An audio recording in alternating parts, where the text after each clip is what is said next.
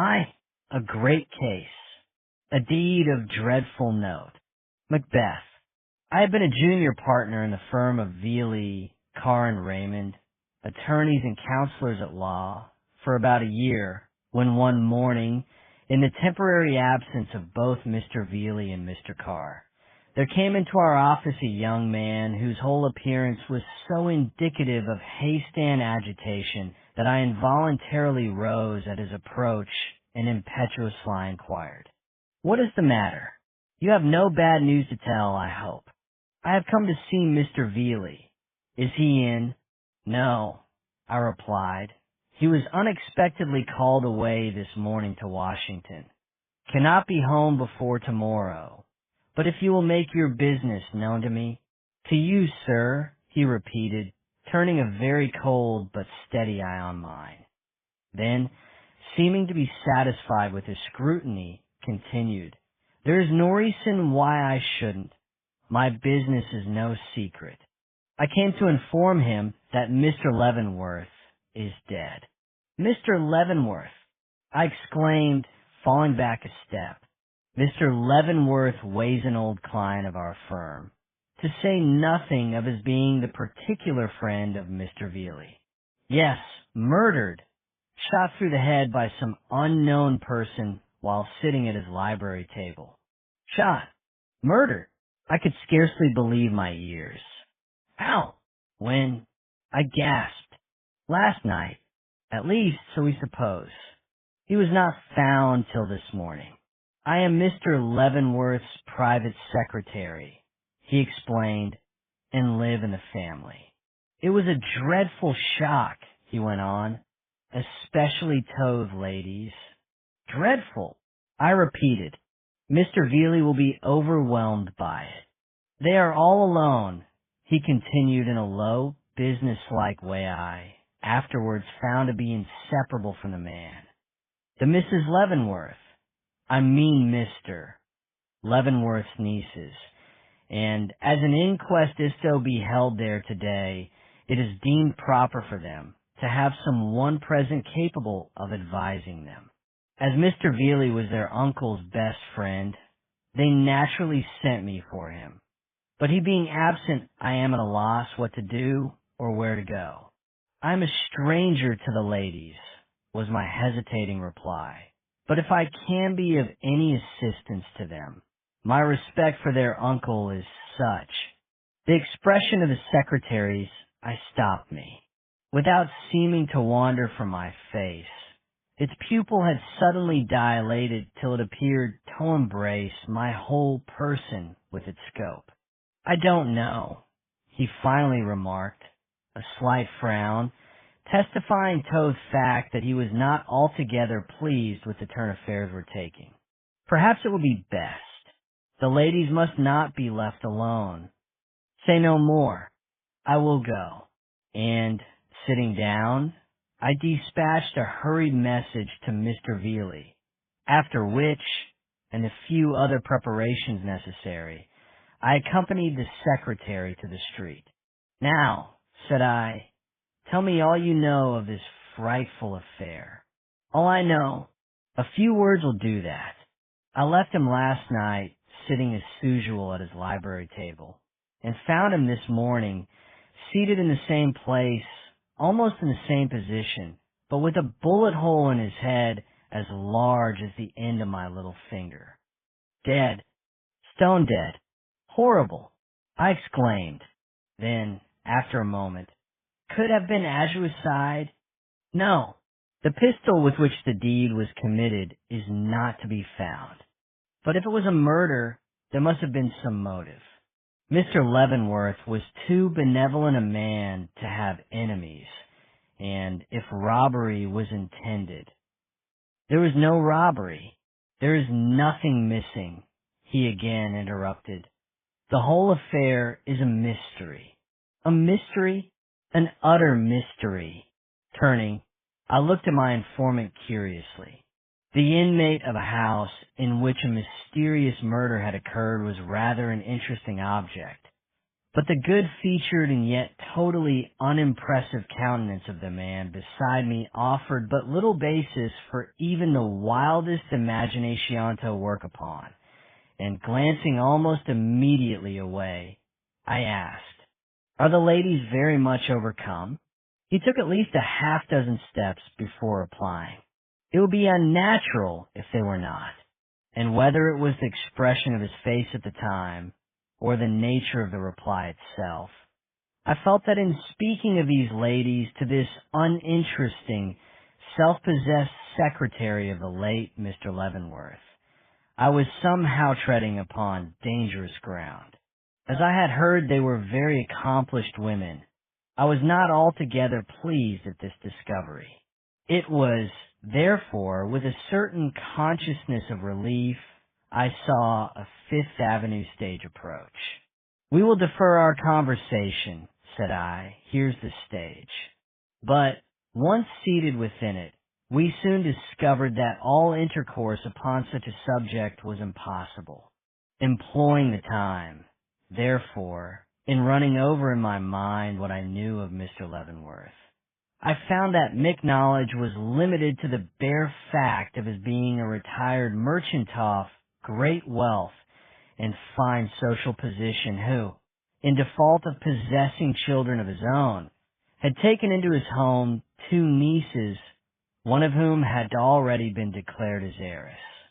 To be sure, I had heard Mr. Villy speak of his eccentricities, giving as an instance this very fact of his making a will in favor of one niece to the utter exclusion of the other. But of his habits of life and connection with the world at large, I knew little or nothing. There was a great crowd in front of the house when we arrived there. Andy had barely time to observe that it was a corner dwelling of unusual depth when I was seized by the throng and carried quite to the foot of the broad stone steps. Extricating myself, though with some difficulty, owing to the importunities of a boot-black and butcher boy, who seemed to think that by clinging to my arms they might succeed in smuggling themselves into the house. IMO. Umped the steps, and, finding the secretary, by some unaccountable good fortune, close to my side, hurriedly rang the bell. Immediately the door opened, and a face I recognized as that of one of our city detectives appeared in the gap. "Mr. Gryce," I exclaimed.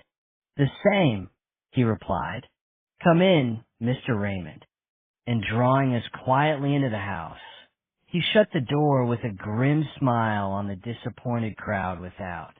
"I trust you are not surprised to see me here," said he, holding out his hand, with a side glance at my companion. "No," I returned. Then, with a vague idea that I ought to introduce the young man at my side, continued, "This is Mr. Excuse him, but I do not know your name," I said inquiringly to my companion. "The private secretary of the late Mr. Leavenworth," I hastened to add. "Oh," he returned, "the secretary? The coroner has been asking for you, sir."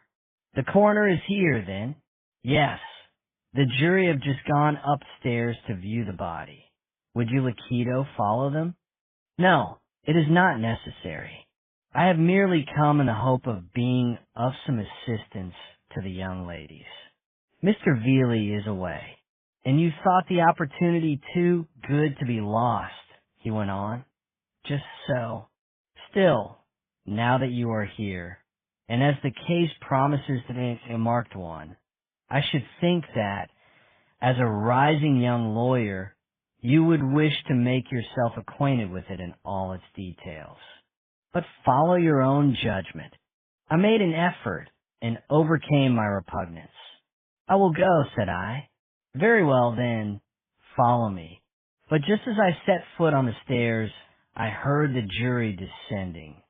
So, drawing back with Mr. Gryce into a recess between the reception room and the parlor, I had time to remark, "The young man says it could not have been the work of a burglar." Indeed, fixing his eye on a doorknob nearby, that nothing has been found missing, and that the fastenings to the house were all found secure. 2. The coroner's inquest. The baby figure of the giant mass of things to come. Troilus and Cressida. For a few minutes I sat dazed by the sudden flood of light greeting me from the many open windows. Then, as the strongly contrasting features of the scene before me began to impress themselves upon my consciousness, I found myself experiencing something of the same sensation of double personality which years before had followed and enforced use of ether. As at that time, I appeared to be living two lives at once, in two distinct places, with two separate sets-off incidents going on. So now I seem to be divided between two irreconcilable trains of thought. The gorgeous house, its elaborate furnishing, the little glimpses of yesterday's life, as seen in the open piano, with its sheet of music held in place by a lady's fan, occupying me attention fully as much as the aspect of the throng of incongruous and impatient people huddled about me. Perhaps one reason of this lay in the extraordinary splendor of the room I was in, the glow of satin, glitter of bronze, and glimmer of marble meeting the eye at every turn. But I am rather inclined to think it was mainly due to the force and eloquence of a certain picture which confronted me from the opposite wall. A sweet picture, sweet enough and poetic enough to have been conceived by the most idealistic of artists. Simple, to the vision of a young flaxen-haired, blue-eyed coquette, dressed in the costume of the First Empire, standing in a wood path, looking back over her shoulder at some one following yet, with such a dash of something not altogether saint-like in the corners of her meek eyes and baby-like lips, that it impressed me with the individuality off life. Had it not been for the open dress, with its waist almost beneath the armpits, the hair cut short on the forehead, and the perfection of the neck and shoulders, I should have taken it for a literal portrait-a-phone of the ladies of the house. As it was, I could not rid myself of the idea that one, if not both, of Mr. Leavenworth's nieces looked down upon me from the eyes of this entrancing blonde with the beckoning glance and forbidding hand. So vividly did this fancy impress me that I half shuddered as I looked, wondering if this sweet creature did not know what had occurred in this house since the happy yesterday, and if so, how she could stand there smiling so invitingly, when suddenly I became aware that I had been watching the little crowd of men about me with as complete an absorption as if nothing else in the room had attracted me attention, but the face of the coroner, sternly intelligent and attentive, was as distinctly imprinted upon my mind as that of this lovely picture, or the clearer cut and more noble features of the sculptured Psyche, shining in mellow beauty from the crimson-hung window at his right.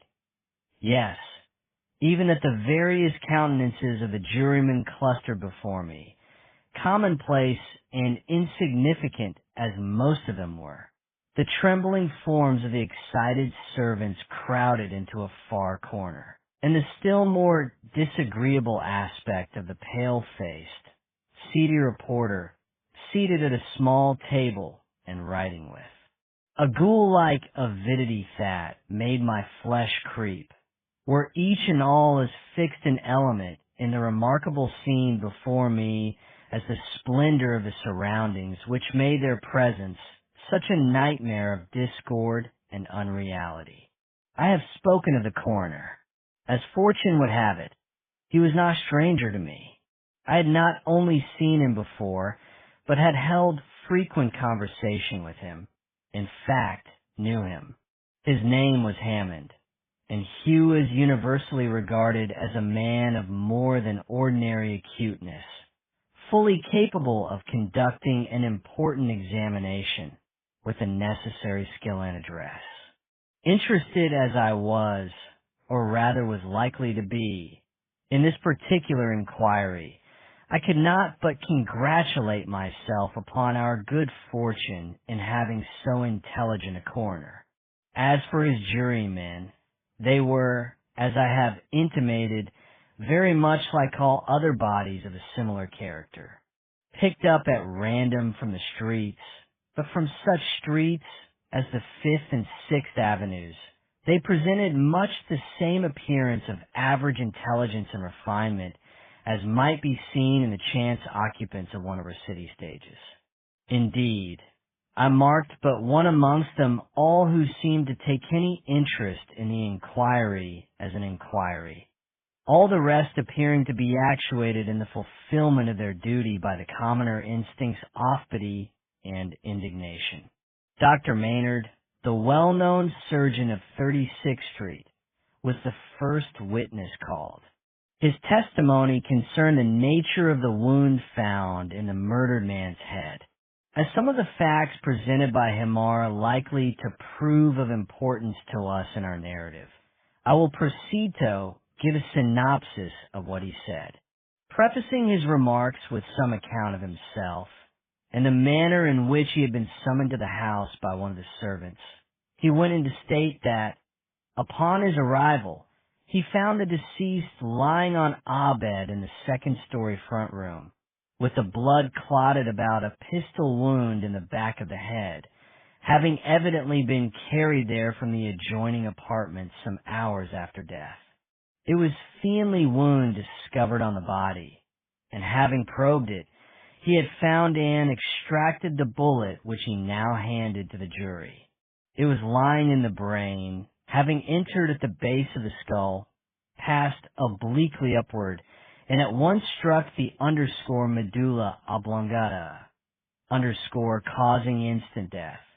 The fact of the ball having entered the brain in this peculiar manner he deemed worthy of note, since it would produce not only instantaneous death, but an utterly motionless one.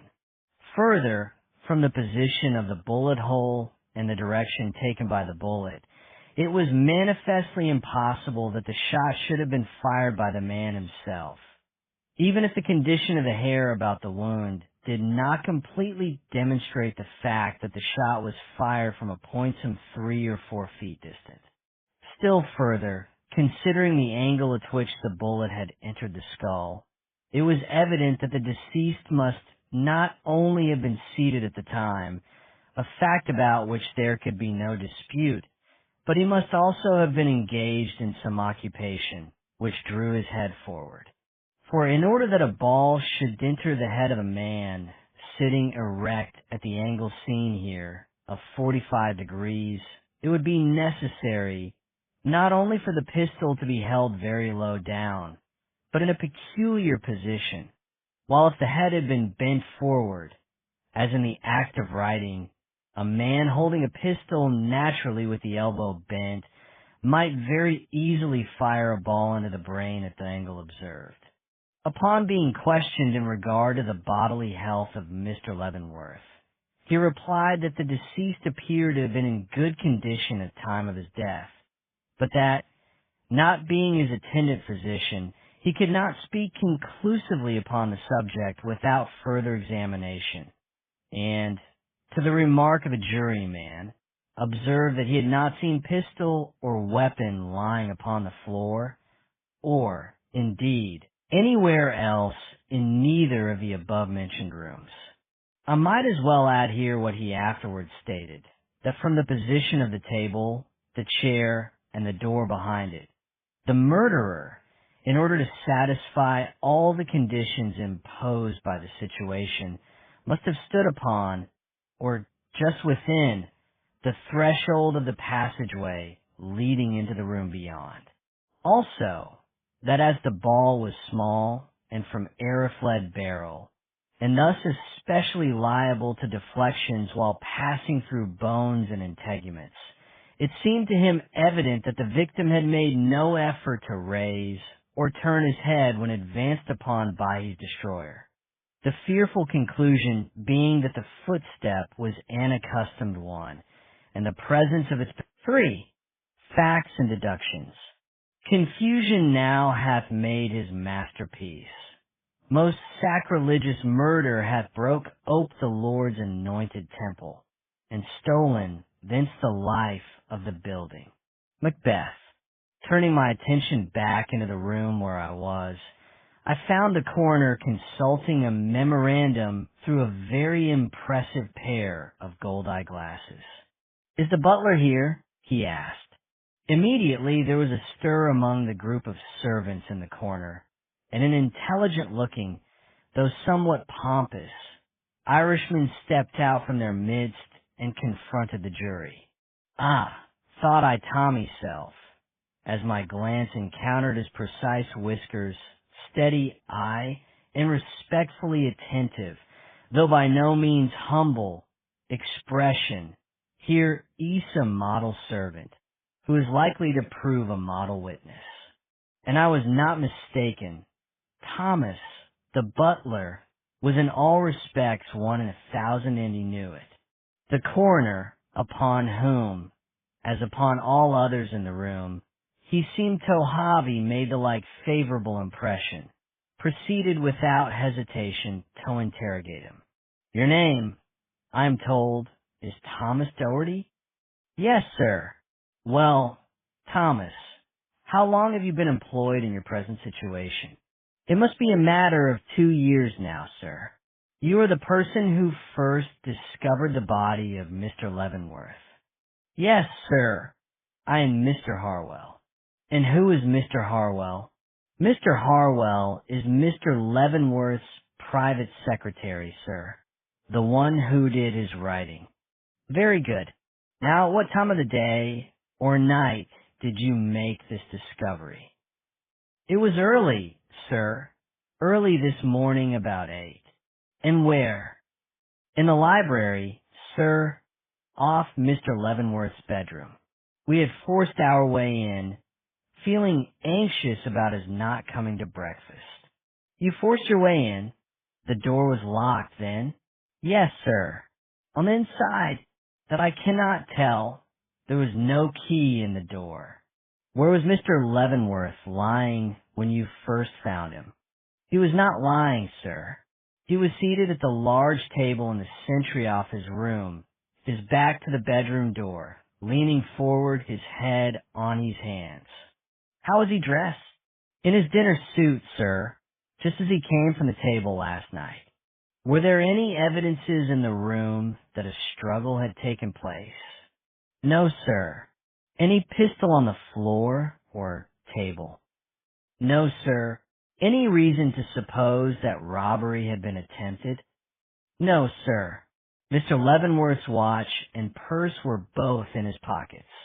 Being asked to mention who were in the house at the time of the discovery, he replied, "The young ladies, Miss Mary Leavenworth and Miss Eleanor, Mr. Harwell, Kate the cook, Molly the upstairs girl, and myself." "The usual members of the household?" "Yes, sir." "Now, tell me whose duty it is to close up the house at night." "Mine, sir." "Did you secure it as usual last night?" "I did, sir." "Who unfastened it this morning?" "I, sir." "How did you find it?" "Just as I left it." "What? Not a window open, nor a door unlocked?" "No, sir." "By this time, you could have heard a pin drop." The certainty that the murderer, whoever he was, had not left the house, at least till after it was opened in the morning, seemed to weigh upon all minds. Forewarned a sigh had been of the fact, I could not but feel a certain degree of emotion at having it thus brought before me, and, moving so as to bring the butler's face within view, searched it for some secret token that he had spoken thus emphatically in order to cover up some failure of duty on his own part. But it was unmoved in its candor, and sustained the concentrated gaze of all in the room like a rock. Being now asked when he had last seen Mr. Leavenworth alive, he replied, "At dinner last night." He was, however, seen later by some of you? Yes, sir. Mr. Harwell says he saw him as late as 10:30 in the evening. What room do you occupy in this house? A little one on the basement floor. And where do the other members of the household sleep? Mostly on the third floor, sir. The ladies in the large back rooms, and Mr. Harwell in the little one in front. The girls sleep above. There is no one on the same floor with Mr. Leavenworth? No, sir. At what hour did you go to bed? Well, I should say about 11. Did you hear any noise in the house either before or after that time that you remember? No, sir. So that the discovery you made this morning was a surprise to you? Yes, sir. Requested now to give a more detailed account of that discovery. He went on to say it was not till Mr. Leavenworth failed to come to his breakfast at the call of the bell that any suspicion arose in the house that all was not right. Even then they waited some little time before doing anything. But as minute after minute went by, and he did not come, Miss Eleanor grew anxious, and finally left the room saying she would go and see what was the matter, but soon returned looking very much frightened, saying she had knocked at her uncle's door, and had even called to him, but could get no answer, at which Mr. Harwell and himself had gone up, and together tried both doors, and, finding them locked, burst open that of the library, when they came upon Mr. Leavenworth, as had already said, sitting at the table dead. And the ladies? Oh, they followed us up and came into the room, and Miss Eleanor fainted away. And the other one, Miss Mary, I believe they call her. I don't remember anything about her. I was so busy fetching water to restore Miss Eleanor, I didn't notice. Well, how long was it before Mr. Leavenworth was carried into the next room? Almost immediate, as soon as Miss Eleanor recovered, and that was as soon as ever the water touched her lips. Who proposed that the body should be carried from the spot? She, sir. As soon as ever she stood up, she went over to it and looked at it and shuddered, and then calling Mr. Harwell and me, bade us carry him in and lay him on the bed and go for the doctor, which we did. Wait a moment. Did she go with you when you went into the other room? No, sir. What did she do? She stayed by the library table. What doing? I couldn't see. Her back was to me. How long did she stay there? She was gone when we came back. Gone from the table. Gone from her room. Humph. When did you see her again? In a minute. She came in at the library door as we went out. Anything in her hand? Not as I see. Did you miss anything from the table? I never thought to look, sir. The table was nothing to me. I was only thinking of going for the doctor, though I knew it was of no use. Whom did you leave in the room when you went out? The cook, sir, and Molly, sir, and Miss Eleanor. Not Miss Mary? No, sir. Very well. Have the jury any questions to put to this man? A movement at once took place in that profound body. I should like to ask a few, exclaimed a weazen-faced, excitable little man whom I had be.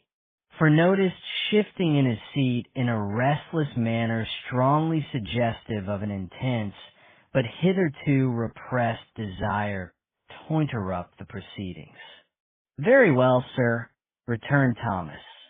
But the juryman, stopping to draw a deep breath, a large and decidedly pompous man who sat at his right hand, seized the opportunity to inquire in a round, listen to me sort of voice.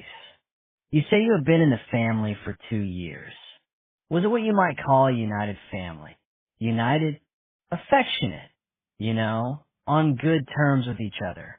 Amphitryon lifted the very long and heavy watch chain that hung across his vest, as if that, as well as himself, had a right to a suitable and well-considered reply. The butler, impressed perhaps by his manner, glanced for a clue. Something is rotten in the state of Denmark. Hamlet, the cook of the establishment being now called, that portly, ruddy-faced individual stepped forward with alacrity, displaying upon her good-humored countenance such an expression of mingled eagerness and anxiety that more than one person present found it difficult to restrain a smile at her appearance. Observing this and taking it as a compliment, being a woman as well as a cook, she immediately dropped a curtsy, and opening her lips was about to speak, when the coroner, rising impatiently in his seat, took the word from her mouth by saying sternly, "Your name?" "Catherine Malone, sir." "Well, Catherine, how long have you been in Mr. Leavenworth's service?" "Sure, it is a good 12 months now, sir, since I came, on Mrs. Wilson's recommendation, to that very front door, and—" "Never mind the front door, but tell us why you left this Mrs. Wilson." "Sure, and it was she has left me, being as she went sailing to field country the same day, when on her recommendation, I came to this very front door." Well, no matter about that. You have been in Mr. Leavenworth's family a year." "Yes, sir." "And liked it?" "Found him a good master." "Och, sir, never have I found a better. Worse luck to the villain as skilled him. He was that free and generous, sir, that many's the time I killed him. He was that free and generous, sir, that many's the time I have said to Hannah." She stopped with a sudden comical gasp after her, looking at her fellow servants like one who had incautiously made a slip. The coroner, observing this, inquired hastily, "Hannah? Who is Hannah?" The cook, drawing her roly-poly figure up into some sort of shape in her efforts to appear unconcerned, exclaimed boldly, "She? Oh, only Felladay's maid, sir. But I don't see any one here answering to that description. You didn't speak of any one by the name of Hannah, as belonging to the house," said, turning to Thomas. "No, sir," the latter replied, with a bow and a sidelong look at their cheeked girl at his side. "You asked me who were in the house at the time the murder was discovered, and I told you." "Oh," cried the coroner, satirically. "Used to police courts, I see."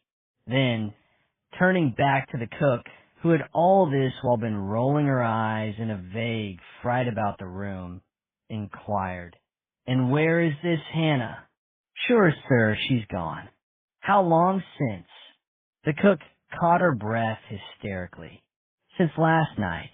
"What time last night?" "Troth, sir, and I don't know. I don't know anything about it." "Was she dismissed?"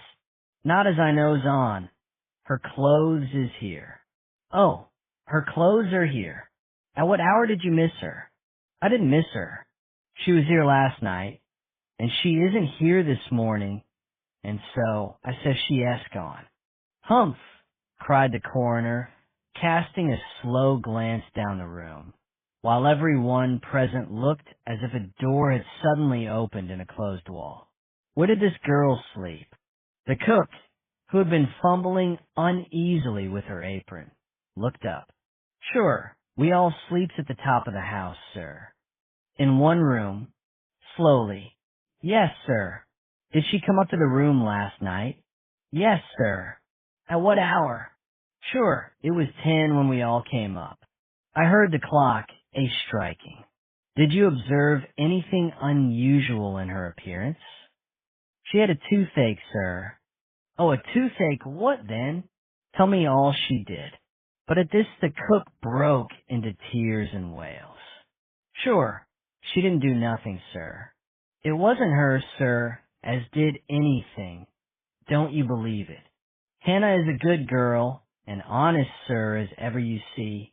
I am ready to swear on the book as how she never put her hand to the lock of his door. What should she for? She only went down to Miss Eleanor for some toothache drops. Her face was paining her that awful. And oh, sir, there, interrupted the coroner. I am not accusing Hannah of anything. I only asked you what she did after she reached your room. She went downstairs, you say. How long after you went up? Troth, sir, I couldn't tell, but Molly said, never mind what Molly says. You didn't see her go down. No, sir. Nor see her come back? No, sir. Nor see her this morning? No, sir. How could I when she has gone? But you did see, last night, that she seemed to be suffering with toothache? Yes, sir. Very well.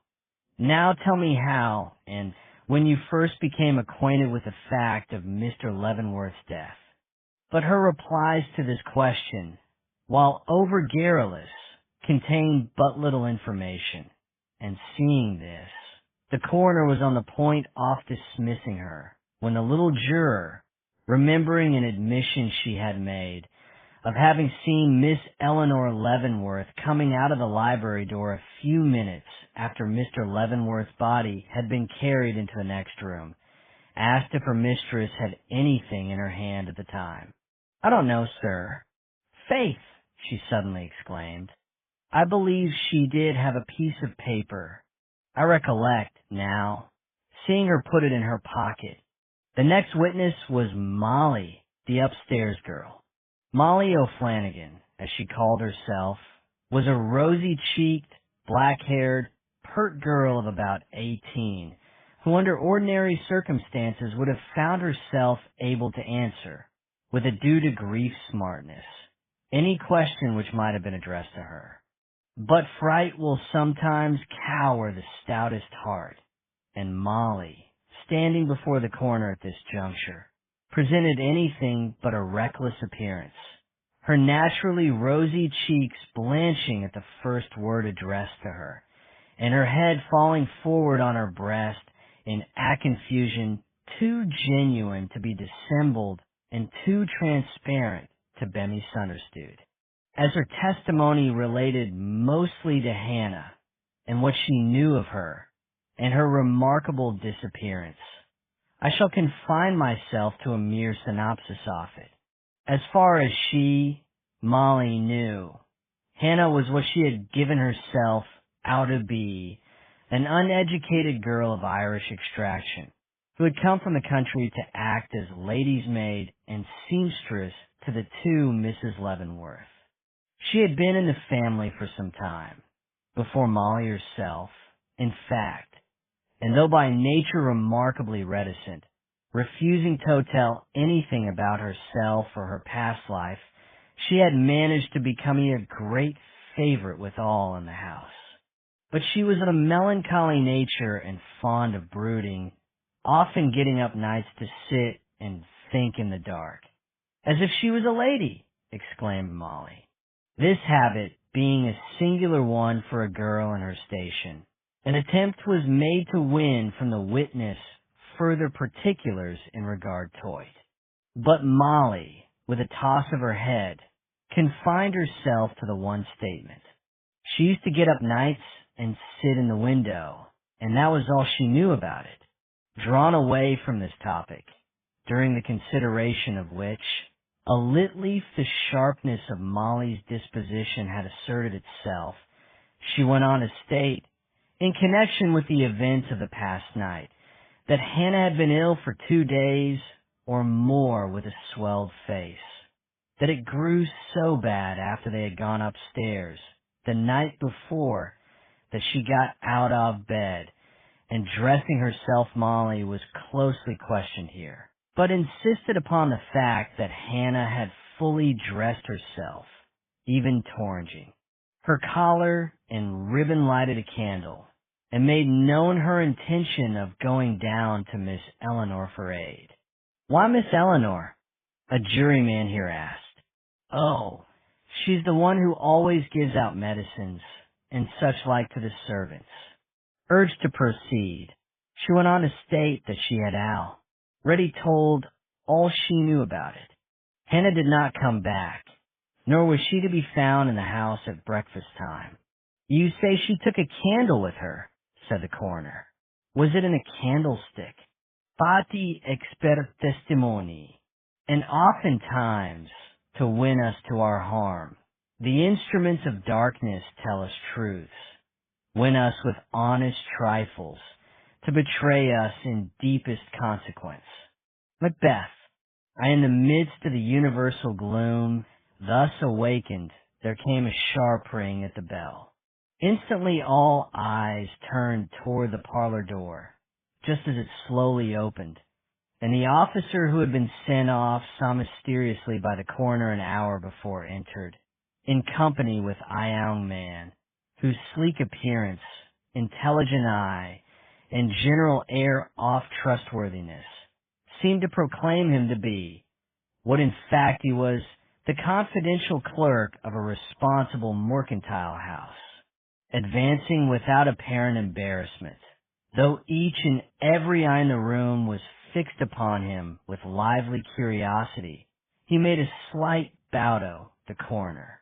You have sent for a man from Bone and Company, he said. Strong and immediate excitement. Bone and Company was the well-known pistol and ammunition store of Broadway. Yes, sir, returned the coroner. We have here a bullet, which we must task you to examine. You are fully acquainted with all matters connected with your business? The young man, merely elevating an expressive eyebrow, took the bullet carelessly in his hand. Can you tell us from what make of pistol that was delivered? The young man rolled it slowly round between his thumb and forefinger, and then laid it down.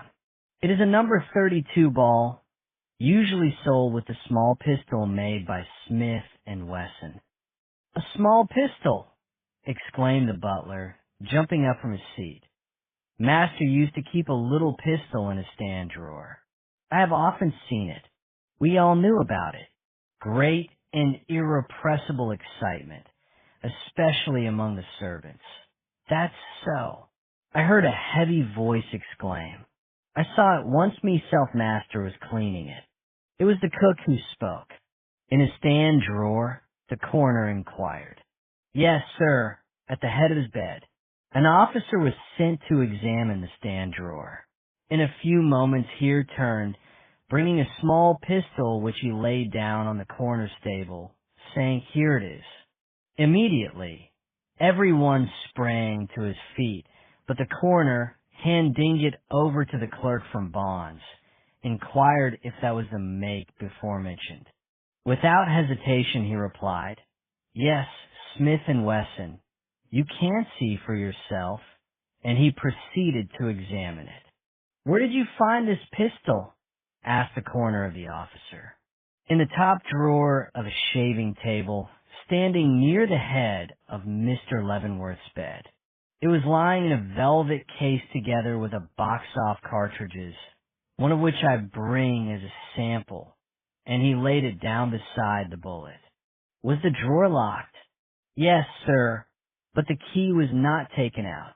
Interest had now reached its climax. A universal cry swept through the room. Is it loaded? The coroner, frowning on the assembly, with a look of great dignity, remarked, I was about to ask that question myself, but first I must request order. An immediate calm followed. Everyone was too much interested to interpose any obstacle in the way of gratifying his curiosity. Now, sir, exclaimed the coroner. The clerk from Bonds, taking out the cylinder, held it up. There are 7 chambers here, and they are all loaded. A murmur of disappointment followed this assertion, but he quietly added after a momentary examination of the face of the cylinder, they have not all been loaded long. A bullet has been recently shot from one of these chambers. How do you know? Cried one of the jury. How do I know? Sir, said he, turning to the coroner, "Will you be kind enough to examine the condition of this pistol?" And he handed it over to that gentleman. "Look first at the barrel. It is clean and bright, and shows no evidence of a bullet having passed out of it very lately. That is because it has been cleaned. But now observe the face of the cylinder. What do you see there?" "I see a faint line of smut near one of the chambers." "Just so. Show it to the gentleman." It was immediately handed down. That faint line of smut on the edge of one of the chambers is the telltale, sirs. A bullet passing out always leaves smut behind. The man who fired this, remembering the fact, cleaned the barrel, but forgot the cylinder. And stepping aside, he folded his arms. "Jerusalem," spoke out a rough, hearty voice. "Isn't that wonderful?" This exclamation came from a countryman who had stepped in from the street and now stood agape in the doorway. It was a rude but not altogether unwelcome interruption. A smile passed round the room, and both men and women breathed more easily. Order being at last restored, the officer was requested to describe the position of the stand and its distance from the library table. The library table is in one room and the stand in another. To reach the former from the latter, one would be obliged to cross Mr. Leavenworth's bedroom in a diagonal direction, pass through the passageway separating that one apartment from the other, and, wait a moment, how does this table stand in regard to the door which leads from the bedroom into the hall? One might enter that door, pass directly round the foot of the bed-toe of the stand, procure the pistol, and cross halfway over to the passageway without being seen by anyone sitting or standing in the library beyond. "Holy Virgin!" exclaimed the horrified cook, throwing her apron over her head as if to shut out some dreadful vision. "Hannah Niver would have the pluck for that. Niver! But Mr. Gryce, laying a heavy hand on the woman, forced her back in her seat, reproving and calming Hera at the same time, with a dexterity marvelous to behold. "I beg your pardons," she cried deprecatingly to those around, "but it niver was Hannah, niver." The clerk for bonds here being dismissed, those assembled took the opportunity of making some change in their position, after which the name of Mr. Harwell was again called. That person rose with manifest reluctance. Evidently the preceding testimony had either upset some theory of his, or indubitably strengthened some unwelcome suspicion. "Mr. Harwell," the coroner began, "we are told of the existence of a pistol belonging to Mr. Leavenworth, and upon searching, we discover it in his room. Did you know of his possessing such an instrument?" "I did." "Was it a fact generally known in the house?" "So it would seem." "How was that? Was he in the habit of leaving it around where any one could see it?" "I cannot say. I can only acquaint you with the manner in which I myself became aware of its existence." "Very well, do so. We were once talking about firearms. I have some taste that way, and have always been anxious to possess a pocket pistol." Saying something of the kind to him one day, he rose from his seat and, fetching me this, showed it to me. "How long ago was this?" "Some few months since." "He has owned this pistol, then, for some time?" "Yes, sir." "Is that the only occasion upon which you have ever seen it?" "No, sir." The secretary blushed. "I have seen it once since." "When?" "About 3 weeks ago." "Under what circumstances?" The secretary dropped his head, a certain drawn look making itself suddenly visible on his countenance. "Will you not excuse me, gentlemen?" he asked, after a moment's hesitation. "It is impossible," returned the coroner. His face grew even more pallid and deprecatory. "I am obliged to introduce the name of a lady," he hesitatingly declared. "We are very sorry," remarked the coroner. The young man turned fiercely you. "6 sidelights. Oh, she has beauty might ensnare a conqueror's soul and make him leave his crown at random, to be scuffled for by slaves. Otway, 3rd floor, rear room, first door at the head of the stairs. What was I about to encounter there? Mounting the lower flight and shuddering by the library wall, which Tommy-troubled fancy seemed written all over with horrible suggestions, it took my way slowly upstairs, revolving in my mind many things, among which an admonition uttered long ago by my mother occupied a prominent place. "My son, remember that a woman with a secret may be a fascinating study, but she can never be a safe, nor even satisfactory, companion." A wise saw, no doubt, but totally inapplicable to the present situation. It continued to haunt me till the sight of the door to which I had been directed put every other thought to flight save that I was about to meet the stricken nieces of a brutally murdered man. Pausing only long enough on the threshold to compose myself for the interview, I lifted my hand to knock, when a rich, clear voice rose from within, and I heard distinctly utter these astounding words: "I do not accuse your hand, though I know of none other which would or could have done this deed. But your heart, your head, your will, these I do and must accuse in my secret mind at least. And it is well that you should know it." Struck with horror, I staggered back, my hands to my ears, when a touch fell on my arm, and turning, I saw Mr. Gryce standing close beside me, with his finger on his lip and the last flickering shadow of a flying emotion fading from his steady, almost compassionate countenance. "Come, come," he exclaimed. "I see you don't begin to know what kind-awful world you are living in. Rouse yourself. Remember they are waiting down below. But who is it? Who was it that spoke? That we shall soon see."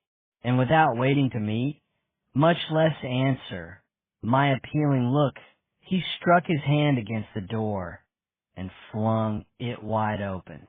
Instantly a flush of lovely color burst upon us. Blue curtains, blue carpets, blue walls. It was like a glimpse of heavenly azure in a spot where only darkness and gloom were to be expected. Fascinated by the sight, I stepped impetuously forward, but instantly paused again, overcome and impressed by the exquisite picture I saw before me. Seated in an easy chair of embroidered satin, but rousing from her half-recumbent position, like one who was in the act of launching a powerful invective, I beheld a glorious woman. Fair, frail, proud, delicate, looking like a lily in the thick, creamy-tinted wrapper that alternately clung to and swayed from her finely molded figure, with her forehead, crowned with the palest of pale tresses, lifted and flashing with power, one quivering hand clasping the arm of her chair, the other outstretched and pointing toward some distant object in the room. Her whole appearance was so startling, so extraordinary, that I held my breath in surprise, actually for the moment doubting if it were a living woman I beheld, or some famous pythoness conjured up from ancient story to express in one tremendous gesture the supreme indignation of outraged womanhood. Miss Mary Leavenworth, whispered that ever-present voice over Miss Holder. Ah, Mary Leavenworth! What a relief came with this name. This beautiful creature, then was not the Eleanor who could load, aim, and fire a pistol. Turning my head, I followed the guiding of that uplifted hand, now frozen into its place by a new emotion. The emotion of being interrupted in the midst of a direful and pregnant revelation. And to know, here description fails me. Eleanor Leavenworth must be painted by other hands than mine. I could sit half the day and dilate upon the subtle grace, the pale magnificence, the perfection of form and feature which make Mary Leavenworth the wonder of all who behold her. But Eleanor could as soon paint the beatings of my own heart, beguiling, terrible, grand, pathetic. That face of faces flashed upon my gaze, and instantly the moonlight loveliness of her cousin faded from me memory, and I saw only Eleanor from that moment on forever. When my glance first fell upon her, she was standing by the side of Asmall table, with her face turned toward her cousin, and her two hands resting, the one upon her breast, the other on the table, in an attitude of antagonism. But before the sudden pang which shot through me at the sight of her beauty had subsided, her head had turned, her gaze had encountered mine. All the horror of the situation had burst upon her, and instead of a haughty woman, drawn up to receive and trample upon the insinuations of another, I beheld, alas, a trembling, panting human creature, conscious that a sword hung above her head, and without a word to say why it should not fall and slay her. It was a pitiable change, a heart-rending revelation. I turned from it as from confession. But just then, her cousin, who had apparently regained her self-possession at the first betrayal of emotion on the part of the other, stepped forward and, holding out her hand, inquired, "Is not this Mr. Raymond? How kind of you, sir? And you?" Turning to Mr. Gryce, "You have come to tell us we are wanted below. Is it not so?"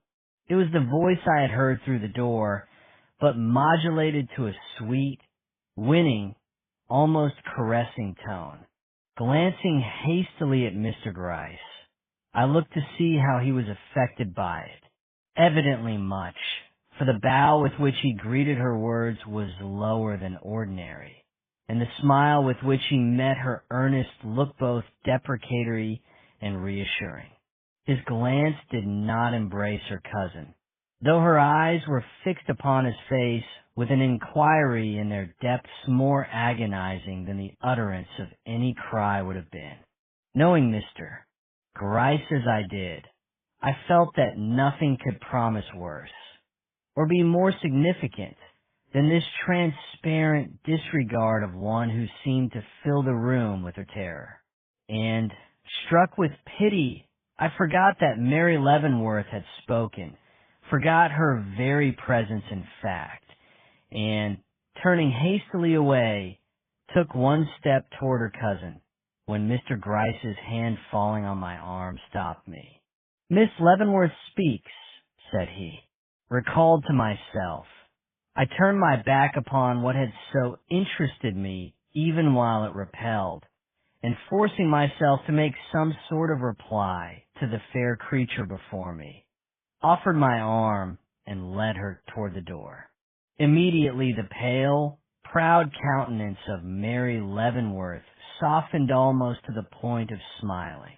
And here let me say, there never was a woman who could smile and not smile like Mary Leavenworth. Looking in my face, with a frank and sweet appeal in her eyes, she murmured, "You are very good. I do feel the need of support. The occasion is so horrible, and my cousin there," here a little gleam of alarm nickered into her eyes, "is so very strange today."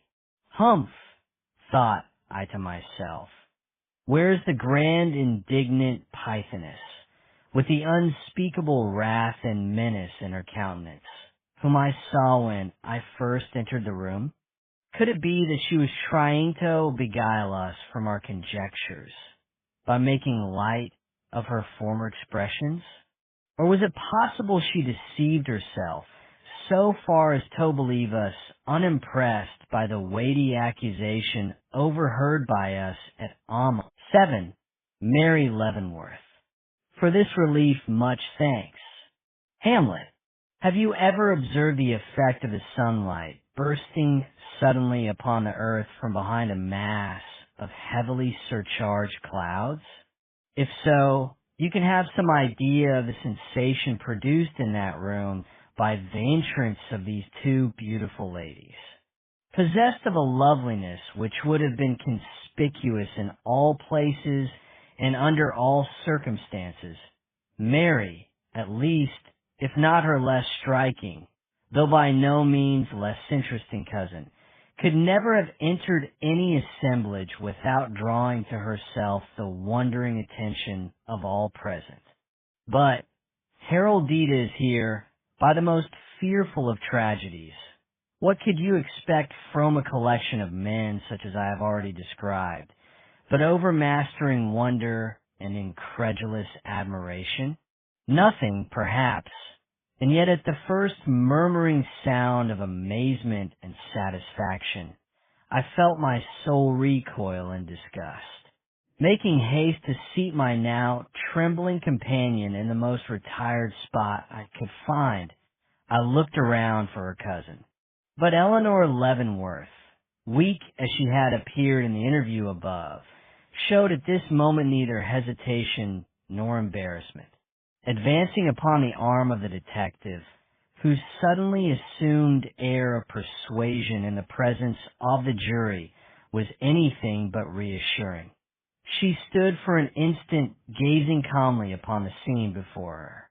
Then bowing to the coroner with a grace and condescension which seemed at once to place him on the footing of a politely endured intruder in this home of elegance, she took the seat which her own servants hastened to procure for her, with an ease and dignity that rather recalled the triumphs of the drawing room than the self-consciousness of a scene such as that in which we found ourselves.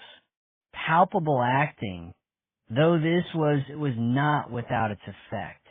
Instantly the murmurs ceased, the obtrusive glances fell, and something like a forced respect made itself visible upon the countenances of all present.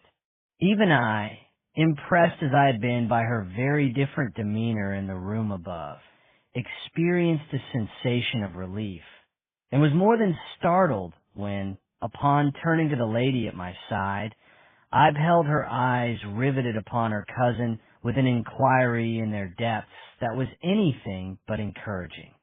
Fearful of the effect this look might have upon those about us, I hastily seized her hand which, clenched and unconscious, hung over the edge of her chair, and was about to beseech her to have care, when her name, called in a slow, impressive way by the coroner, roused her from her abstraction. Hurriedly withdrawing her gaze from her cousin, she lifted her face to the jury, and I saw a gleam pass over it which brought back my early fancy of the Pythoness. Viewed it passed, and it was with an expression of great modesty she settled herself to respond to the demand of the coroner and answer the first few opening inquiries. But what can express the anxiety of that moment to me? Gentle as she now appeared, she was capable of great wrath, as I knew. Was she going to right her suspicions here? Did she hate as well as mistrust her cousin? Would she dare assert in this presence, and before the world, what she found it so easy to utter in the privacy of her own room and the hearing of the one person concerned? Did she wish to? Her own countenance gave me no clue to her intentions, and in my anxiety, I turned once more to look at Eleanor. But she, in a dread and apprehension I could easily understand, had recoiled at the first intimation that her cousin was to speak, and now sat with her face covered from sight by hands blanched to an almost deathly whiteness. The testimony of Mary Leavenworth was short. After some few questions, mostly referring to her position in the house and her connection with its deceased master, she was asked to relate what she knew of the murder itself and of its discovery by her cousin and the servants. Lifting up a brow that seemed never to have known till now the shadow of care or trouble, and a voice that, whilst low and womanly, rang like Abel through the room, she replied, "You ask me, gentlemen, a question which I cannot answer of my own personal knowledge. I know nothing of this murder, nor of its discovery, save what has come to me through the lips of others."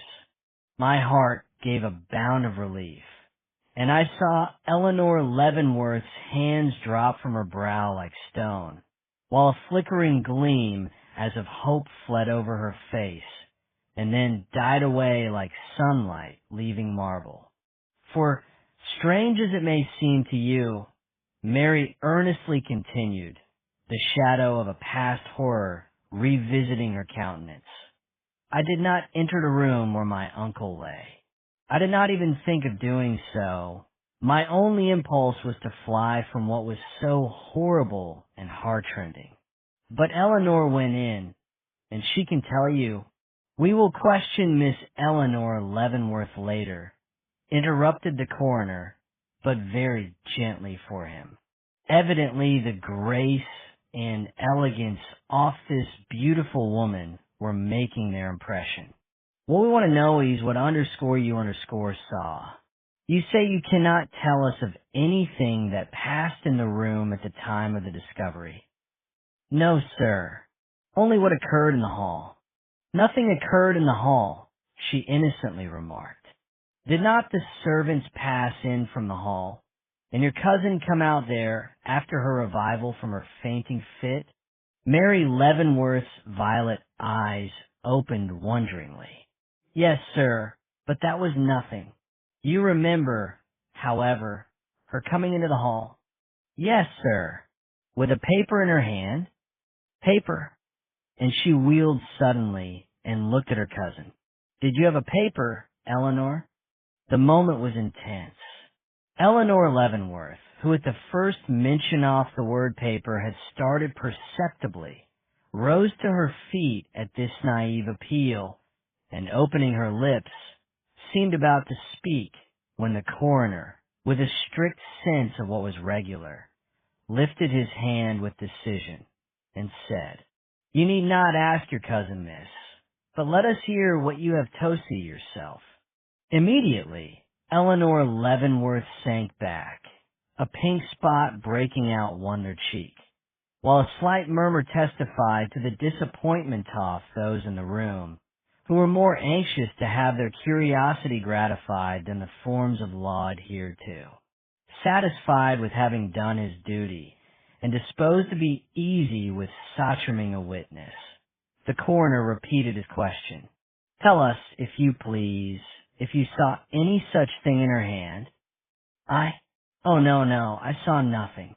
Being now questioned in relation to the events of the previous night, she had no new light to throw upon the subject. She acknowledged her uncle to have been a little reserved at dinner, but no more so than at previous times when annoyed by some business anxiety. Asked if she had seen her uncle again that evening, she said no, that she had been detained in her room, that the sight of him, sitting in his seat at the head of the table, was the very last remembrance she had of him. There was something so touching, so forlorn, and yet so unobtrusive into simple recollection of hers, that a look of sympathy passed slowly around the room. I even detected Mr. Gryce softening towards the inkstand. But Eleanor Leavenworth sat unmoved. Was your uncle on ill terms with anyone? Was now asked. Had her valuable papers or secret sums of money in his possession?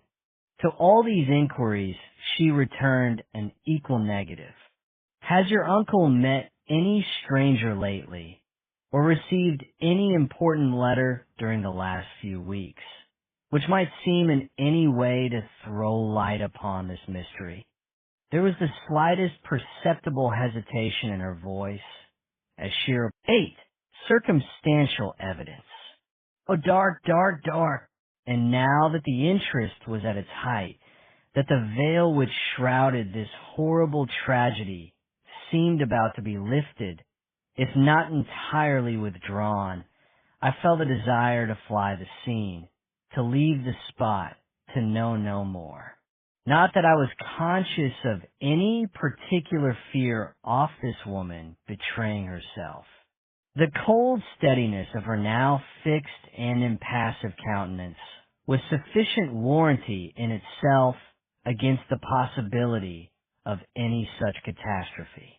But if, indeed, the suspicions of her cousin were the offspring, not only of hatred, but of knowledge, if that face of beauty was in truth only a mask, and Eleanor Leavenworth was what the words of her cousin and her own after behavior would seem to imply, how could I bear to sit there and see the frightful serpent off the seat and sin evolve itself from the bosom of this white rose? And yet, such is the fascination of uncertainty that, although I saw something of my own feelings reflected in the countenances of many about me, not among and all that assemblage showed any disposition to depart, I least fall. The coroner, upon whom the blonde loveliness of Mary had impressed itself to Eleanor's apparent detriment, was the only one in the room who showed himself unaffected at this moment, turning toward the witness with a look which, while respectful, had a touch of austerity in it. Hebbigan, you have been an intimate of Mr. Leavenworth's family from childhood. They tell me, Miss Leavenworth. From my 10th year, was her quiet reply. It was the first time I had heard her voice, and it surprised me. It was so like, and yet so unlike, that of her cousin. Similar in tone. It lacked its expressiveness, if I may so speak, sounding without vibration in the ear and ceasing without an echo. Since that time you have been treated like a daughter, they tell me. Yes, sir, like a daughter indeed.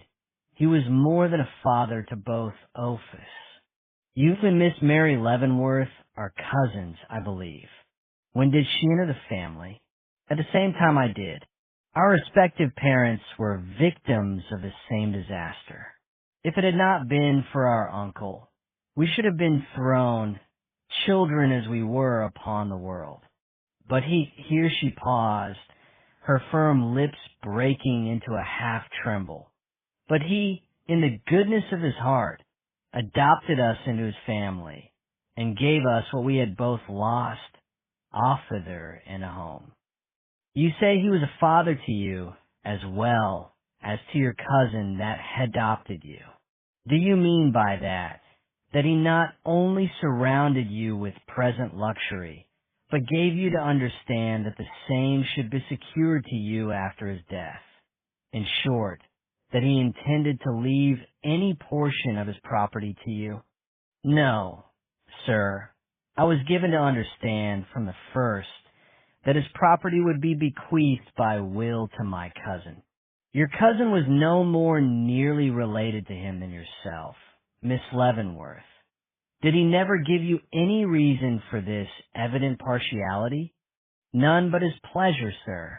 Her answers up to this point had been so straightforward and satisfactory that a gradual confidence seemed to be taking the place of the rather uneasy doubts which had from the first circled about this woman's name and person. But at this admission, uttered as it was in a calm, unimpassioned voice, not only the jury, but myself, who had some truer reason for distrusting her, felt that actual suspicion in her case must be very much shaken before the utter lack of motive which this reply so clearly betokened. Meanwhile, the coroner continued, "If your uncle was as kind to you as you say, you must have become very much attached to him?" "Yes, sir," her mouth taking a sudden determined curve. "His death, then, must have been a great shock to you?" "Very, very great. Enough of itself to make you faint away, as they tell me you did, at first glimpse you had of his body?" "Enough, quite. And yet you seem to be prepared for it?" "Prepared. The servants say you were much agitated at finding your uncle did not make his appearance at the breakfast table." "The servants—" Her tongue seemed to cleave to the roof of her mouth. She could hardly speak. "That when you returned from his room, you were very pale." Was she beginning to realize that there was some doubt, if not actual suspicion, in the mind of the man who could assail her with questions like these? I had not seen her so agitated since that one memorable instant up in her room. But her mistrust, if she felt any, did not long betray itself. Calming herself by a great effort, she replied, with a quiet gesture, "That is not so strange. My uncle was a very methodical man. The least change in his habits would be likely to awaken our apprehensions." "You were alarmed then?" "To a certain extent I was. Miss Leavenworth, who is in the habit of overseeing the regulation of your uncle's private apartments." "I am, sir." "You are doubtless, then, acquainted with a certain stand in his room containing a drawer?" "Yes, sir." "How long is it since you had occasion to go to this drawer?" "Yesterday," visibly trembling at the admission. "At what time?" "Near noon, I should judge." "Was the pistol he was accustomed to keep there in its place at the time?" "I presume so. I did not observe." "Did you turn the key upon closing the drawer?" "I did." "Take it out." "No, sir." "Miss Leavenworth, that pistol, as you have perhaps observed, lies on the table before you. Will you look at it?" And lifting it up into view, he held it towards her. If he had meant to startle her by the sudden action, he amply succeeded. To the first sight of the murderous weapon, she shrank back, and a horrified but quickly suppressed shriek burst from her lips. "Oh, no, no," she moaned, flinging out her hands before her. "I must insist upon your looking at it, Miss Leavenworth," pursued the coroner. "When it was found just now, all the chambers were loaded." Instantly the agonized look left her countenance. "Oh, then she did not finish, but put out her hand for the weapon." But the coroner, looking at her steadily, continued, "It has been lately fired off, for all that. The hand that cleaned the barrel forgot the cartridge chamber, Miss Leavenworth." She did not shriek again, but a helpless look slowly settled over her face, and she seemed about to sink. But like a flash the reaction came, and lifting her head with a steady, grand action I have never seen equaled, she exclaimed, "Very well. What then?" The coroner laid the pistol down. Men and women glanced at each other. Everyone seemed to hesitate to proceed. I heard a tremulous sigh at my side, and, turning, beheld Mary Leavenworth staring at her cousin with a startled flush on her cheek, as if she began to recognize that the public, as well as herself, detected something in this woman, calling for explanation. At last the coroner summoned up courage to continue. "You ask me, Miss Leavenworth, upon the evidence given, what then? Your question obliges me to say that no burglar, no hired assassin, would have used this pistol for a murderous purpose, and then taken the pains, not only to clean it, but to reload it and lock it up again in the drawer from which he had taken it.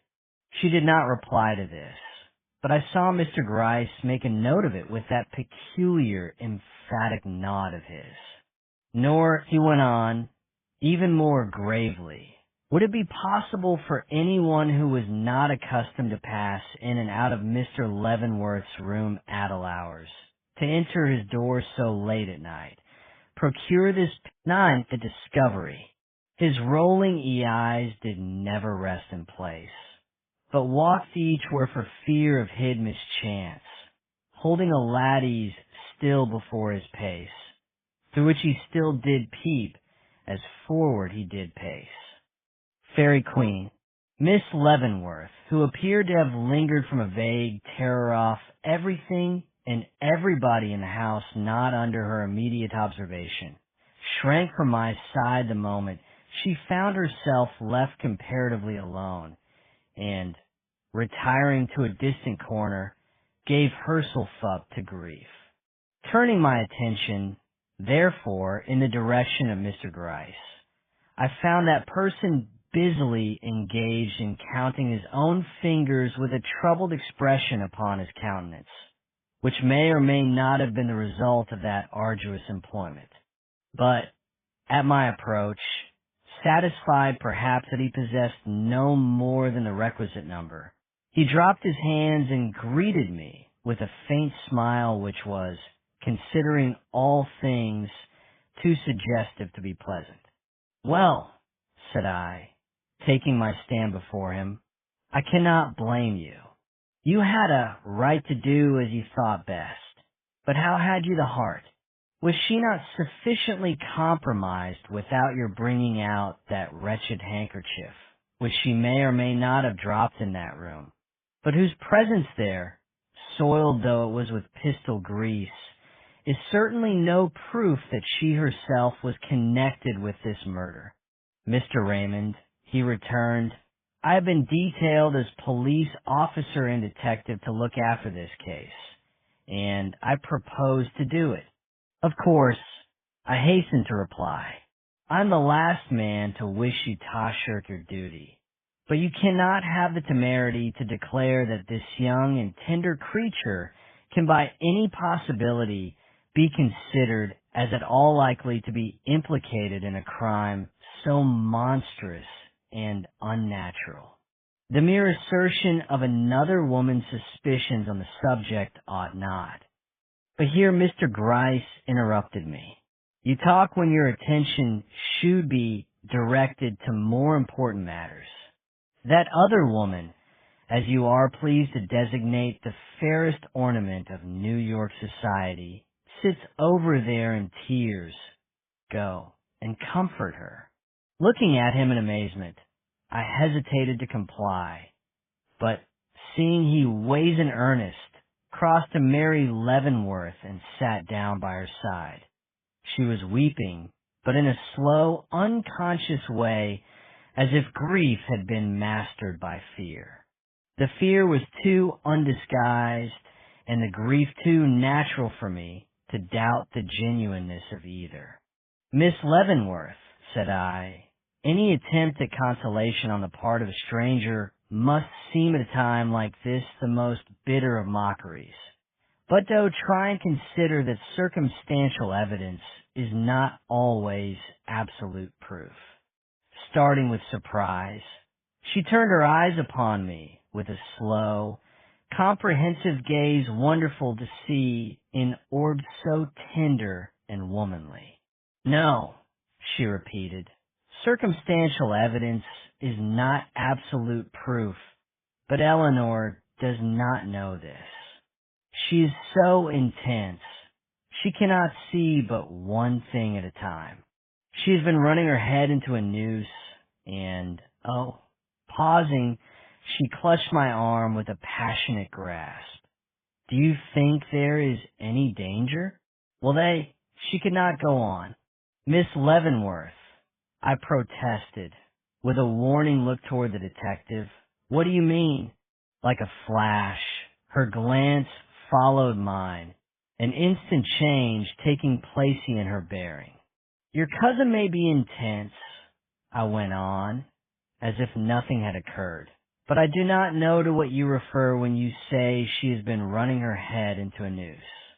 I mean this, she firmly returned, that, wittingly or unwittingly, she has so parried and met the questions which have been put to her in this room that anyone listening to her would give her the credit off knowing more than she ought to of this horrible affair. She acts, Mary whispered, but not so low but that every word could be distinctly heard in all quarters of the room, as if she were anxious to conceal something. But she is not. I am sure she is not. Eleanor and I are not good friends, but all the world can never make me believe she has any more knowledge of this murder than I have. Won't somebody tell her, then want you, that her manner is a mistake, that it is calculated to arouse suspicion, that has already done so? And oh, don't forget, Toad, her voice sinking to a decided whisper now, what you have just repeated to me, that circumstantial evidence is not always absolute proof. I surveyed her with great astonishment. What an actress this woman was. You request me to tell her this, said I. Wouldn't it be better for you to speak to her yourself? Eleanor and I hold little or no confidential communication, she replied. I could easily believe this, and yet I was puzzled. Indeed, there was something incomprehensible in her whole manner.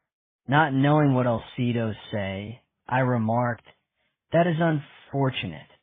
She ought to be told that the straightforward course is the best by all means. Mary Leavenworth only wept. Oh, why has this awful trouble come to me, who have always been so happy before? Perhaps for the very reason that you have always been so happy. It was not enough for dear uncle to die in this horrible manner, but she, my own cousin, had to... I touched her arm, and the action seemed to recall her to herself. Stopping short, she bit her lip. Miss Leavenworth, I whispered, you should hope for the best. Besides, I honestly believe you to be disturbing yourself unnecessarily. If nothing fresh transpires, a mere prevarication or so of your cousin's will not suffice to injure her. I said this to see if she had any reason to doubt the future. I was amply rewarded. Anything fresh? How could there be anything fresh when she is perfectly innocent? Suddenly, a thought seemed to strike her. Wheeling round her seat till her lovely, perfumed wrapper brushed my knee, she asked, why didn't they ask me more questions? I could have told them Eleanor never left her room last night. You could. What was I to think of this woman? Yes, my room is nearer the head of the stairs than hers. If she had passed my door, I should have heard her. Don't you see? Ah, that was all. That does not follow, I answered sadly. Can you give no other reason? I would say whatever was necessary, she whispered. I started back. Yes, this woman would lie now to save her cousin, had lied during the inquest. But then I felt grateful, and now I was simply horrified. Miss Leavenworth, said I, nothing can justify one in violating the dictates of his own conscience, not even the safety of one we do not altogether love. No, she returned, and her lip took a tremulous curve. The lovely bosom heaved, and she softly looked away. If Eleanor's beauty had made less of an impression on my fancy, or her frightful situation awakened less anxiety in my breast, I should have been a lost man from that moment. I did not mean to do anything very wrong, Miss Leavenworth continued. Do not think too badly of me. No, no, said I, and there is not a man living who would not have said the same in my place. What more might have passed between us on this subject, I cannot say, for just then the door opened, and a man entered whom I recognized as the one who had followed Eleanor Leavenworth out a short time before. "Mr. Gryce," said he, pausing just inside the door. "A word, if you please."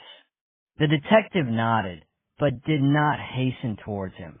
Instead of that, he walked deliberately away to the other end of the room, where he lifted the lid of an inkstand he saw there. Mr. Gryce receives new impetus. There's nothing ill can dwell in such a tempest.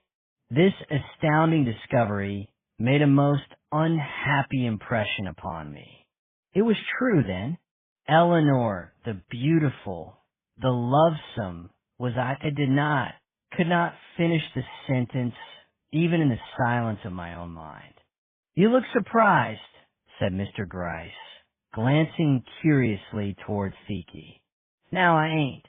A woman does not thrill, blush, equivocate, and faint for nothing, especially such a woman as Miss Leavenworth. A woman who could do such a deed would be the last to thrill, equivocate, and faint," I retorted. "Give me the key. Let me see it." He complacently put it in my hand. "It is the one we want. No getting out of that." I returned it. "If she declares herself innocent, I will believe her." He stared with great amazement. "You have strong faith in the women, Helen. I hope they will never disappoint you." I had no reply for this, and a short silence ensued, first broken by Mr. Gryce. "There is but one thing left to do," said he. "Fobbs, you will have to request Miss Leavenworth to come down. Do not alarm her, only see that she comes. To the reception room," he added, as the man drew off. No sooner were we left alone than I made a move to return to Mary, but stopped me. "Come and see it out," he whispered. "She'll be down in a moment. See it out? You had best." Glancing back, I hesitated, but the prospect of beholding Eleanor again drew me, in spite of myself.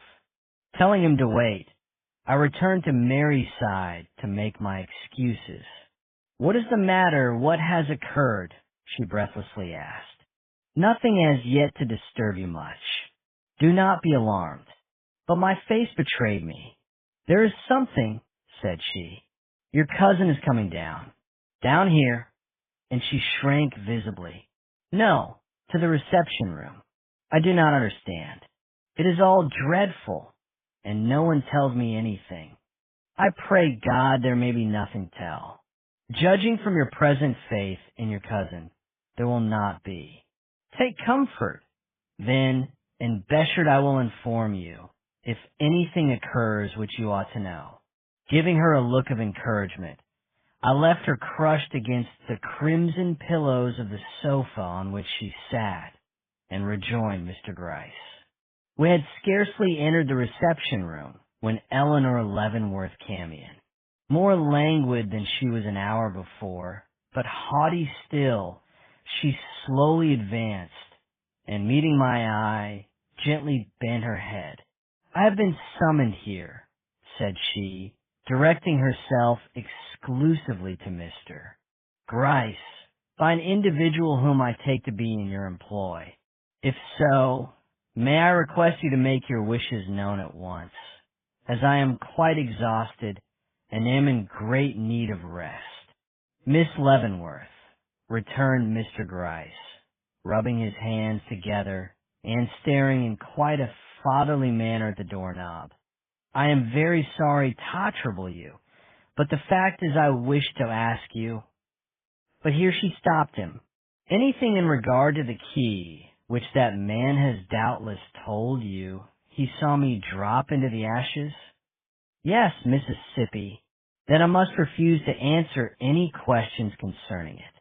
I have nothing to say on the subject, unless it is this," giving him a look full of suffering, but full of a certain sort of courage, "that Hugh is right if he told you I had the key in hiding about my person, and that I attempted to conceal it in the ashes of the grate. Still, miss, but she had already withdrawn to the door. I pray you to excuse me, said she. No argument you could advance would make any difference in my determination. Therefore it would be but a waste of energy on your part to attempt any. And, with a flitting glance in my direction, not without its appeal, she quietly left the room. For a moment Mr. Gryce stood gazing after her with a look of great interest. Then, bowing with almost exaggerated homage, he hastily followed her out. I had scarcely recovered from the surprise occasioned by this unexpected movement when a quick step was heard in the hall, and Mary, flushed and anxious, appeared at my side. "What is it?" she inquired. "What has Eleanor been saying?" "Alas," I answered, "she has not said anything. That is the trouble, Miss Leavenworth. Your cousin preserves a reticence upon certain points very painful to witness. She ought to understand that if she persists in doing this, that what?" There was no mistaking the deep anxiety prompting this question. "That she cannot avoid the trouble that will ensue." For a moment she stood gazing at me with great horror-stricken, incredulous eyes. Then, sinking back into a chair, flung her hands over her face with the cry, "Oh, why were we ever born? Why were we allowed to live? Why do we not perish with those who gave us birth?" In the face of anguish like this, I could not keep still. "Dear Miss Leavenworth," I essayed, "there is no cause for such despair as this. The future looks dark, but not impenetrable. Your cousin will listen to reason, and in explaining," but she, deaf to my words, had again risen to her feet and stood before him in an attitude almost appalling. Some women in my position would go mad. Mel? Mel. I surveyed her with growing wonder. I thought I knew what she meant. She was conscious of having given the cue which had led to this suspicion off her cousin, and that in this way the trouble which hung over their heads was of her own making. I endeavored to soothe her, but my efforts were all unavailing. Absorbed in her own anguish, she paid but little attention to me. Satisfied at last that I could do nothing more for her, I turned to go. The movement seemed to arouse her. "I am sorry to leave," said I, "without having afforded you any comfort. Believe me, I am very anxious to assist you. Is there no one I can send to your side? No woman friend or relative? It is sad to leave you alone in this house at such a time. And do you expect me to remain here? Why, I should die here tonight." And the long shudders shook her very frame. "It is not at all necessary for you to do so, Miss Leavenworth," broke in a bland voice over our shoulders. I turned with a start. Mr. Gryce was not only at our back, but had evidently been there for some moments. Seated near the door, one hand in his pocket, the other caressing the arm of his chair, he met our gaze with a sidelong smile that seemed at once to beg pardon for the intrusion, and to assure us it was made with no unworthy motive. "Everything will be properly looked after, miss. You can leave with perfect safety." I expected to see her resent this interference, but instead of that, she manifested a certain satisfaction in beholding him there. Drawing me to one side, she whispered, "You think this Mr. Gryce very clever, do you not?" "Well," I cautiously replied, "he ought to hold the position he does. The authorities evidently repose great confidence in him." Stepping from my side as suddenly as she had approached it, she crossed the room and stood before Mr. Gryce. "Sir," said she, gazing at him with a glance of entreaty. I hear you have great talents, that you can ferret out the real criminal from a score of doubtful characters, and that nothing can escape the penetration of your eye. If this is so, have pity on two orphan girls, suddenly bereft of their guardian and protector, and use your acknowledged skill in finding out who has committed this crime. It will be folly in me to endeavor to hide from you that my cousin and her 11, the summons. The Pink of Courtesy, Romeo and Juliet. The morning papers contained a more detailed account of the murder than those of the evening before, but to my great relief, in none of them was Eleanor's name mentioned in the connection I most dreaded. The final paragraph in the underscored Times underscore ran thus: "The detectives are upon the track of the missing girl, Hannah." And in the underscore Herald underscore, I read the following notice: underscore a liberal reward underscore will be given by the relatives of Horatio Leavenworth, isq deceased, for any news of the whereabouts of one Hannah Chester, disappeared from the house, 5th Avenue since the evening of March 4th. Said girl was of Irish extraction, in age about 25, and may be known by the following characteristics: form tall and slender, hair dark brown with a tinge of red, complexion fresh, features delicate and well made, hands small, but with the fingers much pricked by the use of a needle, feet large, and of a coarser type than the hands. She had on, when last seen, a checked gingham dress, brown and white, and was supposed to have wrapped herself in a red and green blanket shawl, very old. Beside the above distinctive marks, she had upon her right hand wrist the scar of a large burn, also a pit or two off smallpox upon the left temple. This paragraph turned my thoughts in a new direction. Oddly enough, it had expended very little thought upon this girl, and yet how apparent it was that she was the one person upon whose testimony, if given, the whole case in reality hinged. I could not agree with those who considered her as personally implicated in the murder. An accomplice, conscious of what was before her, would have hid in her pockets whatever money she possessed. But the roll of bills found in Hannah's trunk proved her underscore have left too hurriedly for this precaution. On the other hand, if this girl had come unexpectedly upon the assassin at his work, how could she have been hustled from the house without creating disturbance loud enough to have been heard by the ladies, one of whom had her door open? An innocent girl's first impulse upon such an occasion would have been to scream, and yet no scream was heard. She simply disappeared. What were we to think, then? That the person seen by her was one both known and trusted? I would not consider such a possibility. So laying down the paper, I endeavored to put away all further consideration of the affair till I had acquired more facts upon which to base the theory. But who can control his thoughts when overexcited upon any one theme? All the morning I found myself turning the case over in my mind, arriving ever at one of two conclusions.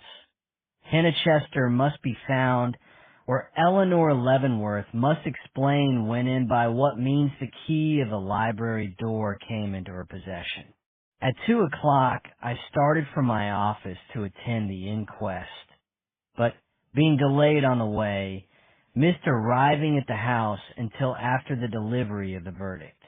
This was a disappointment to me, especially Aspie. These means I lost the opportunity of seeing Eleanor Leavenworth, she having retired to her room immediately upon the dismissal of the jury. But Mr. Harwell was visible, and from him I heard what the verdict had been: death by means of a pistol shot from the hand of some person unknown. The result of the inquest was a great relief to me. I had feared worse. Nor could I help seeing that, for all his studied self-command, the pale-faced secretary shared in my satisfaction. What was less of a relief to me was the fact, soon communicated, that Mr. Gryce and his subordinates had left the premises immediately upon a delivery of the verdict. Mr. Gryce was not the man to forsake an affair like this, while anything of importance connected with it remained unexplained. Could it be he meditated any decisive action? Somewhat alarmed, I was about to hurry from the house for the purpose of learning what his intentions were, when a sudden movement in the front lower window of the house on the opposite side of the way arrested my attention, and looking closer, I detected the face of Mr. Fobbs peering out from behind the curtain.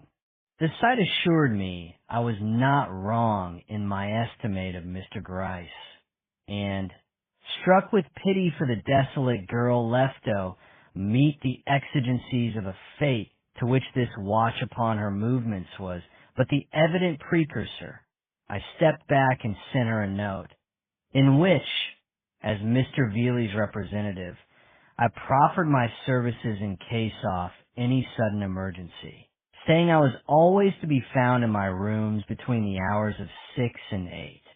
This done, I proceeded to the house in 37th Street, where I had left Miss Mary Leavenworth the day before.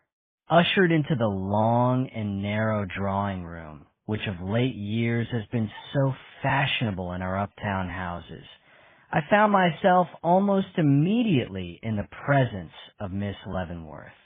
"Oh," she cried, with an eloquent gesture of welcome. I had begun to think I was forsaken, and advancing impulsively, she held out her hand. "What is the news from home?" "A verdict of murder, Miss Leavenworth." Her eyes did not lose their question. "Perpetrated by party or parties unknown." A look of relief broke softly across her features. "And they are all gone?" she exclaimed. "I found no one in the house who did not belong there." "Oh, then we can breathe easily again." I glanced hastily up and down the room. "There is no one here," said she, and still I hesitated. At length, in an awkward way enough, I turned towards her and said, "I do not wish either to offend or alarm you, but I must say that I consider it your duty to return to your own home tonight." "Why?" she stammered.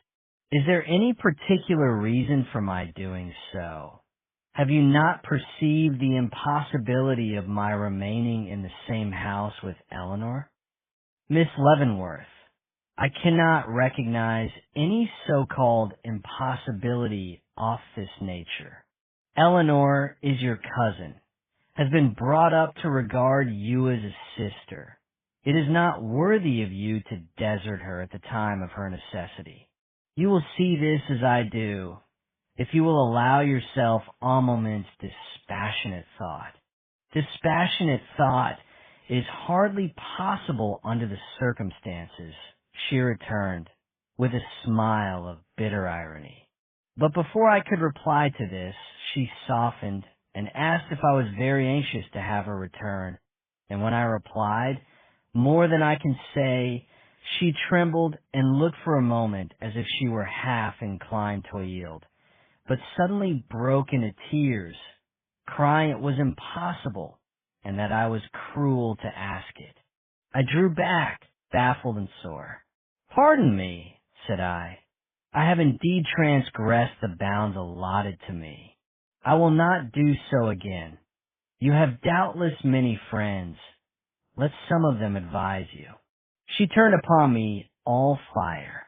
"The friends you speak of are flatterers.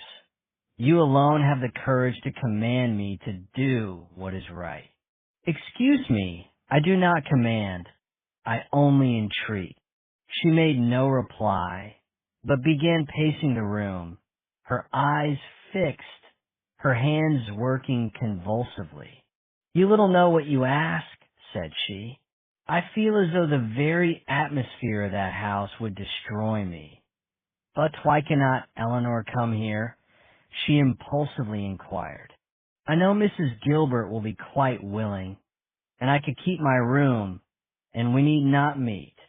You forget that there is another call at home, besides the one I have already mentioned.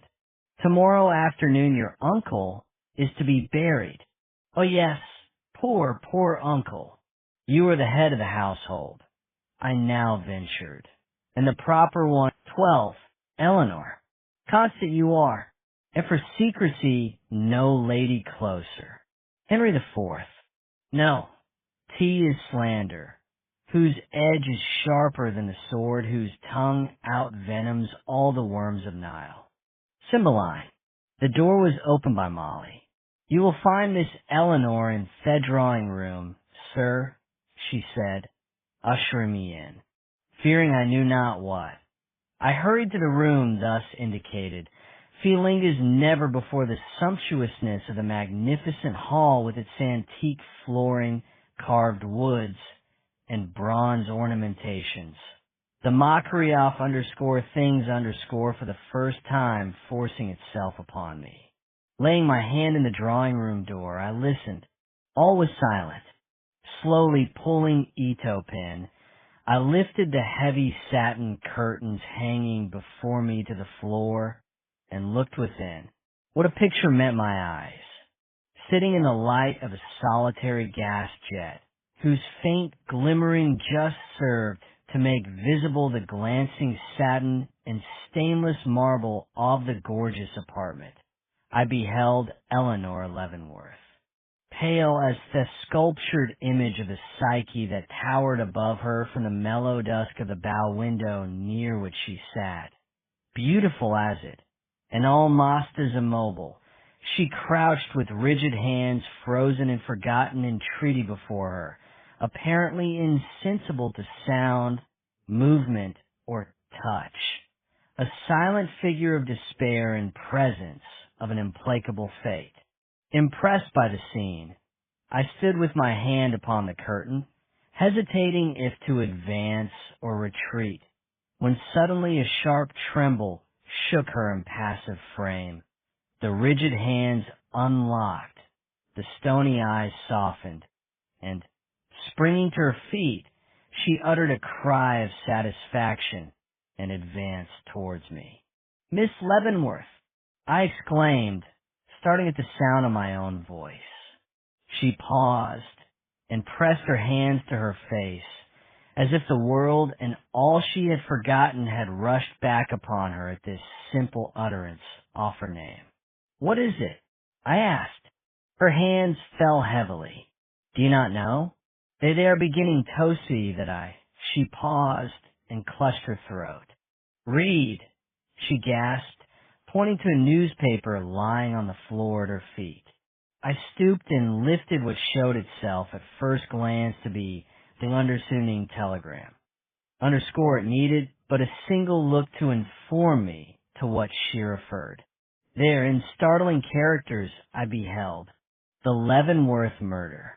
Latest developments in a mysterious case. A member of the murdered man's own family strongly suspected of the crime. The most beautiful woman in New York under a cloud. Past history of Miss Eleanor Leavenworth. I was prepared for it. Had schooled myself for this very thing, you might say, and yet I could not help recoiling. Dropping the paper from my hand, I stood before her, longing and yet dreading to look into her face. What does it mean? She panted. What does it mean? Is the world mad? And her eyes, fixed and glassy, stared into mine as if she found it impossible to grasp the sense of this outrage. I shook my head. I could not reply. To accuse underscore, she murmured, Mimi, striking her breast with her clenched hand, who loved the very ground he trod upon, who would have cast my own body between him and the deadly bullet if I had only known his danger. Oh, she cried, it is not a slander they utter, but a dagger which they thrust into my heart. Overcome by her misery, but determined not to show my compassion until more thoroughly convinced of her complete innocence, I replied, after a pause, "This seems to strike you with great surprise, Miss Leavenworth. Were you not then able to foresee what must follow your determined reticence upon certain points? Did you know so little of human nature as Toymagen that, situated as you are, you could keep silence in regard tony matter connected with this crime, without arousing the antagonism of the crowd, to say nothing of the suspicions of the police?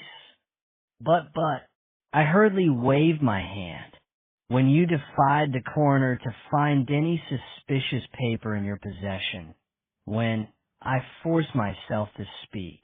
You refused to tell Mr. Gryce how you came in possession of Fiki." She drew hastily back, a heavy pall seeming to fall over her with my words. "Don't," she whispered, looking in terror about her. "Don't. Sometimes I think the walls have ears, and that the very shadows listen." "Ah," I returned, "then you hope to keep from the world what is known to detectives." She did not answer. "Miss Leavenworth," I went on, "I am afraid you do not comprehend your position. Try to look at the case for a moment in the light of an unprejudiced person. Try to see for yourself the necessity of explaining." "But I cannot explain," she murmured huskily. "Cannot." I did not know whether it was the tone of my voice or the word itself, but that simple expression seemed to affect her like a blow. "Oh," she cried, shrinking back, "you cannot doubt me, too?" It hopped at you, and stopped. I did not dream that and stopped again. Suddenly her whole form quivered. "Oh, I see. You have mistrusted from the first. The appearances against me have been too strong." And she sank inert, lost in the depths of her shame and humiliation. "Ah, but now I am forsaken," she murmured. The appeal went to my heart.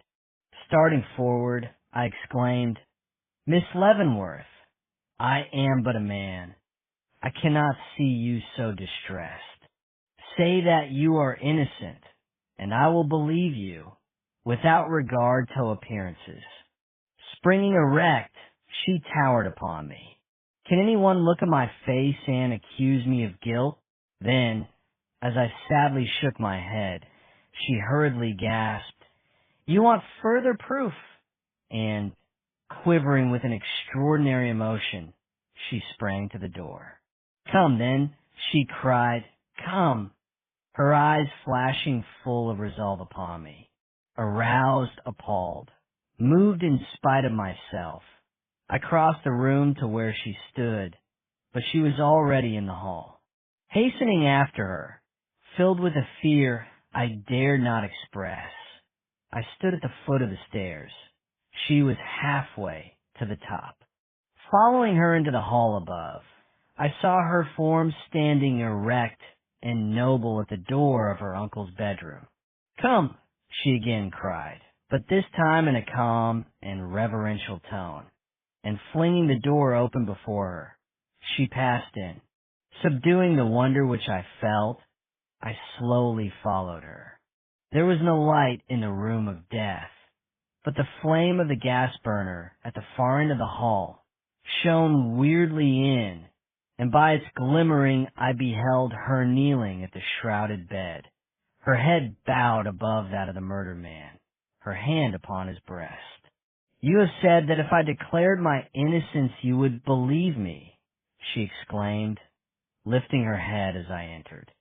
"See here," and laying her cheek against the pallid brow of her dead benefactor, she kissed Theckley cold lips softly, wildly, agonizedly, then leaping to her feet, cried, in a subdued but thrilling tone, "Could I do that if I were guilty?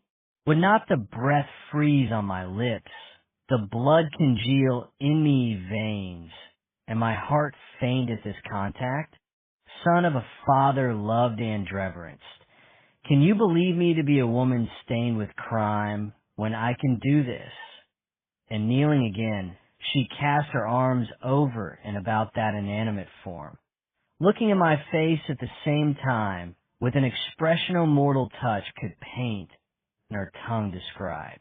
In olden times, she went on, they used to say that a dead body would bleed if its murderer came in contact. 13, the problem.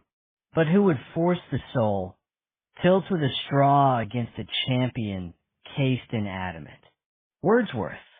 When we re-entered the parlor below, the first sight that met our eyes was Mary, standing wrapped in her long cloak in the center of the room. She had arrived during our absence, and now awaited us with lifted head and countenance, fixed in its proudest expression. Looking in her face, I realized what the embarrassment of this meeting must be to these women, and would have retreated, but something in the attitude of Mary Leavenworth seemed to forbid my doing so. At the same time, determined that the opportunity should not pass without some sort of reconciliation between them, I stepped forward and, bowing to Mary, said, "Your cousin has just succeeded in convincing me of her entire innocence, Miss Leavenworth. I am now ready to join Mr. Gryce, heart and soul, in finding out the true culprit." I should have thought one look into Eleanor Leavenworth's face would have been enough to satisfy you that she is incapable of crime.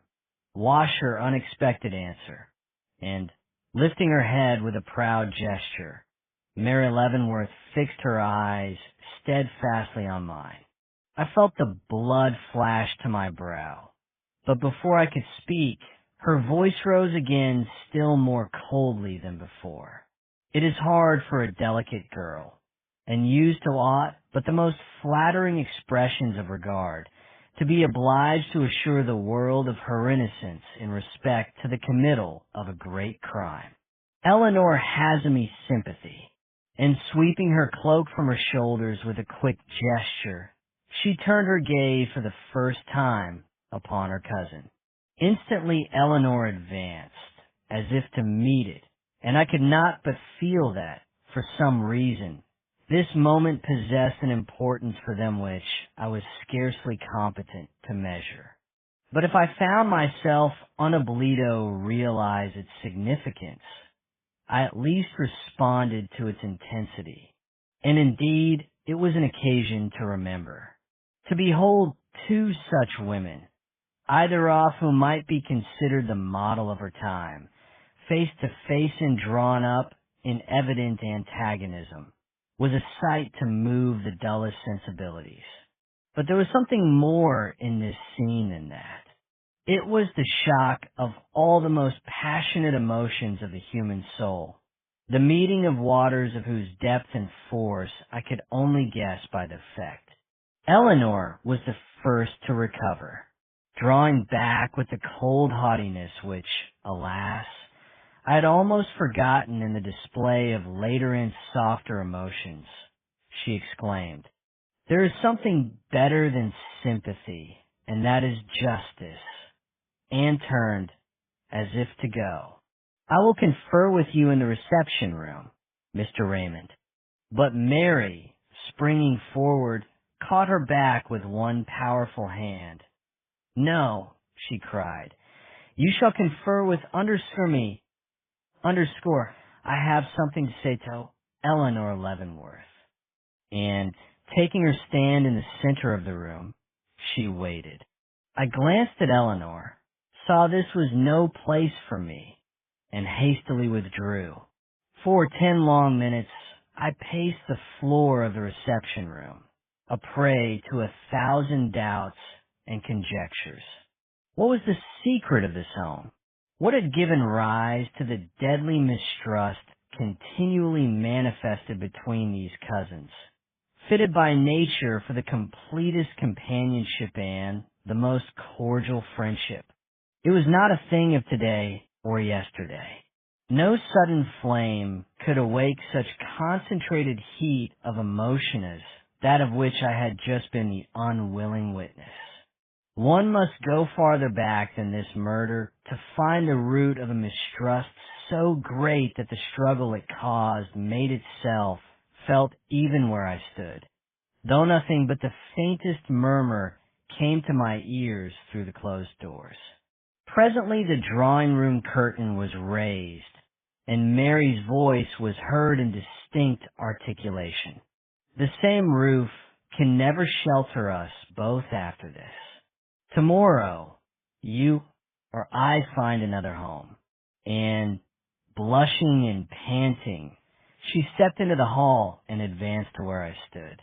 But at the first sight of my face, a change came over her.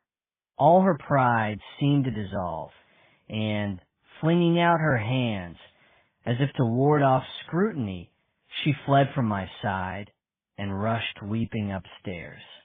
I was yet laboring under the oppression caused by this painful termination of the strange scene when the parlor curtain was again lifted and Eleanor entered the room where I was, pale but calm, showing no evidences of the struggle she had just been through. Unless be a little extra weariness about the eyes, she sat down by my side and, meeting my gaze with one unfathomable in its courage, said after a pause, "Tell me where I stand. Let me know the worst at once. I fear that I have not indeed comprehended my own position." Rejoiced to hear this acknowledgment from her lips, I hastened to comply. I began by placing before her the whole case as at a Pareto and unprejudiced person, enlarged upon the causes of suspicion, and pointed out in what regard some things looked dark against her, which perhaps to her own mind were easily explainable and of small account. Tried to make her see the importance of her decision, and finally wound up with an appeal. Would she not confide in me? "But I thought you were satisfied?" she tremblingly remarked. "And so I am. But I want the world to be so, too." "Ah, now you ask too much. The finger of suspicion never forgets the way it has once pointed," she sadly answered. "My name is tainted forever, and you will submit to this when a word. I am thinking that any word of mine now would make very little difference," she murmured. I looked away, the vision of Mr. Fobbs, and hiding behind the curtains of the opposite house, recurring painfully to my mind. "If the affair looks as bad as you say it does," she pursued, "it is scarcely probable that Mr. Gryce will care much for any interpretation of mine in regard to the matter. Mr. Gryce would be glad to know where you procured that key, if only to assist him in turning his inquiries in the right direction." She did not reply, and my spirits sank in renewed depression. "It is worth your while to satisfy him," I pursued, "and though it may compromise someone you desire to shield." She rose impetuously. "I shall never divulge to anyone how I came in possession of that key." And sitting again, she locked her hands in fixed resolve before her. I rose in my turn and paced the floor, the thong of an unreasoning jealousy striking deep into my heart. "Mr. Raymond, if the worst should come, and all who love me should plead on bended knees for me to tell, I will never do it."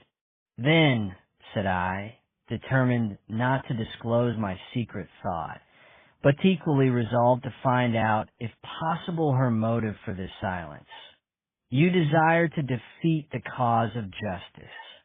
She neither spoke nor moved. "Miss Leavenworth," I now said, "this determined shielding of another at the expense of your own good name is no doubt generous of you, but your friends and the lovers of truth and justice cannot accept such a sacrifice." She started haughtily. "Sir," she said, If you will not assist us, I went on calmly, but determinately, we must do without your aid. After the scene I have just witnessed above, after the triumphant conviction which you have forced upon me, not only of your innocence, but your horror of the crime and its consequences, it should feel myself less than a man if I did not sacrifice even your own good opinion in urging your cause and clearing your character from this foul aspersion. Again that heavy silence. What do you propose? 14, Mr. Gryce at home. Nay, but hear me. Measure for measure.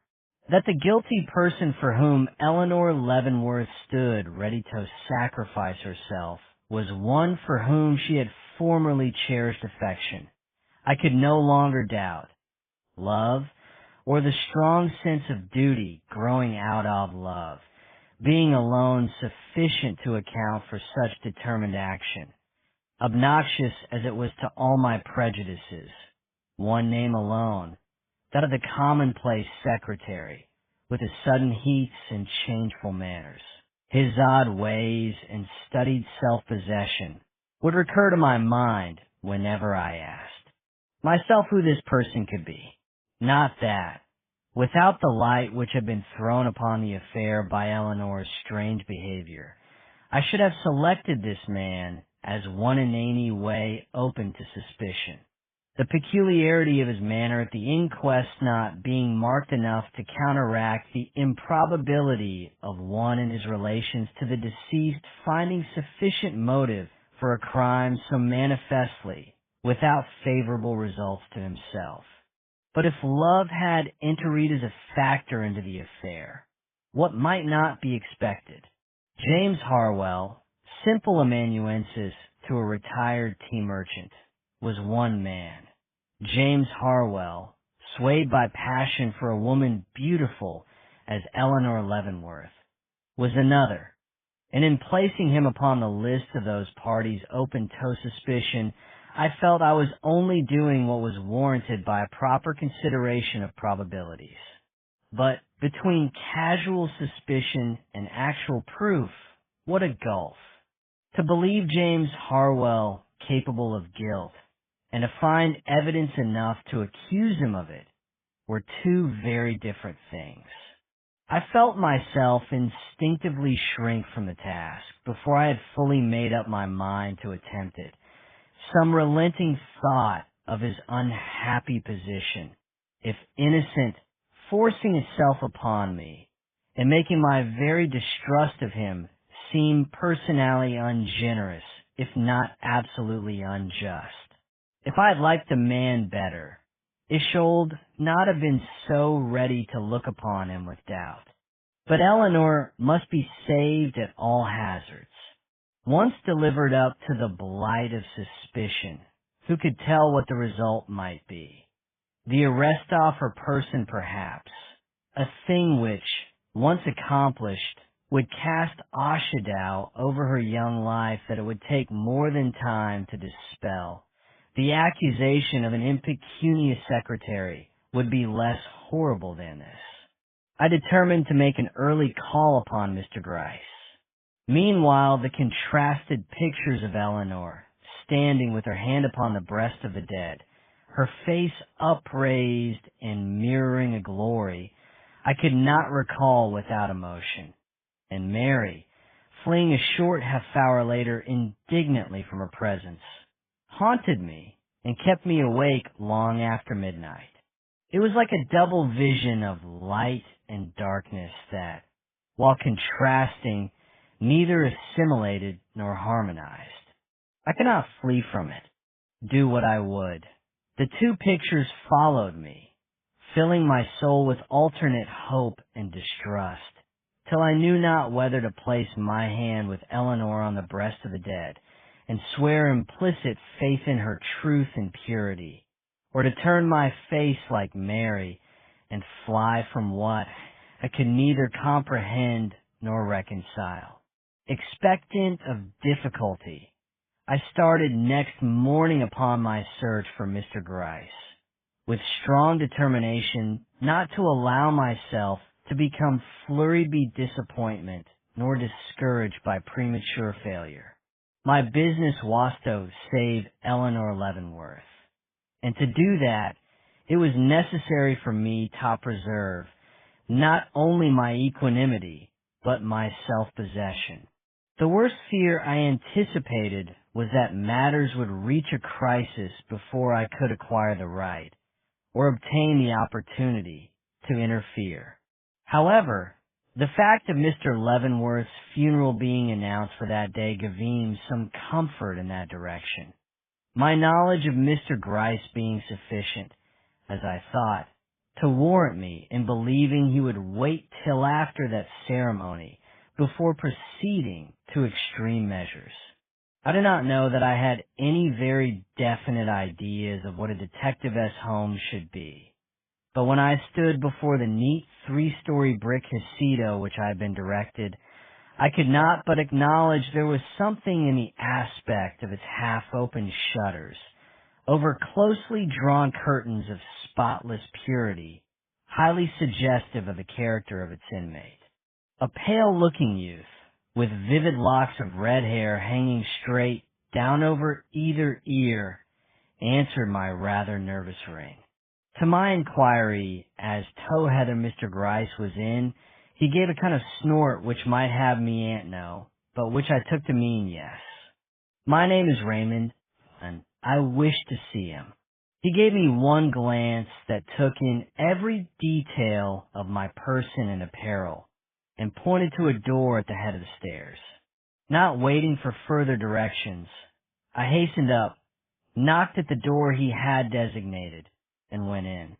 The broad back of Mr. Gryce, stooping above a desk that might have come over in the underscore Mayflower, underscore confronted me. "Well," he exclaimed, "this is an honor." And rising, he opened with a squeak and shut with a bang the door of an enormous stove that occupied the center of the room. "Rather chilly day, eh?" "Yes," I returned, eyeing him closely to see if he was in a communicative mood. "But I have had but little time to consider the state of the weather. My anxiety in regard to this murder." "To be sure," he interrupted, fixing his eyes upon the poker, "though not with any hostile intention, I am sure. A puzzling piece of business enough, but perhaps it is an open book to you. I see you have something to communicate." "I have, though I doubt if it is of the nature you expect. Mr. Gryce, since I saw you last, my convictions upon a certain point have been strengthened into an absolute belief. The object of your suspicions, an innocent woman. If I had expected him to betray any surprise at this, I was destined to be disappointed." "That is a very pleasing belief," he observed. "I honor you for entertaining it, Mr. Raymond." I suppressed a movement of anger.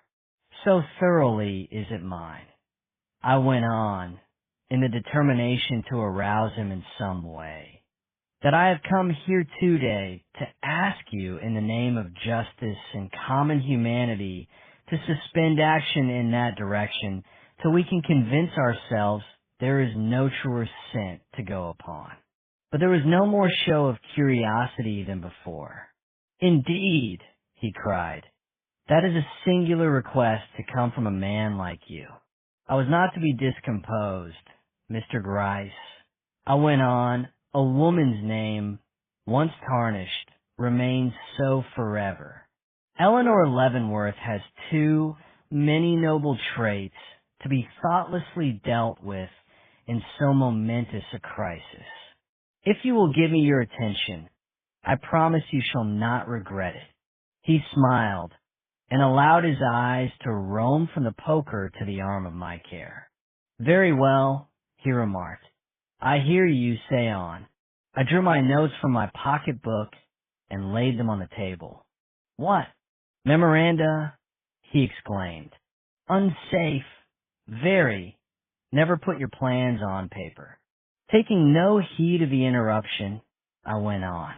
Mr. Gryce, I have had fuller opportunities than yourself for studying this woman.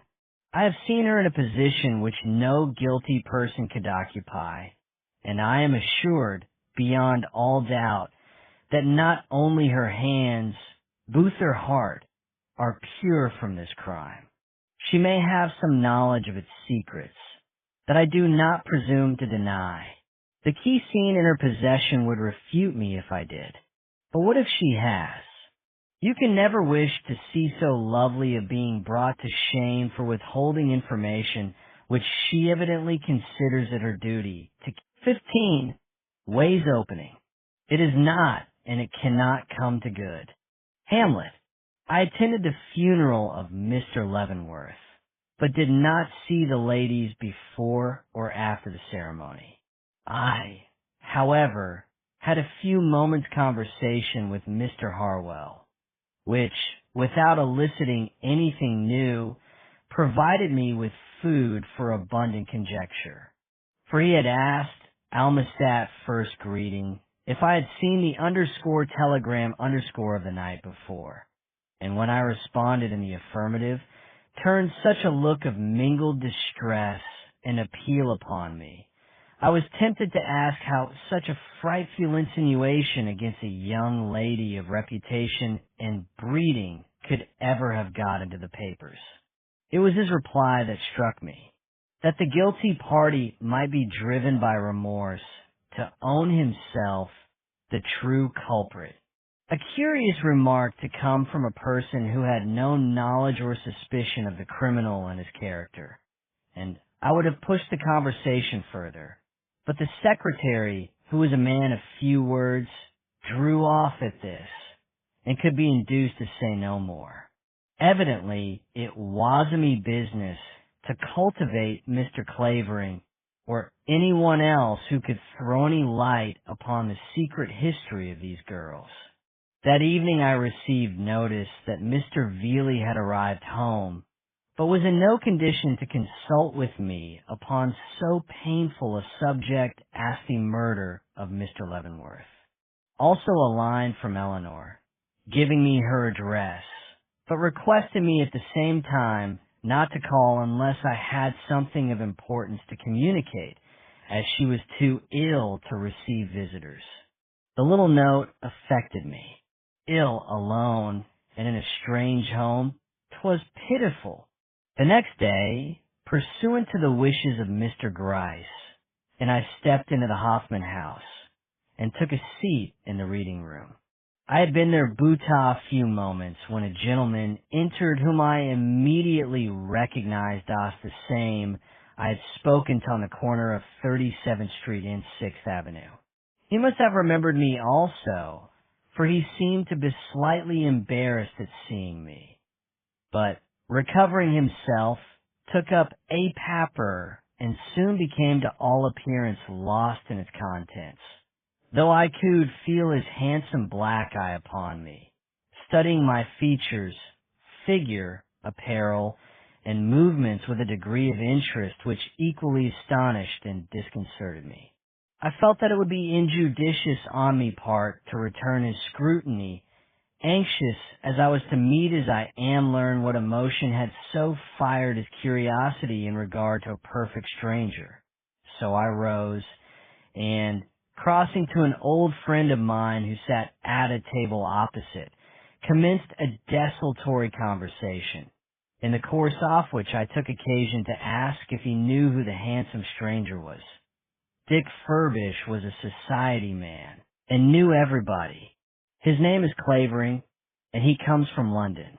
I don't know anything more about him, though he is to be seen everywhere except in private houses. He has not been received into society yet, waiting for Lettersoft introduction, perhaps. A gentleman? Undoubtedly. One you speak to? Oh, yes. I talk to him, but the conversation is very one-sided. I could not help smiling at the grimace with which Dick accompanied this remark, which same goes to prove, he went on, that he is the real thing. Laughing outright this time, I left him, and in a few minutes sauntered from the room. As I mingled again with the crowd on Broadway, I found myself wondering immensely over this slight experience. That this unknown gentleman from London, who went everywhere except into private houses, could be in any way connected with the affair I had so at heart, seemed not only improbable but absurd. And for the first time, I felt tempted to doubt the sagacity of Mr. Gryce in recommending him to my attention. The next day, I repeated the experiment, but with no greater success than before. Mr. Clavering came into the room, but, seeing me, did not remain. I began to realize it was no easy matter to make his acquaintance. To atone for my disappointment, I called on Mary Leavenworth in the evening. She received me with almost a sister-like familiarity. "Ah," she cried, after introducing me to an elderly lady at her side, some connection of the family, I believe, who had come to remain with her for a while. "You are here to tell me Hannah is found. Is it not so?" I shook my head, sorry to disappoint her. "No," said I, "not yet. But Mr. Gryce was here today, and he told me he hoped she would be heard from within 24 hours. "Mr. Gryce here?" "Yes. Came to report how matters were progressing. Not that they seem to have advanced very far." "You could hardly have expected that yet. You must not be so easily discouraged." "But I cannot help it. Every day, every hour that passes in this uncertainty is like a mountain weight here." And she laid one trembling hand upon her bosom. "I would have a whole world at work. I would leave no stone unturned. What would you do?" "Oh, I don't know," she cried, her whole manner suddenly changing. "Nothing, perhaps." Then, before I could reply to this, "Have you seen Eleanor today?" I answered in the negative. She did not seem satisfied, but waited till her friend left the room before saying more. Then, with an earnest look, inquired if I knew whether Eleanor was well. "I fear she is not," I returned. "It is a great trial to me, Eleanor being away." "Not," she resumed, noting, perhaps, my incredulous look, "that I would have you think I wish to disclaim my share in bringing about the present unhappy state of things. I am willing to acknowledge I was the first to propose a separation, but it is none the easier to bear on that account." "It is not as hard for you as for her," said I. "Not as hard? Why?" "Because she is left comparatively poor, while Iamric is that what you would say?" "Ah," she went on, without waiting for me to answer. "Would I could persuade Eleanor to share my riches with me. Willingly would I bestow upon her the half I have received, but I fear she could never be induced to accept so much as $1 from me. Under the circumstances, it would be better for her not to." Just what I thought. It would ease me of a great weight if she would. This fortune, suddenly thrown into my lap, sits like an incubus upon me, Mr. Raymond. When the will was read today, which makes me possessor of so much wealth, I could not but feel that a heavy, blinding pall had settled upon me, spotted with blood and woven of horrors. Ah, how different from the feelings with which I have been accustomed to anticipate this day. "For Mr. Raymond," she went on, with a hurried gasp, "dreadful as it seems now, I have been reared to look forward to his hour with pride, if not with actual longing. Money has been made so much of in my small world. Not that I wish in this evil time of retribution to lay blame upon anyone, least of all upon my uncle. But from the day, 12 years ago, when for the first time he took us in his arms, and looking down upon our childish faces, exclaimed, 'The light-haired one pleases me best,' She shall be my heiress. I have been petted, cajoled, and spoiled, called little princess and uncle's darling, till it is only strange I retain in this prejudiced breast any off the impulses of generous womanhood.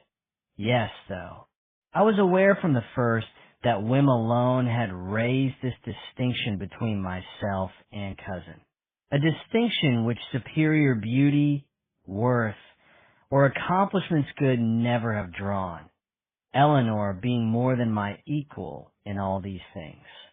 Pausing, she choked back the sudden sob that rose in her throat with an effort at 16, the will of a millionaire. Our remedies oft in ourselves do lie, which we ascribe to heaven.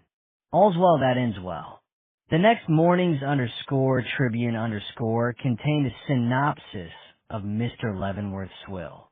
Its provisions were a surprise to me, for while the bulk of his immense estate was, according to the general understanding, bequeathed to his niece, Mary, it appeared by a codicil attached to his will some 5 years before, that Eleanor was not entirely forgotten, she having been made the recipient of a legacy which, if not large, was at least sufficient to support her in comfort.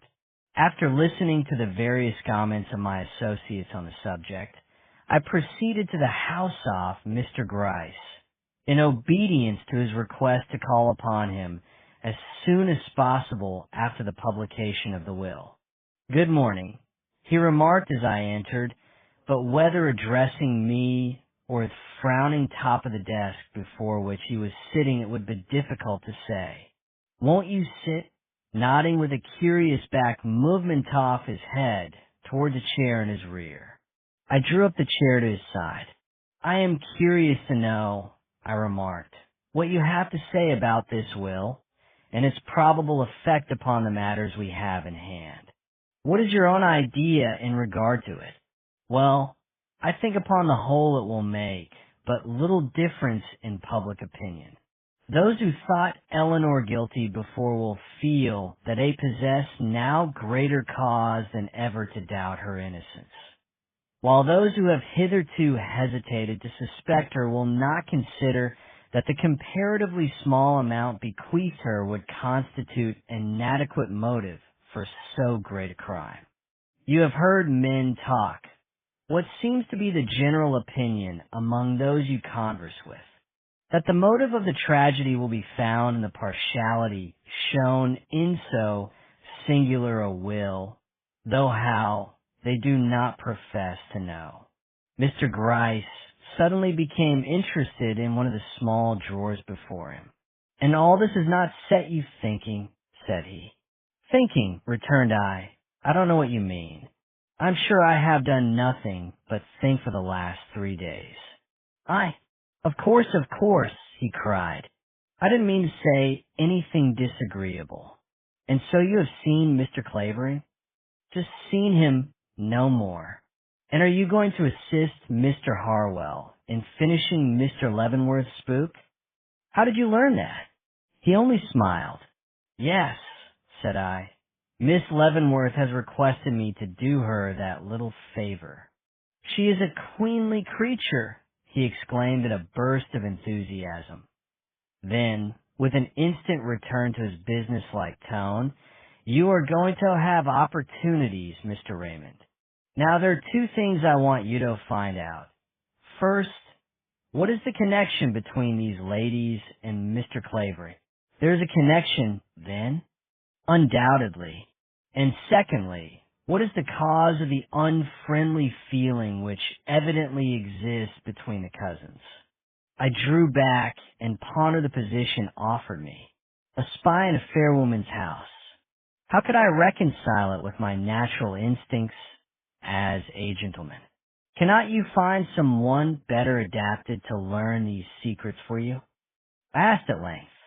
"The part of a spy is anything but agreeable to me feelings, I assure you." Mr. Gryce's brows fell. "I will assist Mr. Harwell in his efforts to arrange Mr. Leavenworth's manuscript for the press," I said. I will give Mr. Clavering an opportunity to form my acquaintance, and I will listen if Miss Leavenworth chooses to make me her confidant in any way. But any hearkening at doors, surprises, unworthy feints, or ungentlemanly subterfuges, I herewith disclaim as outside of my province. My task being to find out what I can in an open way, and yours to search into the nooks and corners of this wretched business. In other words, you are to play the hound, and I the mole. Just so, you know what belongs to a gentleman. And now, said I, what news of Hannah? He shook both hands high in the air. None. I cannot say I was greatly surprised that evening when, upon descending from an hour's labor with Mr. Harwell, I encountered Miss Leavenworth standing at the foot of the stairs. There had been something in her bearing the night before which prepared me for another interview this evening, though her manner of commencing it was a surprise. Mr. Raymond, said she, with an air of marked embarrassment, I want to ask you a question. I believe you to be a good man, and you know you will answer me conscientiously, as a brother would, she added, lifting her eyes for a moment to my face. I know it will sound strange, but remember, I have no adviser but you, and I must ask someone. Mr. Raymond, do you think a person could do something that was very wrong, and yet grow to be thoroughly good afterwards? Certainly, I replied, if he were truly sorry for his fault. But say it was more than a fault. Say it was an actual harm. Would not the memory of that one evil hour cast a lasting shadow over one's life? That depends upon the nature of the harm and its effect upon others. If one had irreparably injured a fellow being, it would be hard for a person of sensitive nature to live a happy life afterwards, though the fact of not living a happy life ought to be no reason why one should not live a good life. But to live a good life, would it be necessary to reveal the evil you had done? Cannot one go on and do right without confessing to the world a past wrong? Yes, unless by its confession he can in some way make reparation. My answer seemed to trouble her.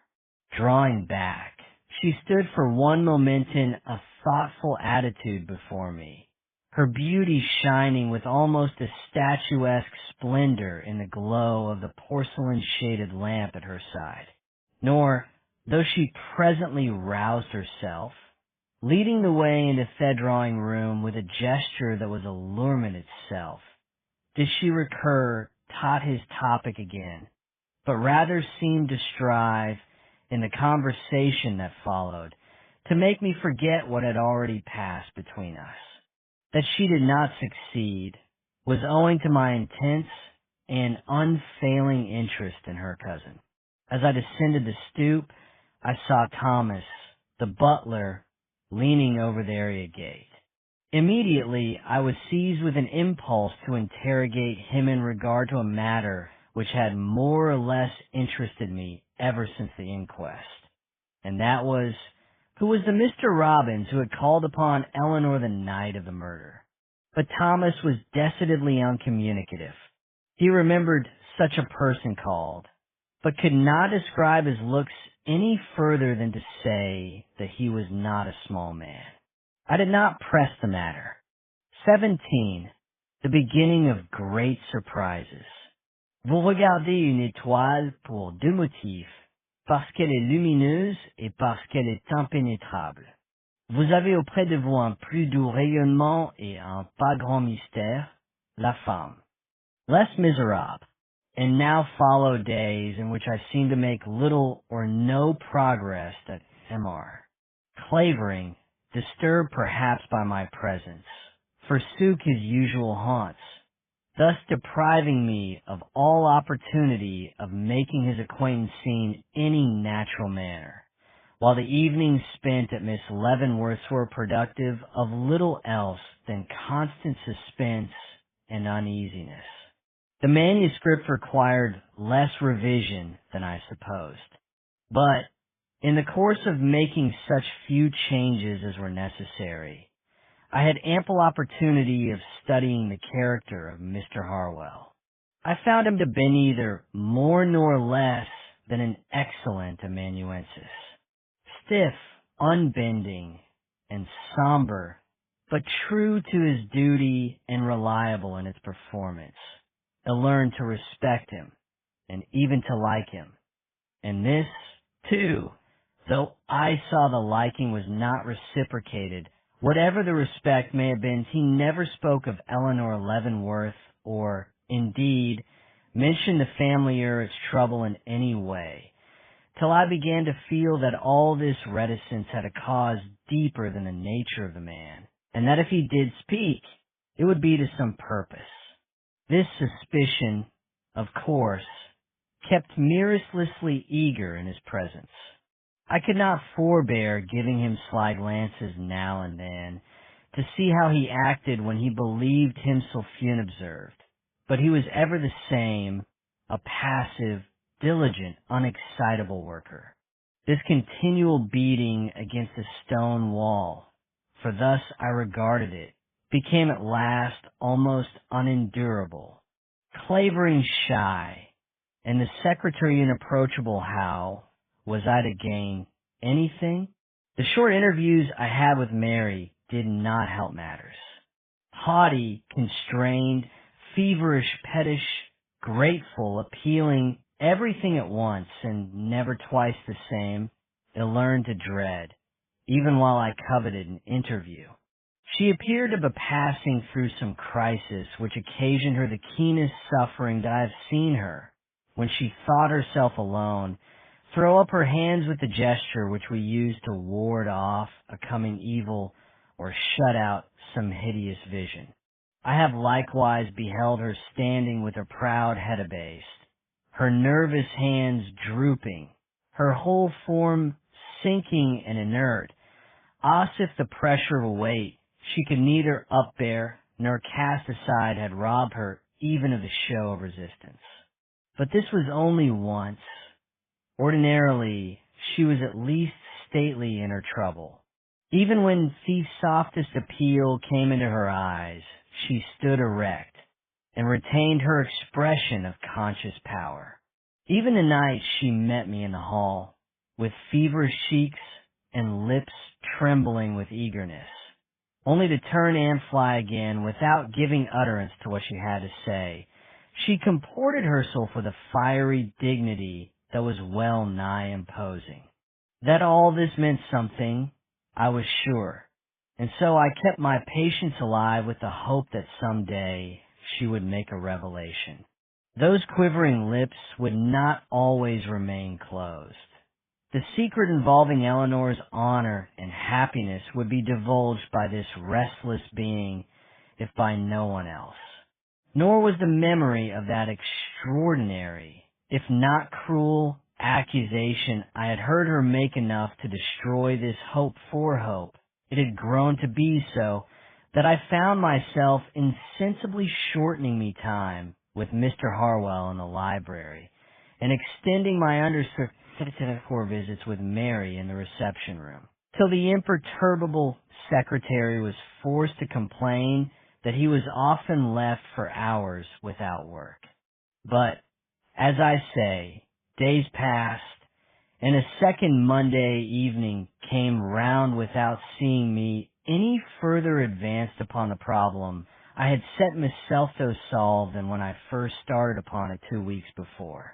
The subject of the murder had not even been broached, nor was Hannah spoken of, though I observed the papers were not allowed to languish an instant upon the stoop, mistress and servants betraying equal interest in their contents. All this was strange to me. It was as if you saw a group of human beings eating, drinking, and sleeping upon the sides of a volcano hot with a late eruption and trembling with the birth of a new one. I long to break this silence as we shiver glass by shouting the name off Eleanor through those gilded rooms and satin-draped vestibules. But this Monday evening, I was in a calmer mood. I was determined to expect nothing from my visits to Mary Leavenworth's house, and entered it upon the eve in question with an equanimity such as I had not experienced since the first day I passed under its unhappy portals. But when, upon nearing the reception room, I saw Mary pacing the floor with the air of one who is restlessly awaiting something or somebody, I took a sudden resolution, and advancing towards her, said, "Do I see you alone, Miss Leavenworth?" She paused in her hurried action, blushed and bowed, but, contrary to her usual custom, did not bid me enter. "Will it be too great an intrusion on my part if I venture to come in?" I asked. Her glance flashed uneasily to the clock, and she seemed about to excuse herself, but suddenly yielded and, drawing up a chair before the fire, motioned me towards it. Though she endeavored to appear calm, I vaguely felt I had chanced upon her in one of her most agitated moods, and that I had only to broach the subject I had in mind to behold her haughtiness disappear before me like melting snow. I also felt that I had but few moments in which to do it. I accordingly plunged immediately into the subject. "Miss Leavenworth," said I, "in obtruding upon you tonight, I have a purpose other than that of giving myself a pleasure. I have come to make an appeal." Instantly I saw that in some way I'd started wrong. "An appeal to Makito me?" she asked, breathing coldness from every feature of her face. "Yes," I went on, with passionate recklessness, balked in every other endeavor to learn the truth. "I have come to you, whom I believe to be noble at the core, for that help which seems likely to fail us in every other direction, for the word which, if it does not absolutely save your cousin, will at least put us upon the track of what will." "I do not understand what you mean," she protested, slightly shrinking. "Miss Leavenworth," I pursued, "it is needless for me to tell you in what position your cousin stands. You, who remember both the form and drift of the questions put to her at the inquest, comprehend it all without any explanation from me. But what you may not know is this, that unless she is speedily relieved from the suspicion which, justly or not, has attached itself to her name, the consequences which such suspicion entails must fall upon her, and—" "Good God!" she cried. "You do not mean she will be—" "Subject to arrest?" "Yes." It was a blow. Shame, horror, and anguish were in every line of her white face. "And all because of that key," she murmured. "Key? How did you know anything about a key?" "Why," she cried, flushing painfully, "I cannot say. Didn't you tell me?"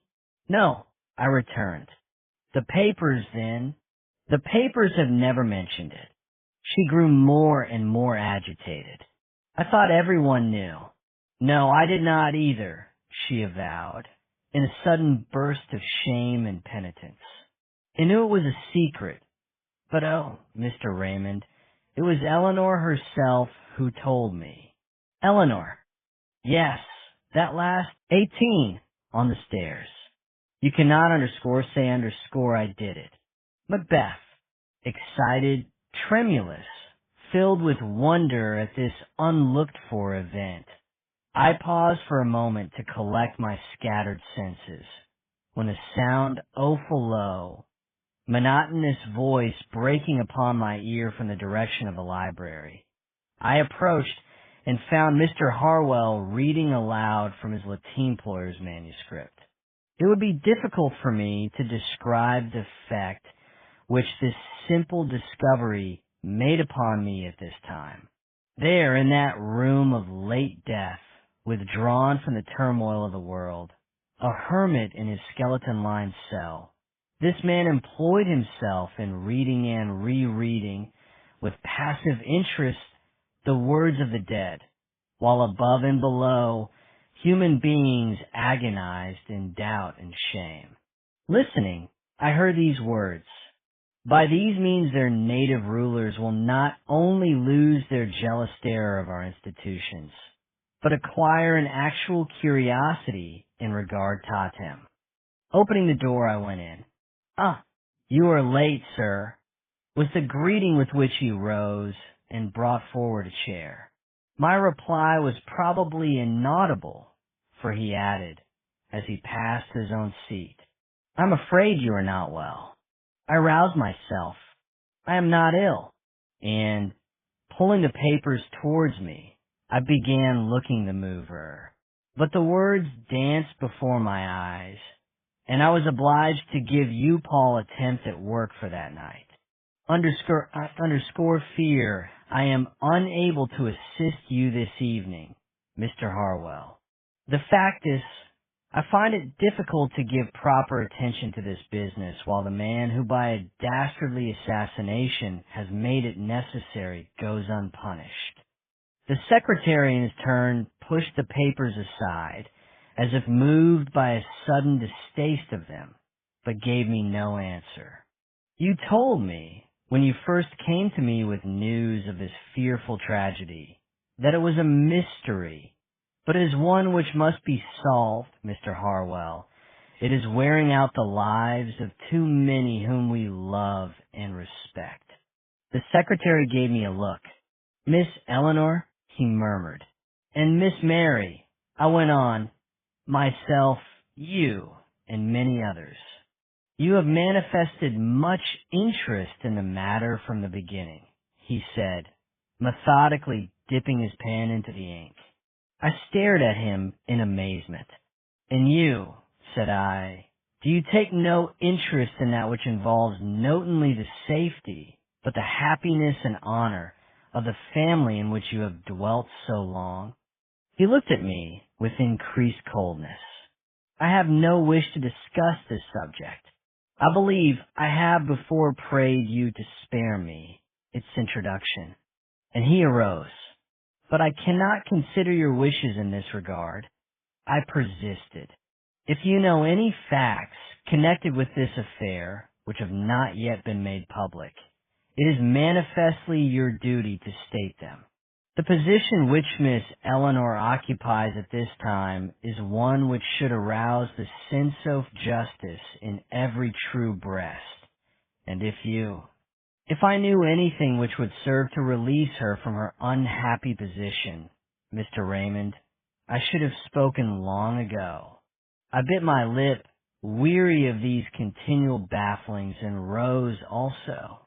"If you have nothing more to say," he went on, "and feel utterly disinclined to work, why, I should be glad to excuse myself, as I have an engagement out." "Do not let me keep you," I said bitterly. "I can take care of myself." He turned upon me with a short stare, as if this display of feeling was well nigh incomprehensible to him, and then, with a quiet, almost compassionate bow, left the room. I heard him go upstairs, felt the jar when his room door closed, and sat down to enjoy my solitude. But solitude in that room was unbearable. By the time Mr. Harwell again descended, I felt I could remain no longer, and, stepping into the hall, told him that if he had no objection, I would accompany him for a short stroll. He bowed a stiff assent, and hastened before me down the stairs. By the time I had closed the library door, he was halfway to the foot, and I was just remarking to myself upon the unpliability of his figure and the awkwardness of his carriage, as seen from my present standpoint, when suddenly I saw him stop, clutch the banister at his side, and hang there with a startled, deathly expression upon his half-turned countenance, which fixed me for an instant where I was in breathless astonishment, and then caused me to rush down to his side, catch him by the arm, and cry, "What is it? What is the matter?" But, thrusting out his hand, he pushed me upwards. "Go back," he whispered, in a voice shaking with intensest emotion. "Go back." And catching me by the arm, he literally pulled me up the stairs. Arrived at the top, he loosened his grasp and, leaning, quivering from head to foot, over the banisters, glared below. "Who is that?" he cried. "Who is that man? What is his name?" Startled in my turn, I bent beside him and saw Henry Clavering come out of the reception room and cross the hall. "That is Mr. Clavering," I whispered with all the self-possession I could muster. "Do you know him?" Mr. Harwell fell back against the opposite wall. "Clavering, Clavering," he murmured with quaking lips. Then, suddenly bounding forward, clutched the railing before him, and fixing me with his eyes, for which all the stoic calmness had gone down forever in flame and frenzy, gurgled into me ear. "You want to know who the assassin of Mr. Leavenworth is, do you? Look there, then. That is the man, Clavering." And with a leap, he bounded from my side, and, swaying like a drunken man, disappeared from my gaze in the hall above. My first impulse was to follow him. Rushing upstairs, I knocked at the door of his room, but no response came to my summons. I then called his name in the hall, but without avail. He was determined not to show himself. Resolved that he should not thus escape me, I returned to the library and wrote him a short note, in which I asked for an explanation of his tremendous accusation, saying I would be in my rooms the next evening at 6, when I should expect to see him. This done, I descendendo rejoined Mary, but the evening was destined to be full of disappointments.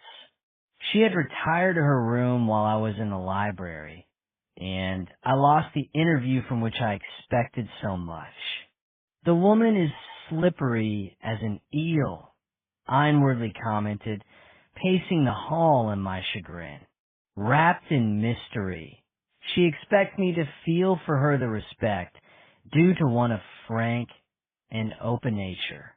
I was about to leave the house when I saw Thomas descending the stairs with a letter in his hand. "Miss Leavenworth's compliments, sir, and she is too fatigued to remain below this evening." I moved aside to read the note he handed me, feeling a little conscience-stricken as I traced the hurried, trembling handwriting through the following words. "You ask more than I can give. Matters must be received as they are without explanation for me. It is the grief of my life to deny you, but I have no choice. God forgive us all and keep us from despair. M." And below, "As we cannot meet now without embarrassment, it is better we should bear our burdens in silence and apart. Mr. Harwell will visit you. Farewell." As I was crossing 32nd Street, I heard a quick footstep behind, and turning, saw Thomas at my side. "Excuse me, sir," said he. "Booty have something a little particular to say to you. When you asked Meth other night what sort of a person the gentleman was who carried on Miss Eleanor the evening of the murder, I didn't answer you as a should. 19 in my office. Something between an hindrance and a help. Wordsworth. The next day, as with nerves unstrung and an exhausted brain, I entered me office, I was greeted by the announcement. 'A gentleman, sir, in your private room been waiting some time, very impatient, weary, in no mood to hold consultation with clients new or old.' I advanced with anything but an eager step towards my room, when upon opening the door, I saw Mr. Clavering. Too much astounded for the moment to speak, I bowed to him silently, whereupon he approached me with the air and dignity of a highly bred gentleman, and presented his card, on which I saw written, in free and handsome characters, his whole name, Henry Ritchie Clavering.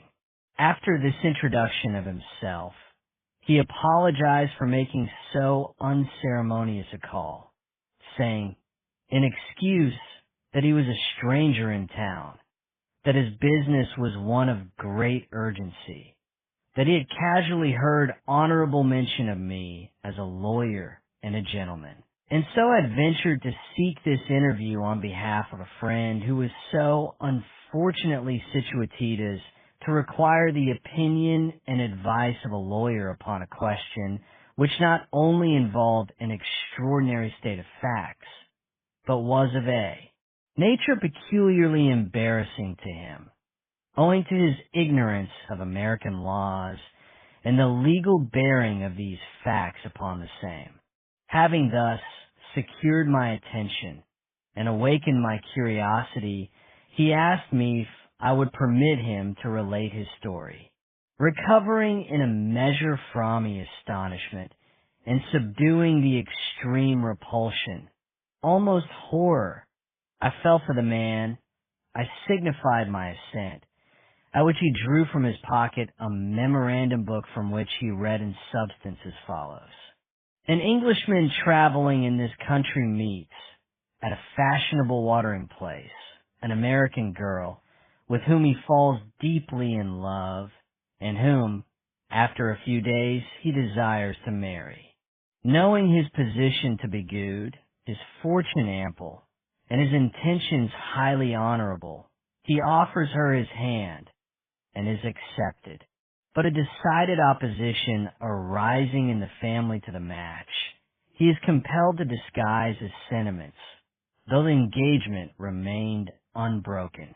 While matters were in this uncertain condition, he received advices from England demanding his instant return, and, alarmed at the prospect of a protracted absence from the object of his affections, he writes to the lady, informing her of the circumstances and proposing a secret marriage.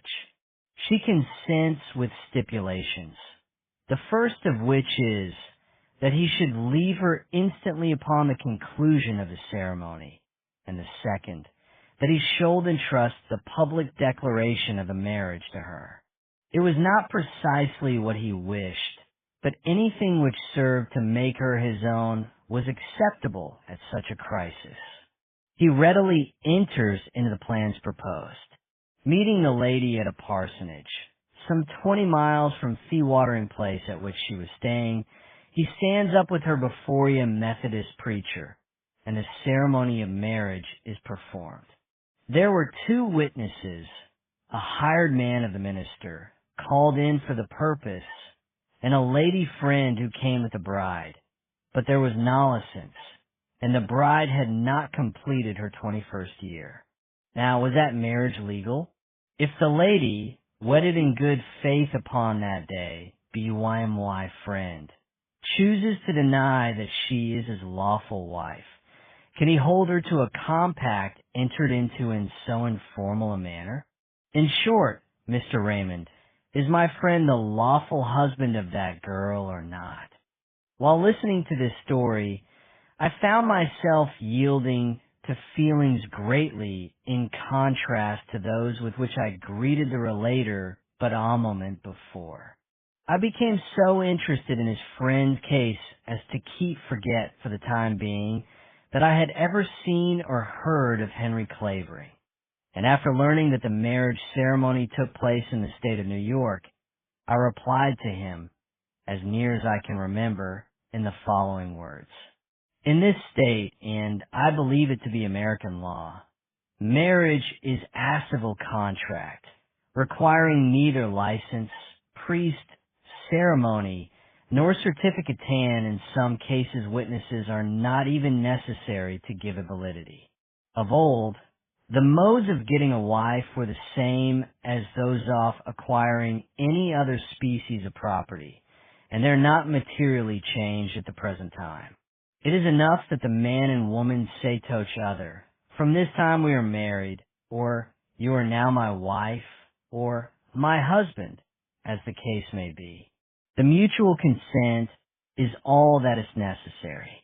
In fact, you may contract marriage as you contract to lend a sum of money or to buy the merest trifle.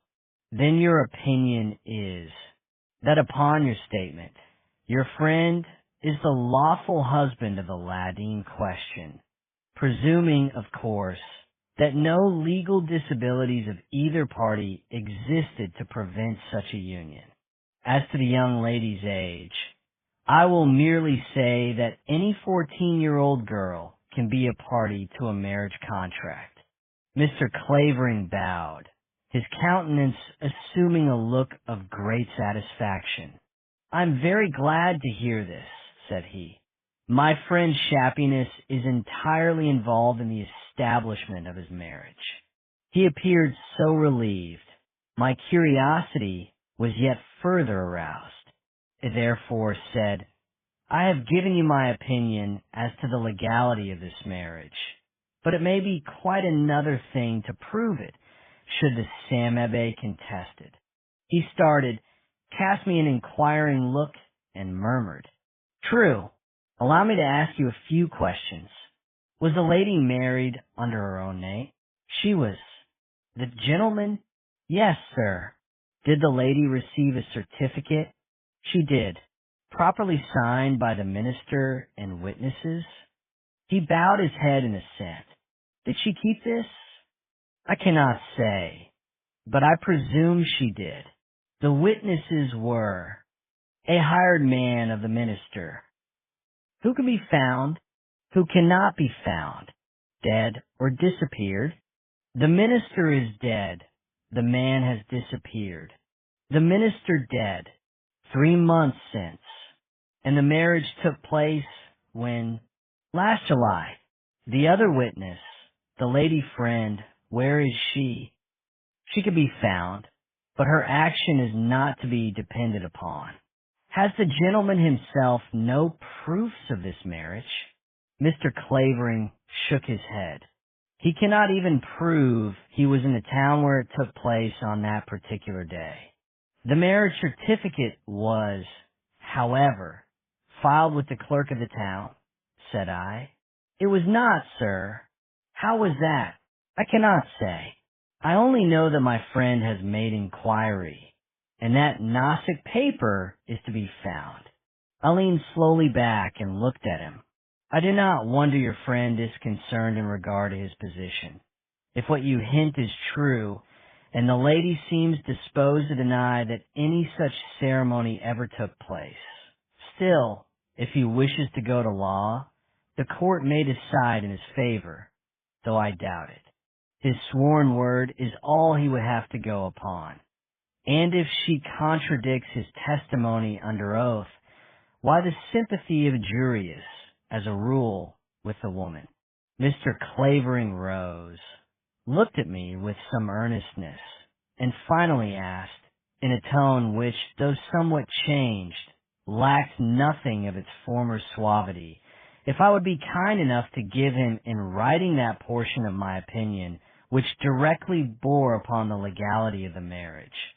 That such a paper would go far towards satisfying his friend that his case had been properly presented, as he was aware that no respectable lawyer would put his name to a legal opinion without first having carefully arrived at his conclusions by a thorough examination of the law bearing upon the facts submitted. XX. Truman. Truman. Truman. Often do the spirits of great events stride on before the events, and in today already walks tomorrow. Coleridge. Instantly a great dread seized me.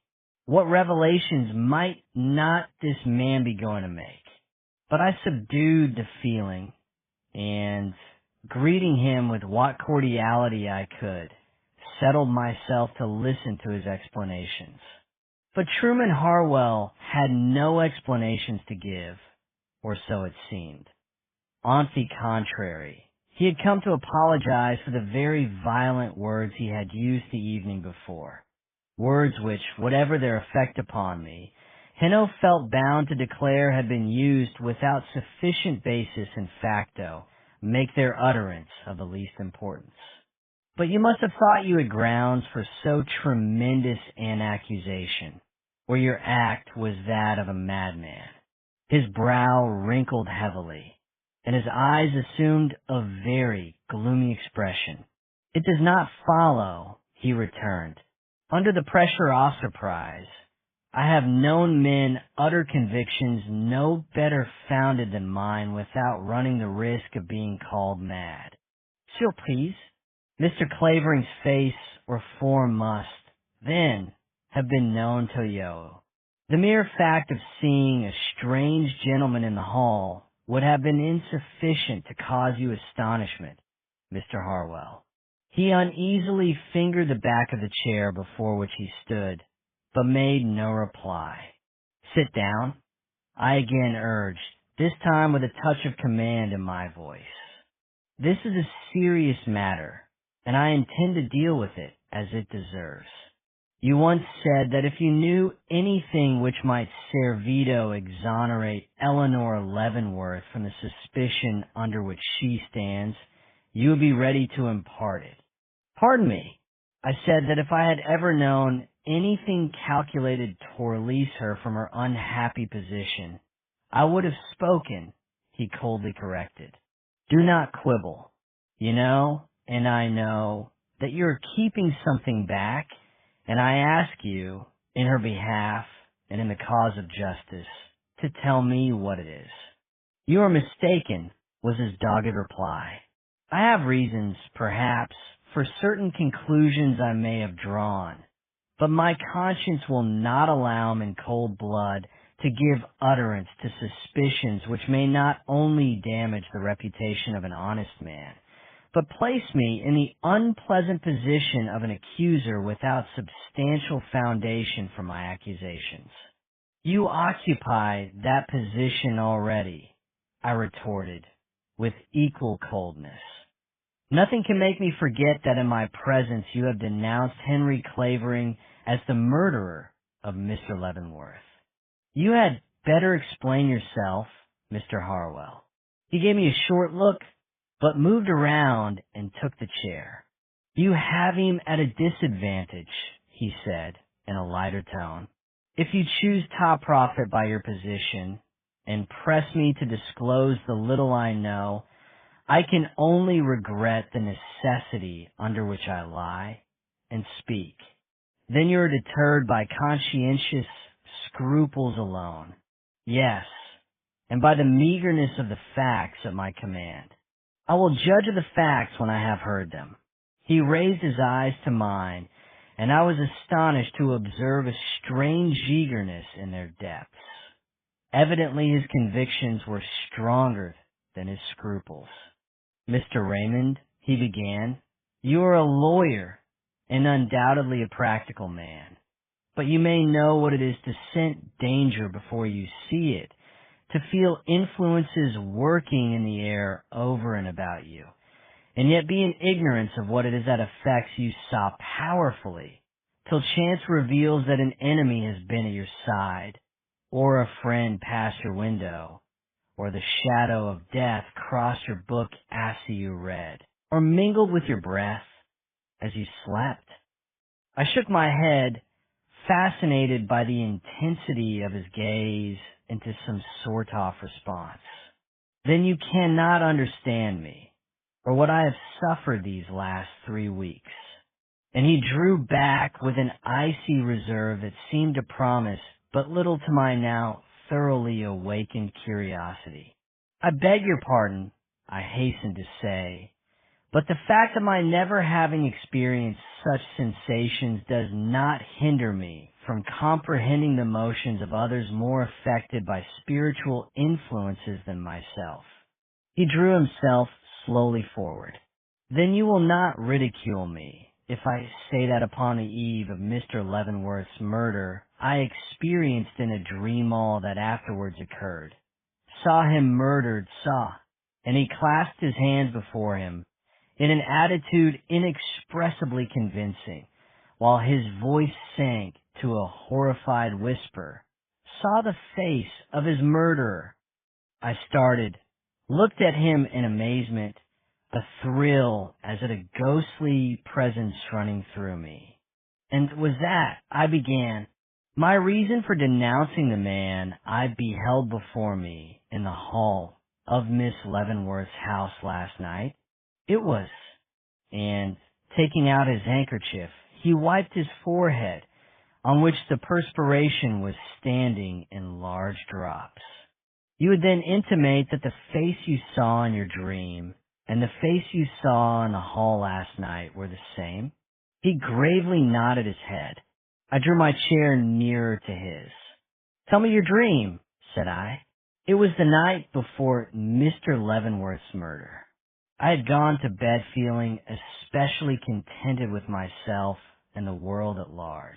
For though my life is anything but a happy one, and he heaved a short sigh, some pleasant words had been said to me that day, and I was reveling in the happiness they conferred, when suddenly a chill struck my heart, and the darkness which a moment before had appeared to me as the abode of peace thrilled to the sound of a supernatural cry, and I heard my name.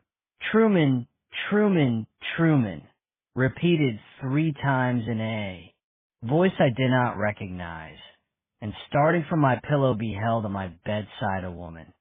Her face was strange to me, he solemnly proceeded, but I can give you each and every detail of it, as, bending above me, she stared into my eyes with a growing terror that seemed to implore help, though her lips were quiet, and only the memory of that cry echoed in my ears. Describe the face? I interposed. It was a round, fair lady's face, very lovely in contour, but devoid of coloring, not beautiful, but winning from its childlike look of trust. The hair, banded upon the low, broad forehead, was brown. The eyes, which were very far apart, gray. The mouth, which was its most charming feature, delicate of make and very expressive. There was a dimple in the chin, but none in the cheeks. It was a face to be remembered. Go on, said I. Meeting the gaze of those imploring eyes, I started up. Instantly the face and all vanished, and I became conscious, as we sometimes do in dreams, of a certain movement in the hall below, and the next instant the gliding figure of a man of imposing size entered the library. I remember experiencing a certain thrill at this, half terror, half curiosity, though I seemed to know, as if by intuition, what he was going to do. Strange to say, I now seemed to change my personality, and to be no longer a third party watching these proceedings, but Mr. Leavenworth himself, sitting at his library table and feeling his doom crawling upon him without capacity for speech or power of movement to avert it. Though my back was towards the man, I could feel his stealthy form traverse the passage, enter the room beyond, pass to that stand where the pistol was, try the drawer, find it locked, turn the key, procure the pistol, weigh it in the accustomed hand, and advance again that I could feel each footstep he took as though his feet were in truth upon me hard. And I remember staring at the table before me, 21, a prejudice. True, I talk of dreams, which are the children of an idle brain begot of nothing but vain fantasy. Romeo and Juliet. For one moment, I sat a prey to superstitious horror. Then, my natural incredulity asserting itself, I looked up and remarked, "You say that all this took place the night previous to the actual occurrence. He bowed his head.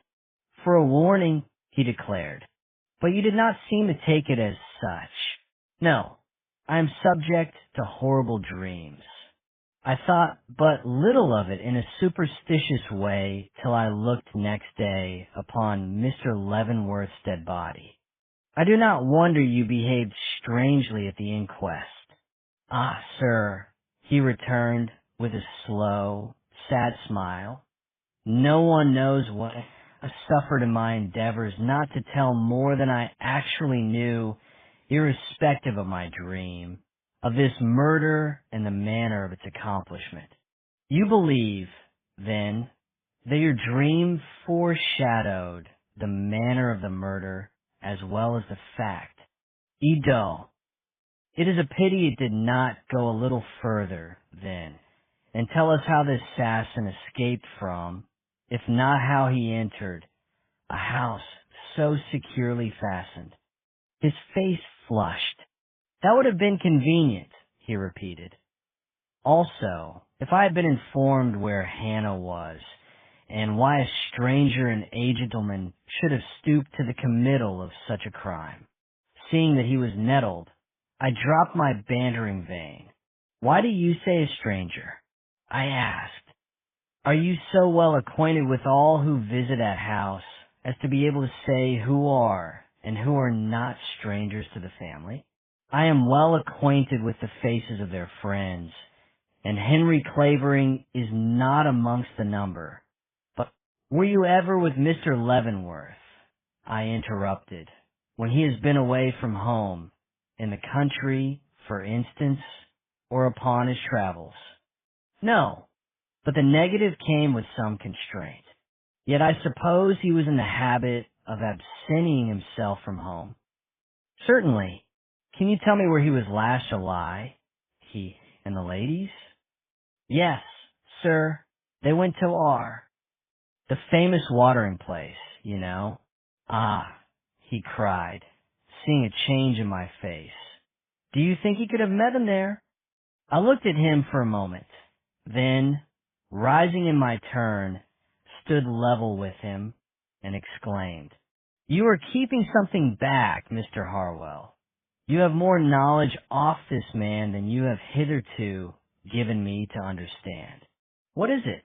He seemed astonished at my penetration, but replied, I know no more off the man than I have already informed you, but, and a burning flush crossed his face, if you are determined to pursue this matter, and have paused, with an inquiring look. I am resolved to find out all I can about Henry Clavering, was my decided answer. Then, said he, I can tell you this much. Henry Clavering wrote a letter to Mr. Leavenworth a few days before the murder, which I have some reason to believe produced a marked effect upon the household.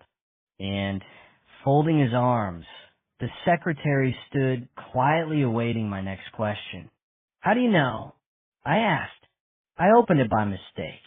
I was in the habit of reading Mr. Leavenworth's business letters, and this, being from one unaccustomed to write to him, lacked the mark which usually distinguished those of a private nature.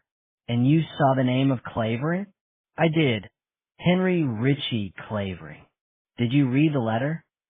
I was trembling now. The secretary did not reply. Mr. Harwell, I reiterated, this is no time for false delicacy. Did you read that letter? I did, but hastily and with an agitated conscience. You can, however, recall its general drift. It was some complaint in regard to the treatment received by him at the hand of one of Mr. Leavenworth's nieces. I remember nothing more. Which niece? There were no names mentioned. But you inferred. No, sir. That is just what I did not do.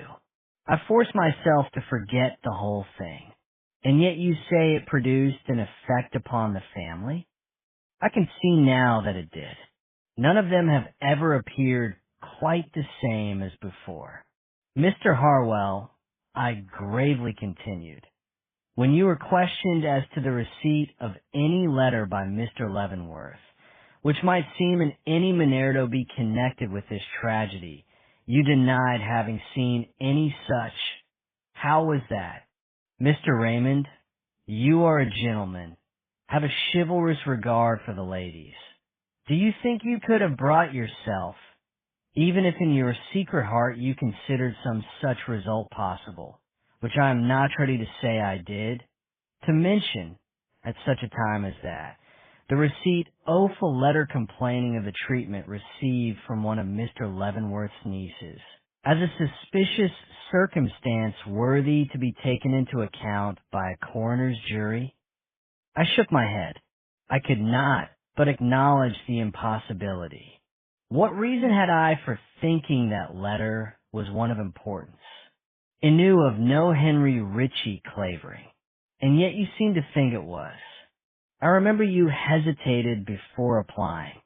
It is true, but not as I should hesitate now. If the question were put on me again. Silence followed these words, during which I took 2 or 3 turns U-pan down the room. This is all very fanciful, I remarked, laughing in the vain endeavor to throw off the superstitious horror his words had awakened. He bent his head in assent. I know it, said he.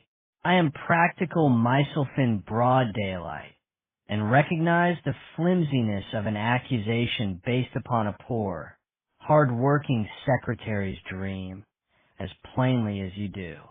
'Tis the reason I desired to keep from speaking at all, but Mr. Raymond, and his long, thin hand fell upon my arm with a nervous intensity which gave me almost the sensation of an electrical shock, if the murderer of Mr. Leavenworth is ever brought to confess his deed. Mark my words, he will prove to be the man of my dream. I drew a long breath. For a moment his belief was mine, and a mingled sensation of relief and exquisite pain swept over me as I thought of the possibility of Eleanor being exonerated from crime only to be plunged into fresh humiliation and deeper abysses of suffering. He stalks the streets in freedom now, the secretary went on, as if to himself. Even dares to enter the house he is so woefully desecrated. But justice is justice, and sooner or later, something will transpire which will prove to you that a premonition so wonderful as that I received had its significance, that the voice calling Truman, Truman, was something more than the empty utterances of an excited brain, that it was justice itself, calling attention to the guilty. I looked at him in wonder. Did he know that the officers of justice were already upon the track of this same Clavering? I judged not from his look, but felt an inclination to make an effort and see. You speak with strange conviction, I said, but in all probability you are doomed to be disappointed. So far as we know, Mr. Clavering is a respectable man. He lifted his hat from the table. I do not propose to denounce him. I do not even propose to speak his name again. I am not a fool, Mr. Raymond. I have spoken thus plainly to you only in explanation of last night's most unfortunate betrayal. And while I trust you will regard what I have told you as confidential, I also hope you will give me credit for behaving, on the whole, as well as could be expected under circumstances. And he held out his hand. Certainly, I replied as I took it. Then, with a sudden impulse, noticed the accuracy of this story of his, inquired if he had any means of 22. Patchwork. Come, give us a taste of your quality. Hamlet. Starting with the assumption that Mr. Clavering in his conversation of the morning had been giving me, with more or less accuracy, a detailed account of his own experience and position regarding Eleanor Leavenworth, I asked myself what particular facts it would be necessary for me to establish in order to prove the truth of this assumption, and found them to be that Mr. Clavering had not only been in this country at the time designated, but that he had been located for some little time at a watering place in New York State. 2, that this watering place should correspond to the one in which Miss Eleanor Leavenworth was staying at the same time. 3, that they had been seen while there to hold more or less communication. For that they had both been absent from town, at Lorne one time, long enough to have gone through the ceremony of marriage at a point 20 miles or so away. V, that a Methodist clergyman, who has since died, lived at that time within a radius of 20 miles of said watering place. I next asked myself how I was to establish these acts. Mr. Clavering's life was as yet too little known to me to offer me any assistance. So, leaving it for the present, I took up the thread of Eleanor's history and found that at the time given me, she had been in a fashionable watering place in this state.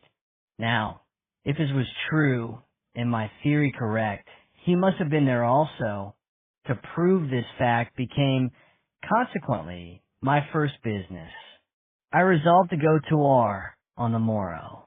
But before proceeding in an undertaking of such importance, I considered it expedient to make such inquiries and collect such facts as the few hours I had left to work and render possible. I went first to the house of Mr. Gryce. I found him lying upon a hard sofa in the bare sitting room I have before mentioned, suffering from a severe attack of rheumatism. His hands were done up in bandages, and his feet encased in multiplied folds off a dingy red shawl, which looked as if it had been through the wars. Greeting me with a short nod that was both a welcome and an apology, he devoted a few words to an explanation of his unwanted position, and then, without further preliminaries, rushed into the subject which was uppermost in both our minds by inquiring, in a slightly sarcastic way, if I was very much surprised to find my bird flown when I returned Toth. Hoffman House that afternoon. I was astonished to find you allowed him to fly at this time, I replied, from a manner in which you requested me to make his acquaintance. I suppose you considered him an important character in the tragedy which has just been enacted. And what makes you think I don't? Oh, the fact that I let him go off so easily? That's no proof. I never fiddle with the brakes till the car starts downhill. But let that pass for the present. Mr. Clavering, then, did not explain himself before going. That is a question which I find it exceedingly difficult to answer. Hampered by circumstances, I cannot at present speak with the directness which is your due, but what I can say, I will. Know, then, that in my opinion, Mr. Clavering did explain himself in an interview with me this morning, but it was done in so blind a way. It will be necessary for me to make a few investigations before I shall feel sufficiently sure off-me ground to take you into my confidence. He has given me a possible clue. Wait, said Mr. Gryce. Does he know this? Was it done intentionally, Anne, with sinister motive, or unconsciously and in plain good faith? In good faith, I should say. Mr. Gryce remained silent for a moment. It is very unfortunate you cannot explain yourself a little more definitely, he said at last. I am almost afraid to trust you to make investigations, as you call them, on your own hook. You are not used to the business, and will lose time, to say nothing of running upon false scents, and using up your strength in unprofitable details. You should have thought of that when you admitted me into partnership, and you absolutely insist upon working this mine alone. Mr. Gryce, the matter stands just here. Mr. Clavering, for all I know, is a gentleman of untarnished reputation. I'm not even aware for what purpose you set me upon his trail.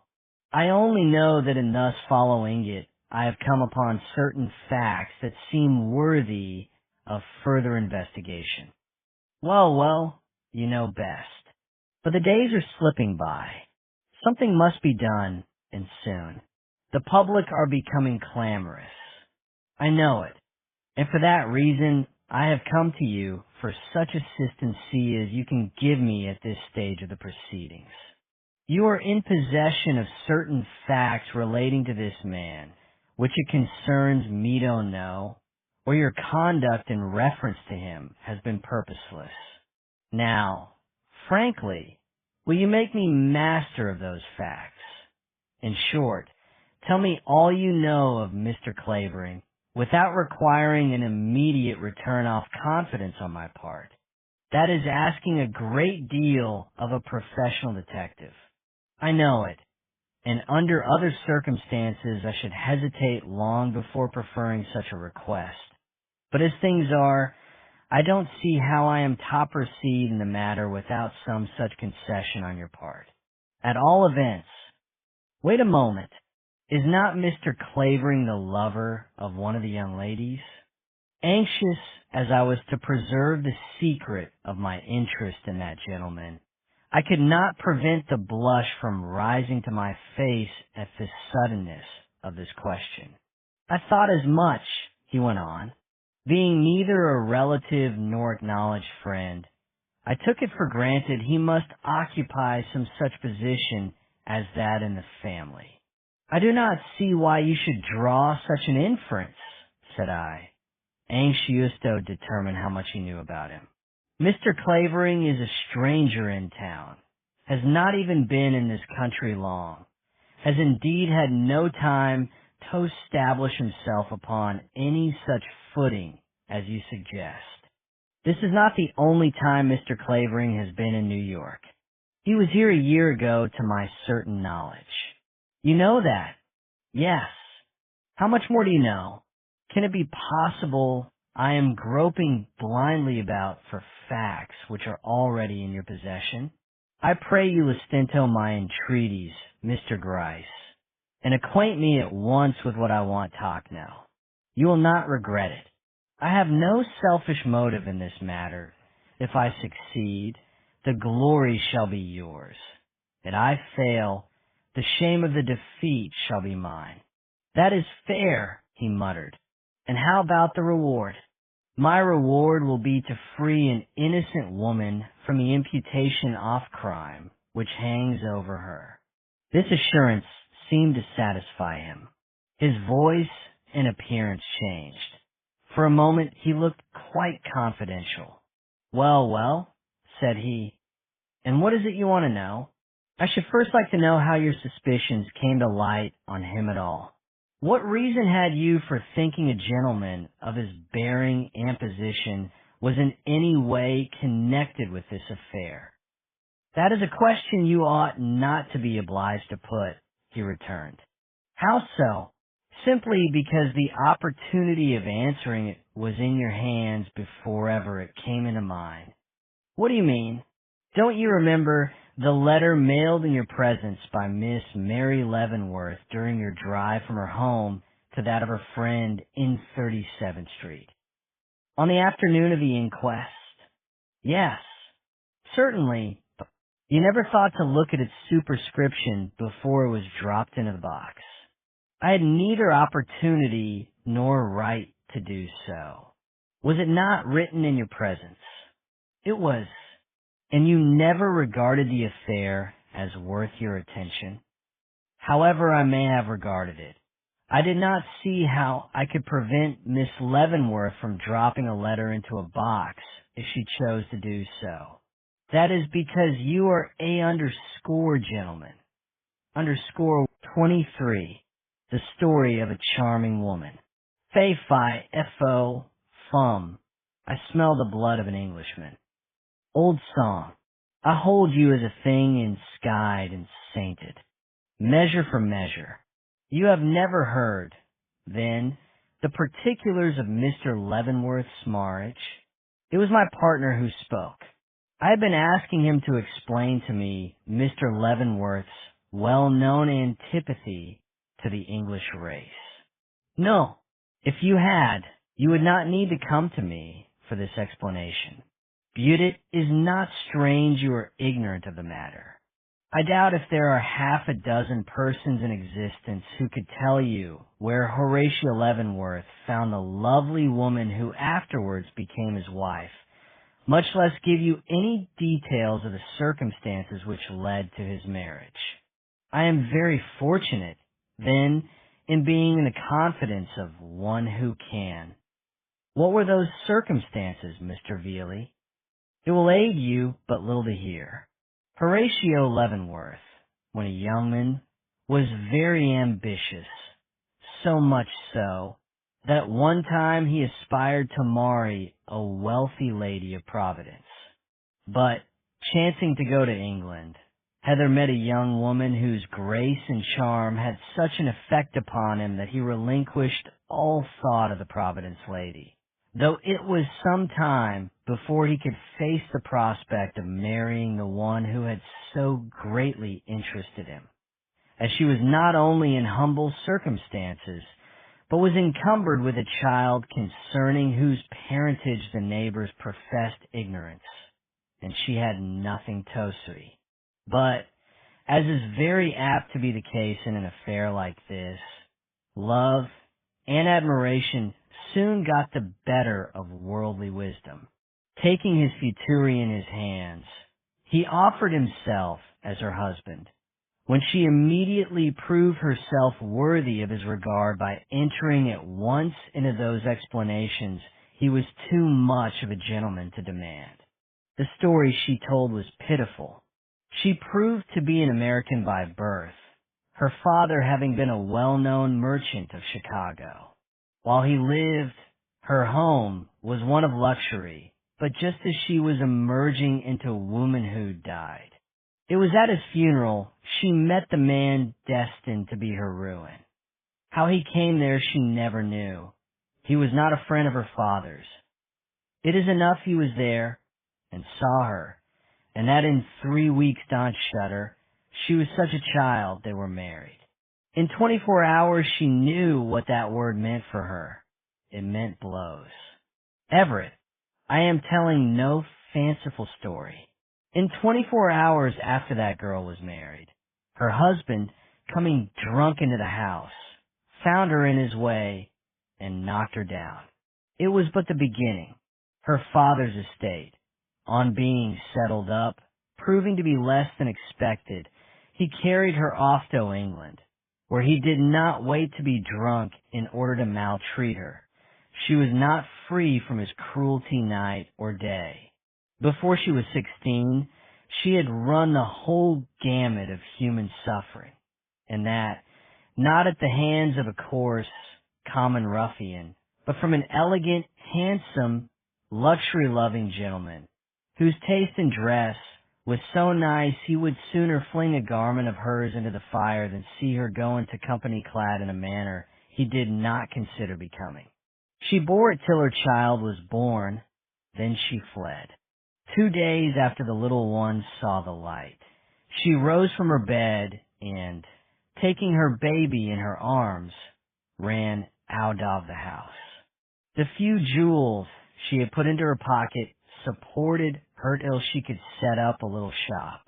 As for her husband, she neither saw him nor heard from him from the day she left him till about 2 weeks before Horatio Leavenworth first met her, when she learned from the papers that he was dead. She was, therefore, free, but though she loved Horatio Leavenworth with all her heart, she would not marry him.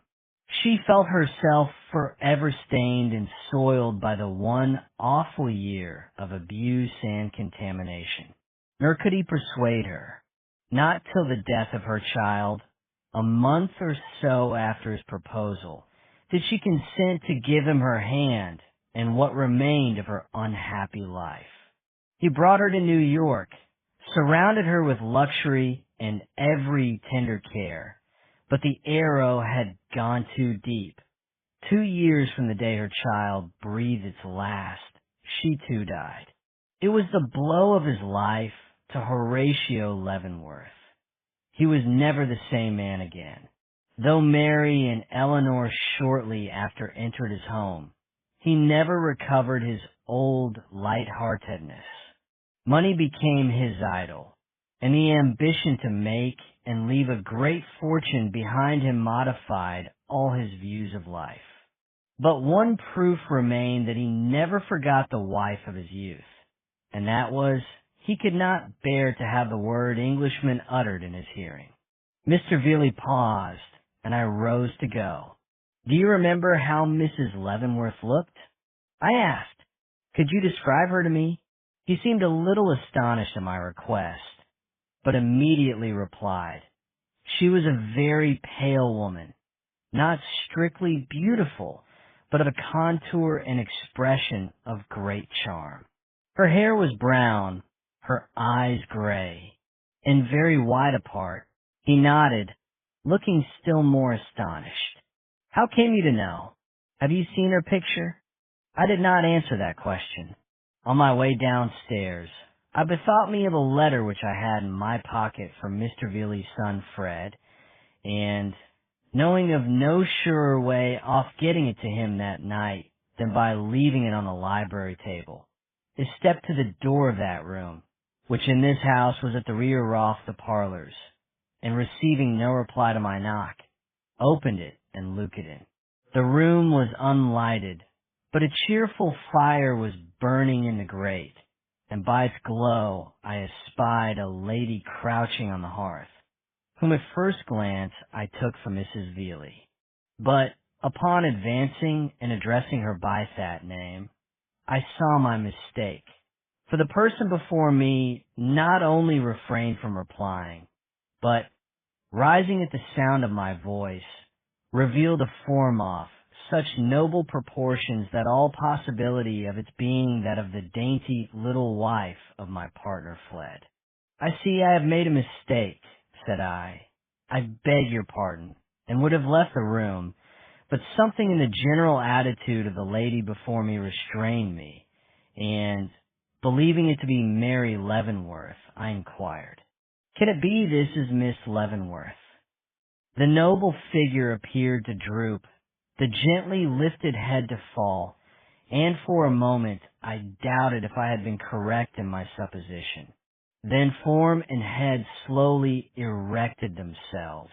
A soft voice spoke, and I heard a low yes, and hurriedly advancing, confronted not Mary, with her glancing, feverish gaze and scarlet, trembling lips, but Eleanor, the woman whose faintest look had moved me from the first, the woman whose husband I believed myself to be even then pursuing to his doom. The surprise was too great. I could neither sustain nor conceal it. Stumbling slowly back, I murmured something about having believed Ito be her cousin, and then, conscious only of the one wish to fly a presence I dared not encounter in my present mood, turned, when her rich, heartful voice rose once more, and I heard, You will not leave me without a word, Mr. Raymond, now that chance has thrown us together. Then, as I came slowly forward, were you so very much astonished to find me here? I did not know, I did not expect, was my incoherent reply. I had heard you were ill, that you went nowhere, that you had no wish to see your friends.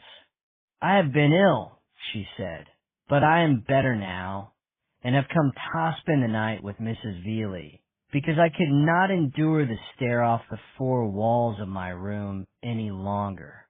This was said without any effort at plaintiveness, but rather as if she thought it necessary to excuse her. 24. A report followed by smoke. Oft expectation fails, and most oft there where most it promises, and oft it hits where hope is coldest, and despair most sits. All's well that ends well. When I told Mr. Gryce, I only waited for the determination of one fact, to feel justified in throwing the case unreservedly into his hands. I alluded to the proving or disproving of the supposition that Henry Clavering had been a guest at the same watering place with Eleanor Leavenworth the summer before.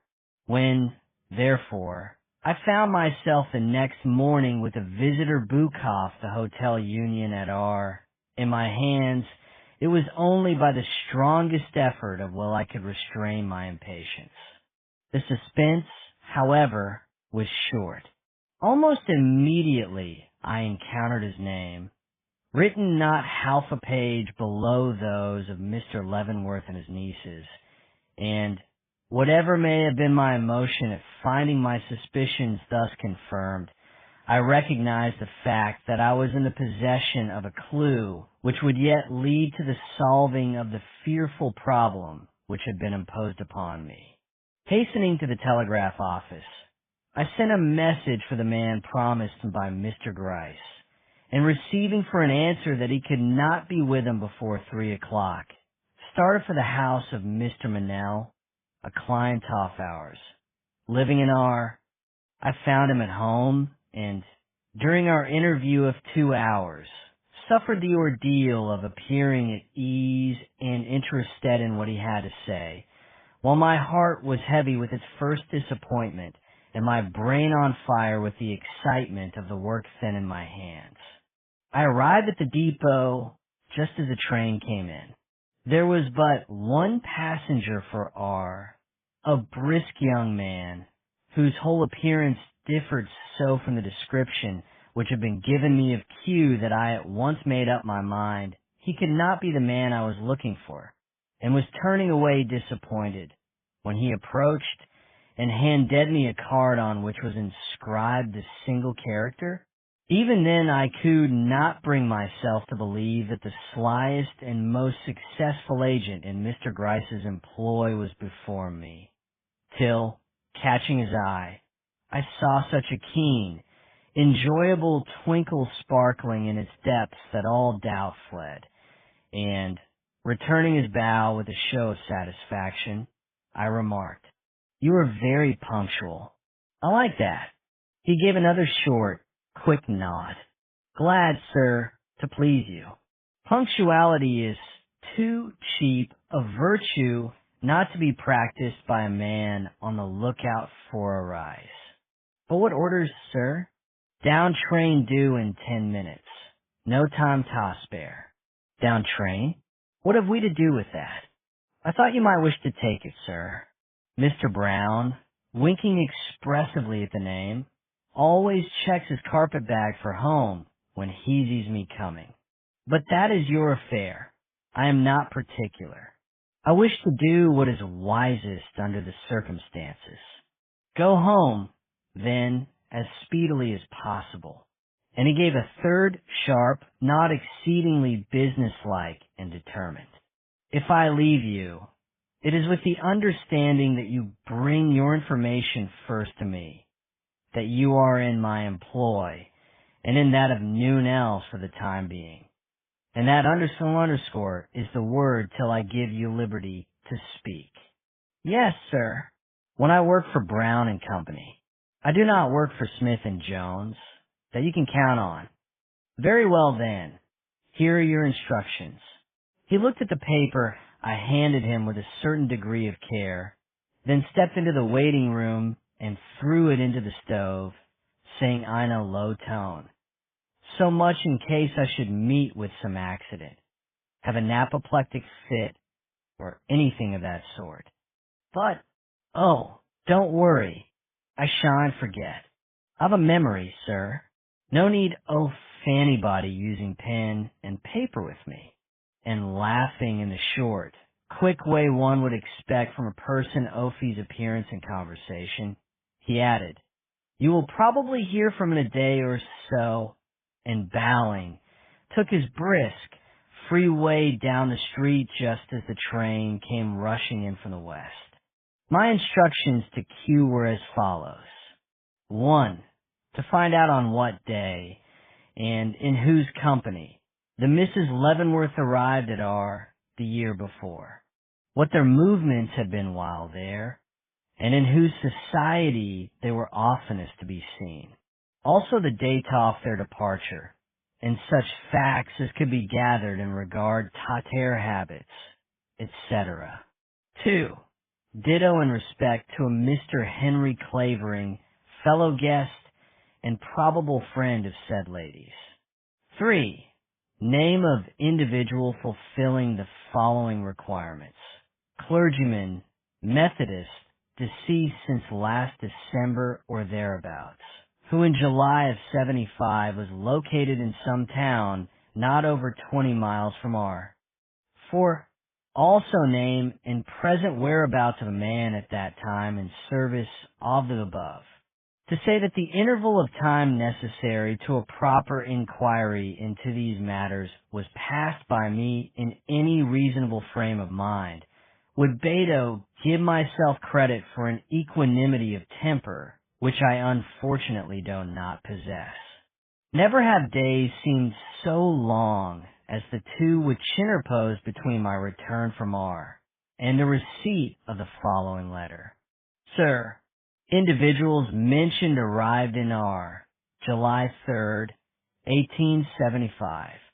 Part 25, Timothy Cook. Look here upon this picture and on this. Hamlet. I stared at him in amazement.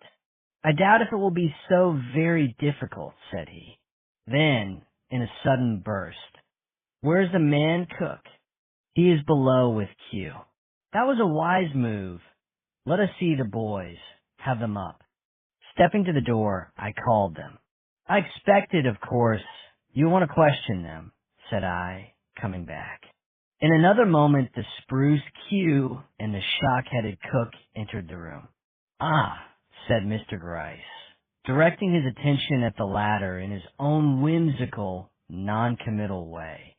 This is a deceased Mr. Stebbins' hired man, is it? Well, you look as though you could tell the truth. I usually calculate to do that thing, sir. At all events, I was never called a liar as I can remember. Of course not, returned the affable detective. Then, without any further introduction, what was the first name of the lady you saw married in your master's house last summer? Bless me if I know. I don't think I heard, sir. But you recollect how she looked, as well as if she was my own mother. No disrespect to the lady, sir. If you know her, he made haste to add, glancing hurriedly at me. What I mean is, she was so handsome, I could never forget the look of her sweet face if I lived 100 years. Can you describe her? I don't know, sirs. She was tall and grand-looking, had the brightest eyes and the whitest hand, and smiled in a way to make even a common man like me wish he had never seen her. Would you know her in a crowd? I would know her anywhere. Very well. Now tell us all you can about that marriage. Well, sirs, it was something like this. I had been in Mr. Stebbins' employ about a year, when one morning as I was hoeing in the garden I saw a gentleman walk rapidly up the road to our gate and come in.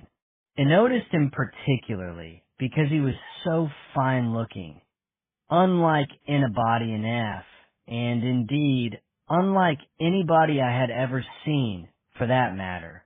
But I shouldn't have thought much about that if there hadn't come along, not 5 minutes after, a buggy with 2 ladies in it, which stopped at the tour gate too. I saw they wanted to get out, so I went and held their horse for them, and they got down and went into the house. Did you see their faces? No, sir, not then. They had veils on. Very well, go on. I hadn't been to work long before I heard someone calling my name, and looking up, saw Mr. Stebbins standing in the doorway beckoning. I went to him, and he said, I want you, Tim. Wash your hands and come into the parlor. I had never been asked to do that before, and it struck me all of a heap, but I did what he asked, and was so taken aback at the looks of the lady I saw standing up on the floor with a handsome gentleman, that I stumbled over a stool and made a great racket and didn't know much where I was or what was going on till I heard Mr. Stebbins say man and wife.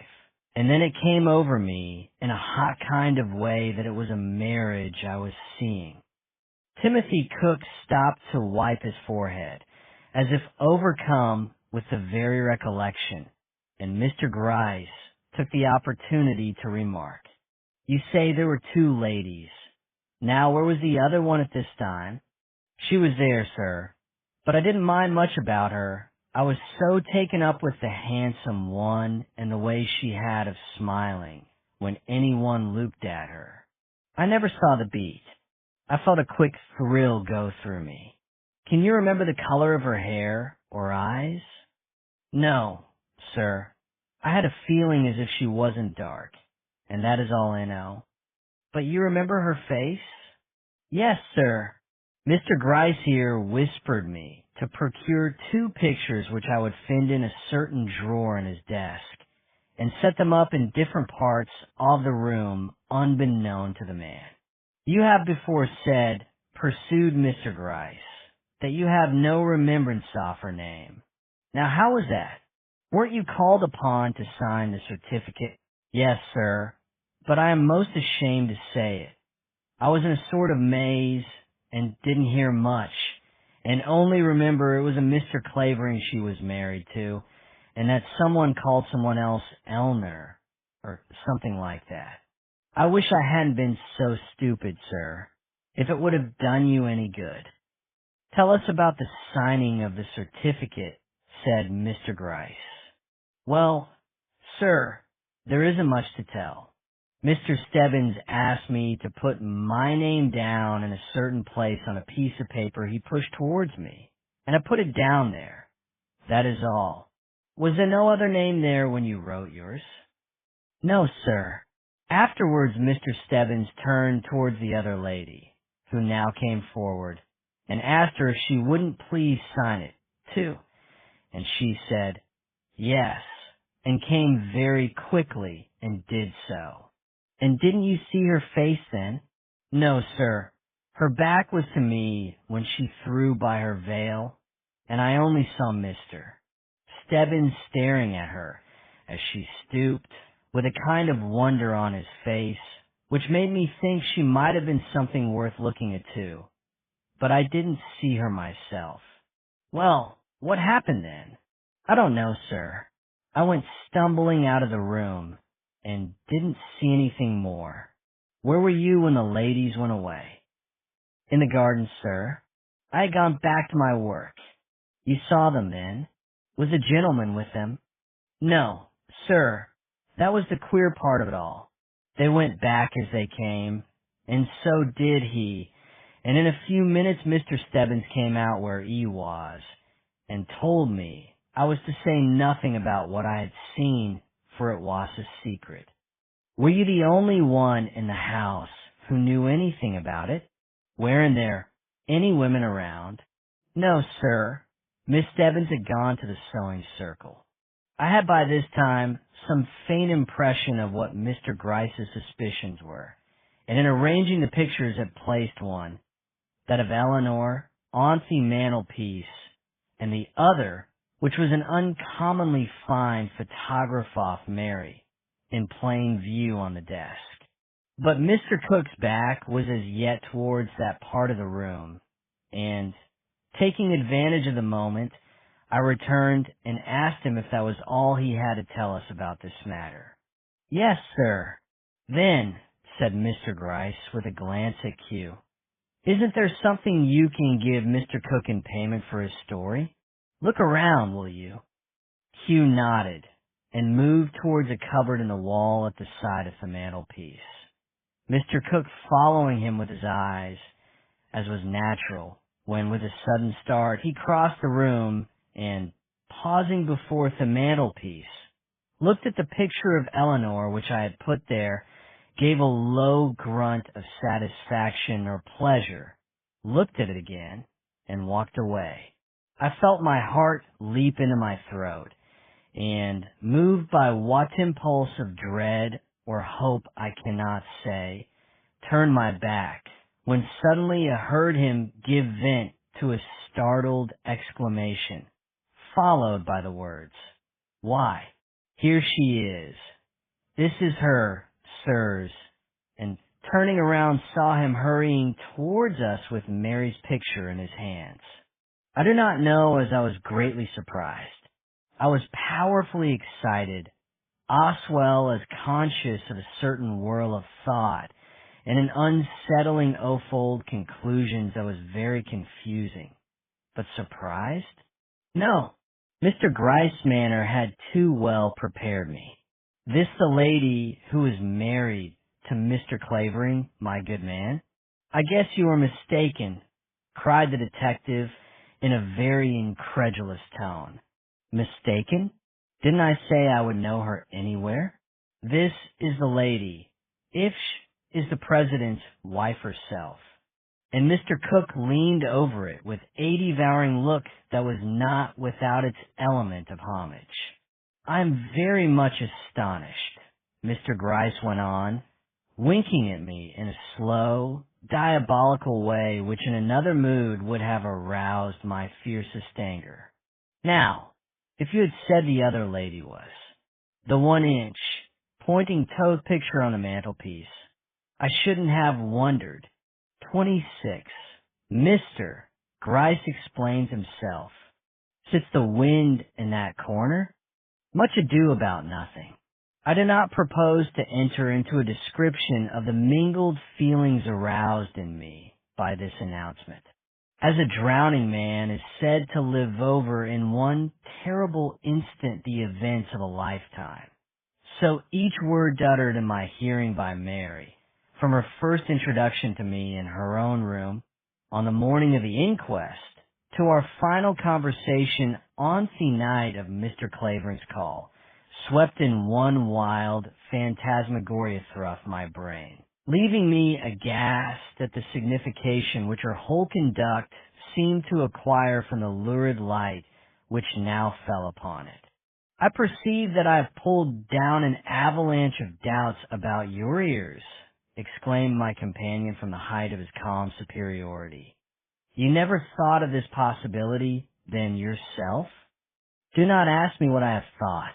I only know I will never believe your suspicions true. That, however much Mary may have been benefited by her uncle's death, she never had a hand in it. Actual hand, I mean. And what makes you so sure of this? And what makes you so sure of the contrary? It is for you to prove, not for me to prove her innocence." "Ah," said Mr. Gryce, in his slow, sarcastic way, "you recollect that principle of law, do you? If I remember rightly, you have not always been so punctilious in regarding it, or wishing to have it regarded, when the question was whether Mr. Clavering was the assassin or not. But he is a man.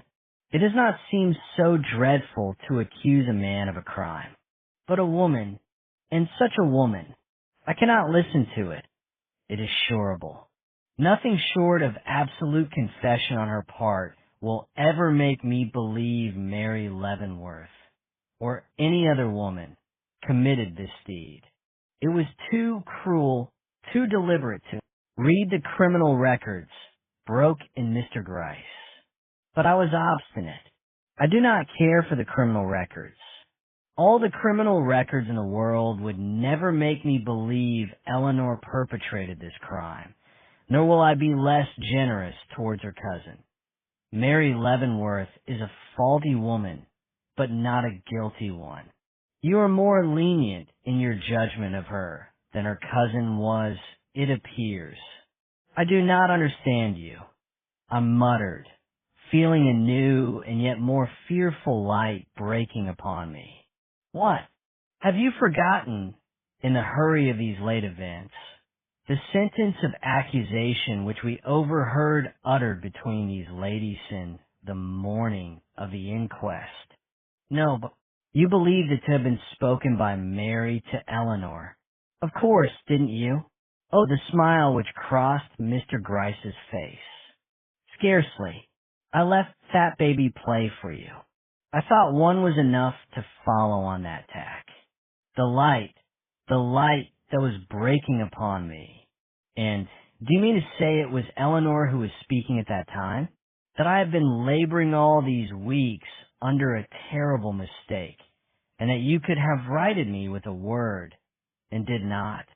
Well, as to that, I had a purpose in letting you follow your own lead for a while. In the first place, I was not sure myself which spoke, though I had but little doubt about the matter. The voices are, as you must have noticed, very much alike, while the attitudes in which we found them upon entering were such as to be explainable equally by the supposition that Mary was in the act of launching a denunciation or in that of repelling one.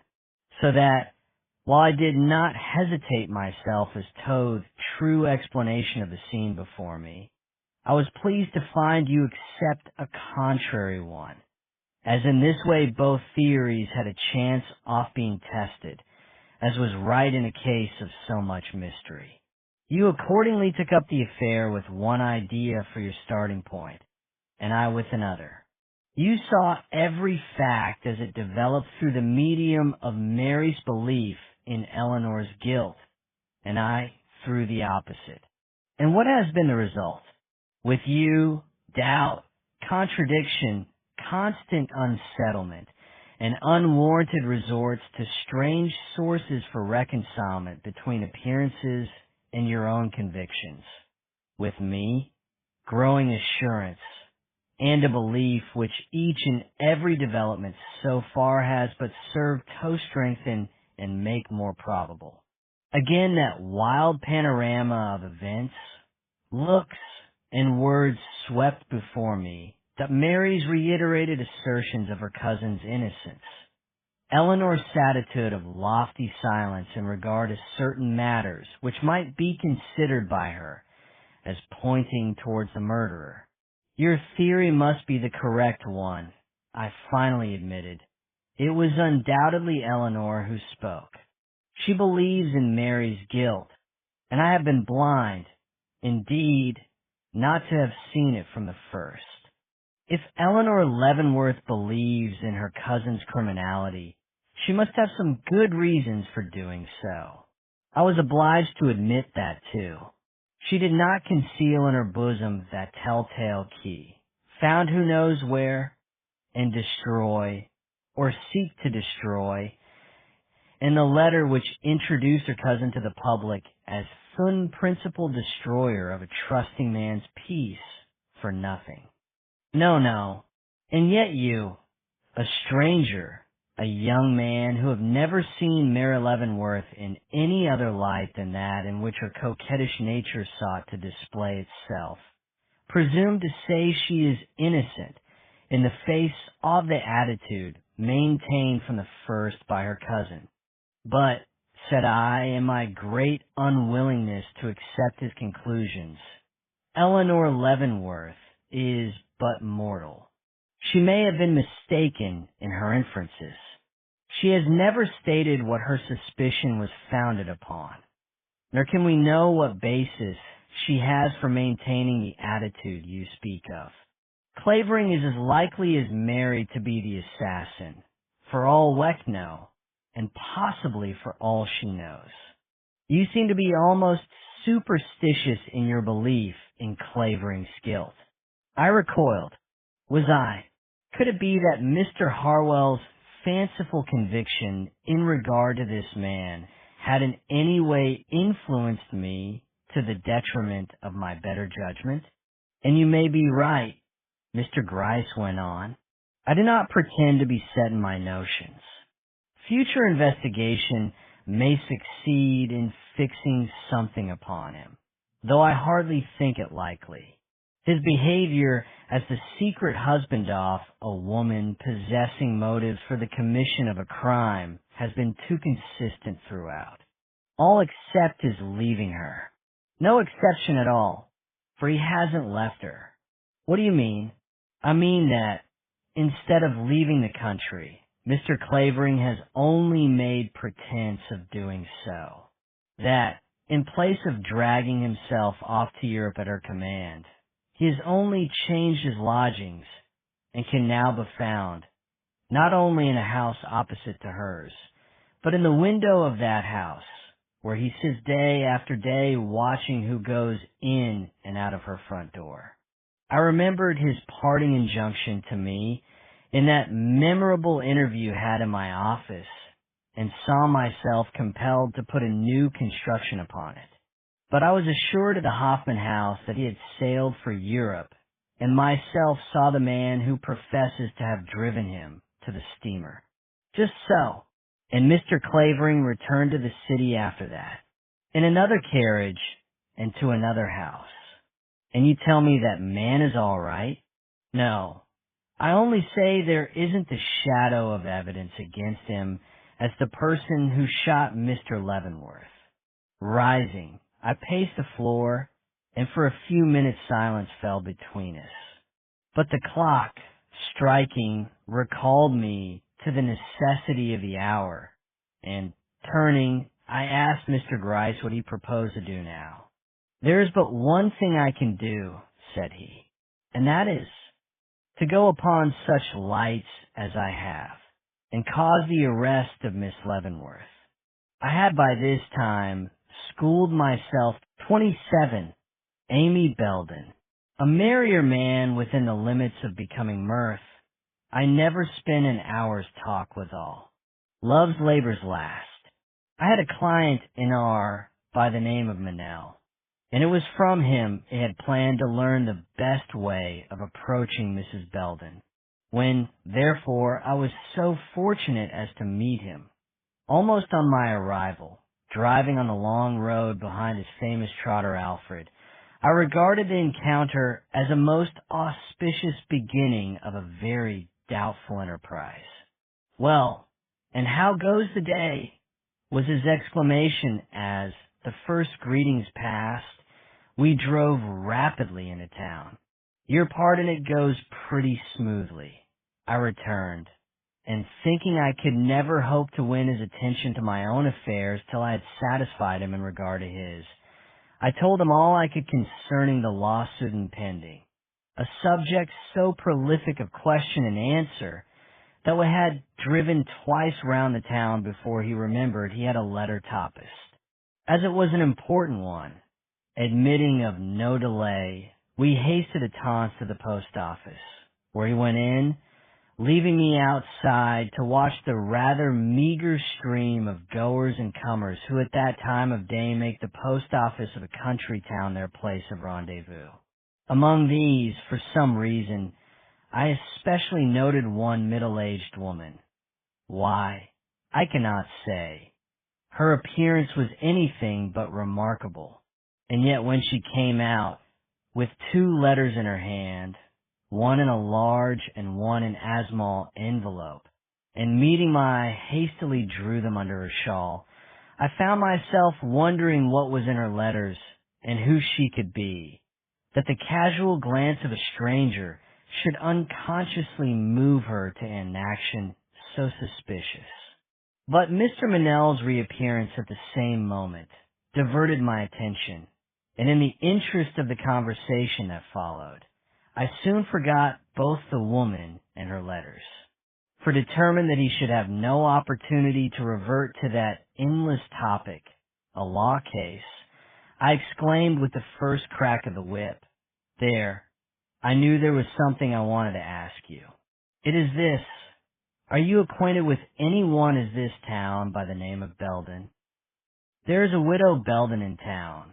I don't know of any other." "Is her first name Amy?" "Yes, Mrs. Amy Belden." "That is the one," said I. "Who is she? What is she? And what is the extent of your acquaintance with her?"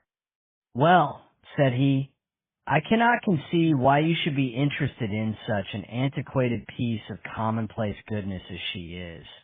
But seeing you ask, I have no objection to telling you that she is the very respectable relict, a deceased cabinet maker of this town.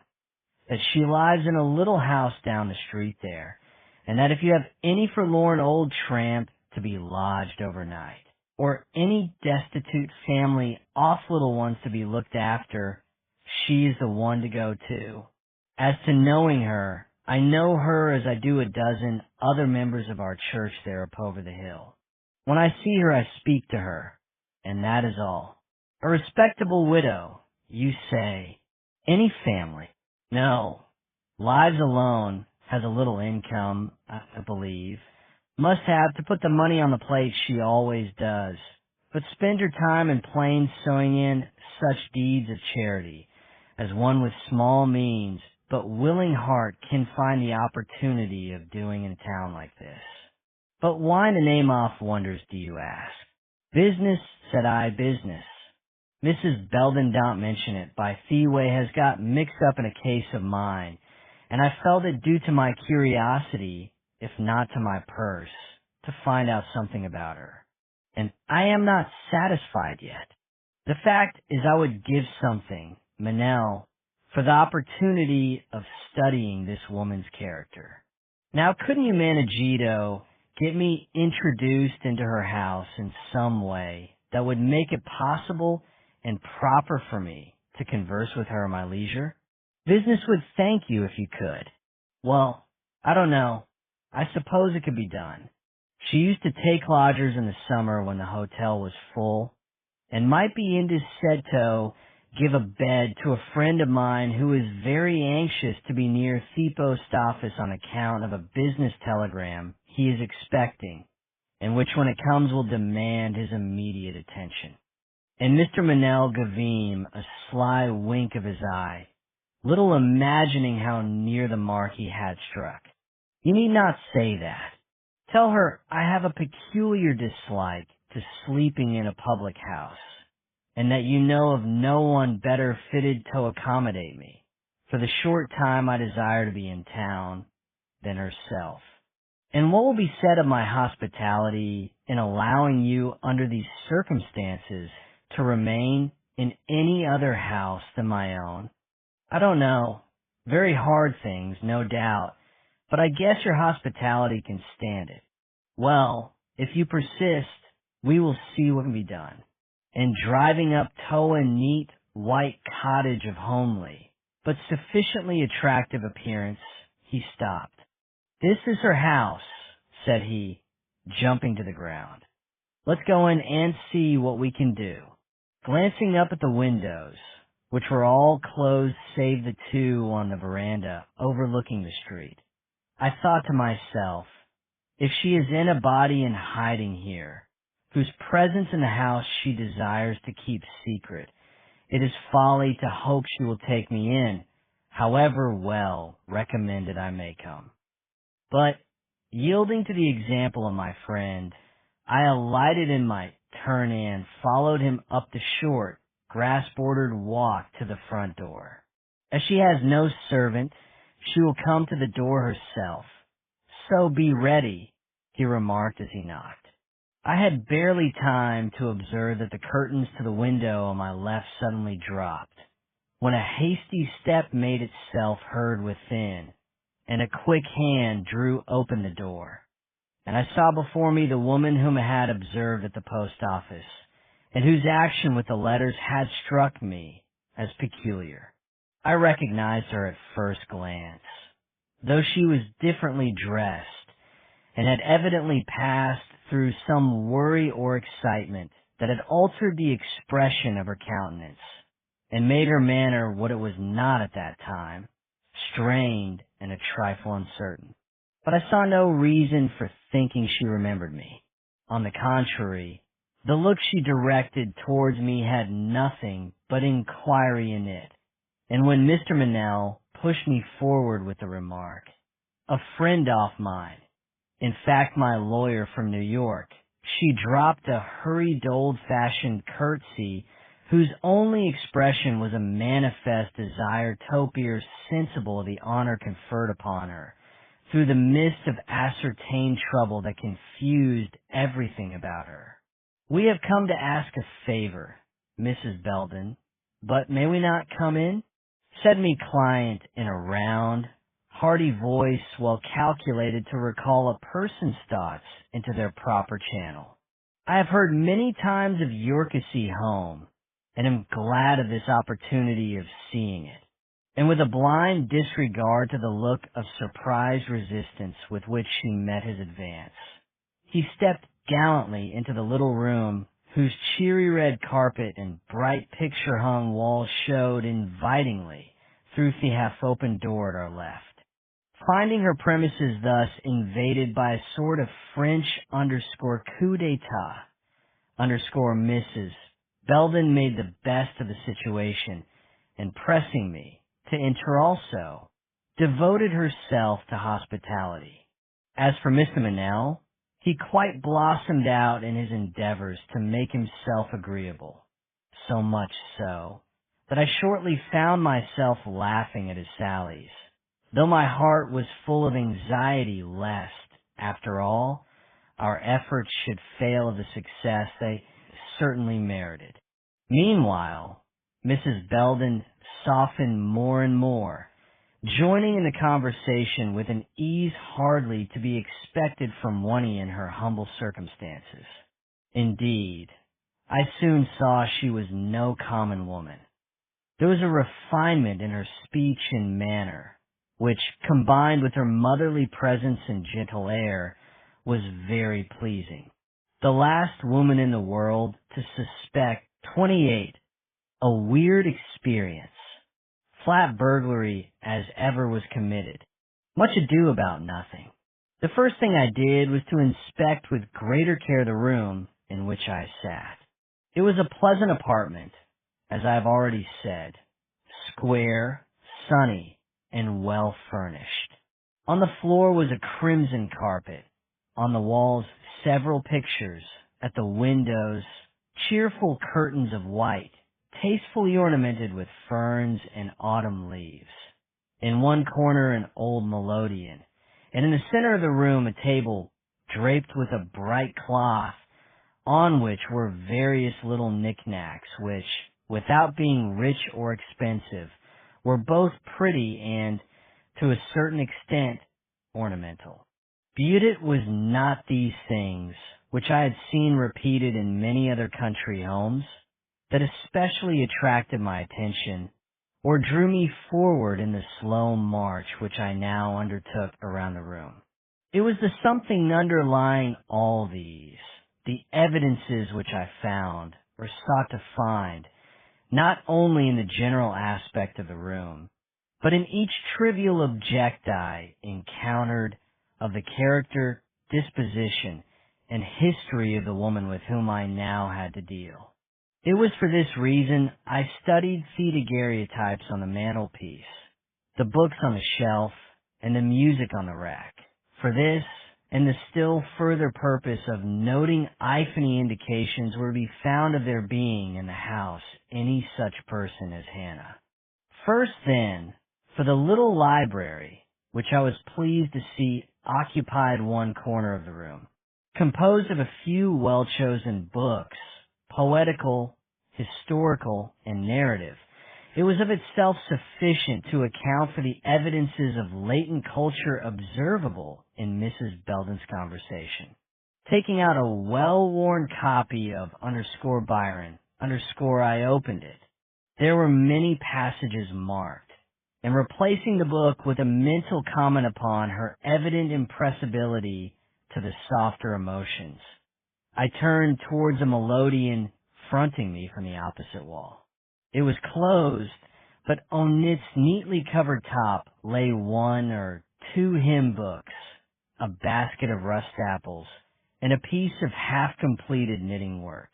I took up the latter, but was forced to lay it down again without a notion for what it was intended. Proceeding, I next stopped before a window opening upon the small yard that ran about the house, and separated it from the one adjoining.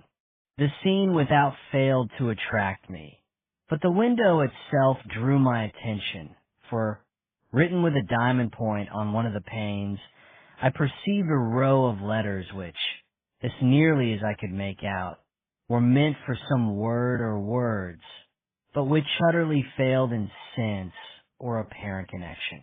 Passing it by as the work of some schoolgirl, I glanced down at the work basket standing on a table at my side. It was full of various kinds of work, among which I spied a pair of stockings, which were much too small, as well as in too great a state of disrepair to belong to Mrs. Belden, and drawing them carefully out, I examined them for any name on them.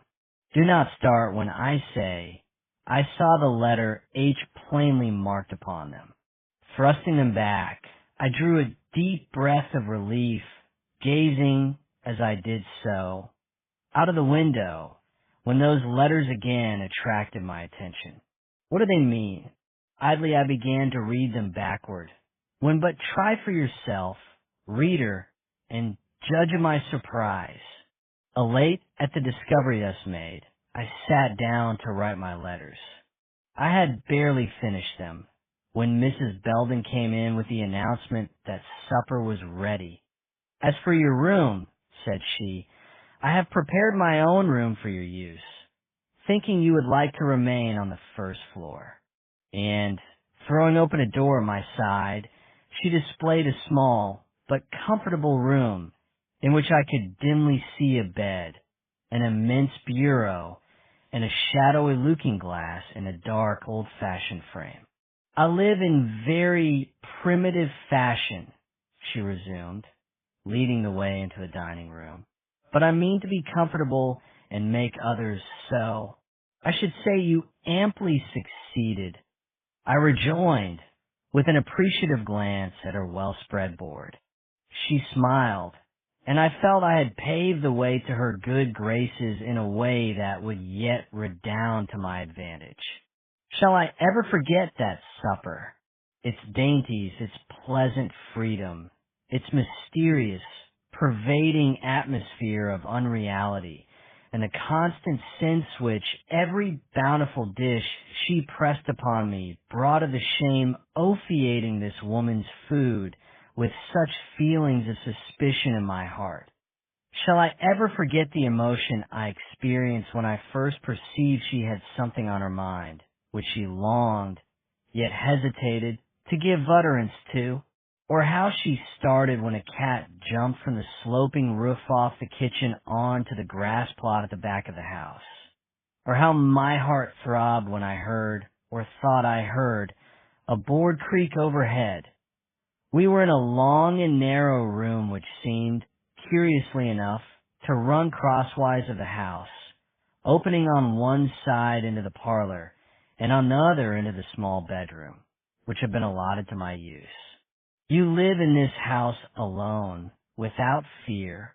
I asked, as Mrs. Belden, contrary to my desire, put another bit of cold chicken on my plate. Have you no marauders in this town? No tramps, of whom a solitary woman like you might reasonably be afraid? No one will hurt me, said she, and no one ever came here for food or shelter, but got it. I should think, then, that living as you do upon a railroad, you would be constantly overrun with worthless beings whose only trade is to take all they can get without giving a return. I cannot turn them away. It is the only luxury I have, to feed the poor. But the idle, restless ones, who neither will work nor let other work, are still the poor. Mentally remarking, here is the woman to shield an unfortunate who has somehow become entangled in the meshes of a great crime. I drew back from the table. As I did so, the thought crossed me that, in case there was any such person in the house as Hannah, she would take the opportunity of going upstairs with something for her to eat, and that she might not feel hampered by my presence. I stepped out on the veranda with my cigar. While smoking it, I looked about for Q. I felt that the least token of his presence in town would be very encouraging at this time. But it seemed I was not to be afforded even that small satisfaction. If Q was anywhere near, He was lying very low, once again seated with Mrs. Belden, who I know came downstairs with an empty plate, for going into the kitchen for a drink. I caught her in the act of setting it down on the table. I made up my mind to wait a reasonable length of time for what she had to say, and then, if she did not speak, make an endeavor on my own part to surprise her secret. But her avowal was nearer and of a different nature from what I expected, and brought its own train of consequences with it. "You are a lawyer, I believe," she began, taking down her knitting work with a forced display of industry. "Yes," I said, "that is my profession." She remained for a moment silent, creating great havoc in her work, I am sure, from the glance of surprise and vexation she afterwards threw it. Then, in a hesitating voice, remarked, "Perhaps you may be willing, then, to give me some advice. The truth is, I am in a very curious predicament, one from which I don't know how to escape, and yet which demands immediate action. I should like to tell you about it. May I?" "You may. I shall be only too happy to give you any advice in my power." She drew in her breath with a sort of vague relief, though her forehead did not lose its frown. "It can all be said in a few words. I have in my possession a 29, the missing witness. I fled and cried out death. Muton. Mr. Raymond." The voice was low and searching. It reached me in my dreams, waked me, and caused me to look up. Morning had begun to break, and by its light I saw, standing in the open door leading into the dining room, the forlorn figure of the tramp who had been admitted into the house the night before. Angry and perplexed, I was about to bid her begone, when, to my great surprise, she pulled out a red handkerchief from her pocket, and I recognized Q. "Read that," said he, hastily advancing and putting a slip of paper into me hand, and without another word or look, left the room, closing the door behind him. Rising in considerable agitation, I took it to the window, and by the rapidly increasing light, succeeded in making out the rudely scrawled lines as follows. "She is here. I have seen her, in the room marked with a cross and accompanying plan. Wait till 8 o'clock, then go up. I will contrive some means of getting Mrs. B out of the house." Sketched below this was the following plan of the upper floor. Hannah, then, was in the small back room over the dining room, and I had not been deceived in thinking I had heard steps overhead the evening before. Greatly relieved, and yet at the same time much moved at the near prospect of being brought face to face with one who we had every reason to believe was acquainted with the dreadful secret involved in the Leavenworth murder, I lay down once more and endeavored to catch another hour's rest. But I soon gave up the effort in despair and contented myself with listening to the sounds of awakening life, which now began to make themselves heard in the house and neighborhood. As Q had closed the door after him, I could only faintly hear Mrs. Belden when she came downstairs. But the short, surprised exclamation which she uttered upon reaching the kitchen and finding the tramp gone in the back door wide open came plainly enough to my ears, and for a moment I was not sure but that Q had made a mistake in thus leaving so ceremoniously. But he had not studied Mrs. Belden's character in vain. As she came, in the course of her preparations for breakfast, into the room adjoining mine, I could hear her murmur to herself, "Poor thing, she has lived so long in the fields and at the roadside. She finds it unnatural to be cooped up in the house all night." The trial of that breakfast, the effort to eat and appear unconcerned, to chat and make no mistake, May I never be called upon to go through such another.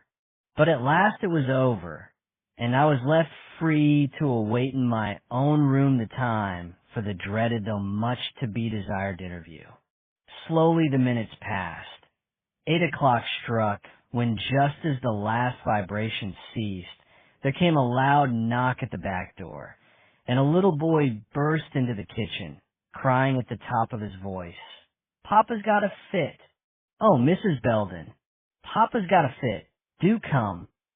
Rising, as was natural, I hastened towards the kitchen, meeting Mrs. Belden's anxious face in the doorway. "A poor wood chopper down the street has fallen in a fit," she said. "Will you please watch over the house while I see what I can do for him? I won't be absent any longer than I can help." And almost without waiting for my reply, she caught up a shawl, threw it over her head, and followed the urchin, who was in a state of great excitement, out into the street. Instantly the silence of death seemed to fill the house, and a dread the greatest I had ever experienced settled upon me. To leave the kitchen, go up those stairs, and confront that girl seemed for the moment beyond me power. But once on the stair, I found myself relieved from the special dread which had overwhelmed me, and possessed, instead, of a sort of combative curiosity that led me to throw open the door which I saw at the top with a certain fierceness new to my nature and not altogether suitable, perhaps, to the occasion. I found myself in a large bedroom, evidently the one occupied by Mrs. Belden the night before. Barely stopping to note certain evidences of her having passed a restless night, I passed on to the door leading into the room marked with a cross in the plan drawn for me by Q. It was a rough affair made of pine boards rudely painted. Pausing before it, I listened. All was still. Raising the latch, I endeavored to enter. The door was locked. Pausing again, I bent my ear to the keyhole. Not a sound came from within. The grave itself could not have been stiller that awestruck and irresolute. I looked about me and questioned what I had best do. Suddenly, I remembered that, in the plan Q had given me, I had seen intimation of another door leading into this same room from the on the opposite side of the hall. Going hastily around to it, I tried it with my hand, but it was as fast as the other. Convinced at last that nothing was left me but force, I spoke for the first time, and, calling a girl by name, commanded her to open the door. Receiving no response, I said aloud with an accent of severity, "Hannah Chester, you are discovered. If you do not open the door, Wes Hall be obliged to break it down, save us the trouble, then, and open immediately." Still no reply. Going back a step, I threw my whole weight against the door. It creaked ominously, but still resisted. Stopping only long enough to be sure no movement had taken place within, I pressed against it once more, this time with all my strength, when it flew from its hinges, and I fell forward into a room so stifling, chill, and dark that I paused for a moment to collect my scattered senses before venturing to look around me. It was while I did so, in another moment, the pallor and fixity of the pretty Irish face staring upon Mephram amidst the tumbled clothes of a bed, drawn up against the wall at me side, struck me with so death-like a chill that, had it not been for that one instant of preparation, I should have been seriously dismayed. A.S. it was. I cannot prevent a feeling of sickly apprehension from seizing me as I turned towards the silent figure stretched so near, and observed with what marble-like repose it lay beneath the patchwork, quilt drawn across it, asking myself if sleep could be indeed so like death in its appearance. For that it was a sleeping woman I beheld, I did not seriously doubt. There were too many evidences of careless life in the room for any other inference. The clothes left just as she had stepped from them in a circle on the floor. The liberal plate of food placed in waiting for her on the chair by the door. Food amongst which I recognized, even in this casual glance, the same dish which we had had for breakfast. All and everything in the room spoke of robust life and reckless belief in the morrow.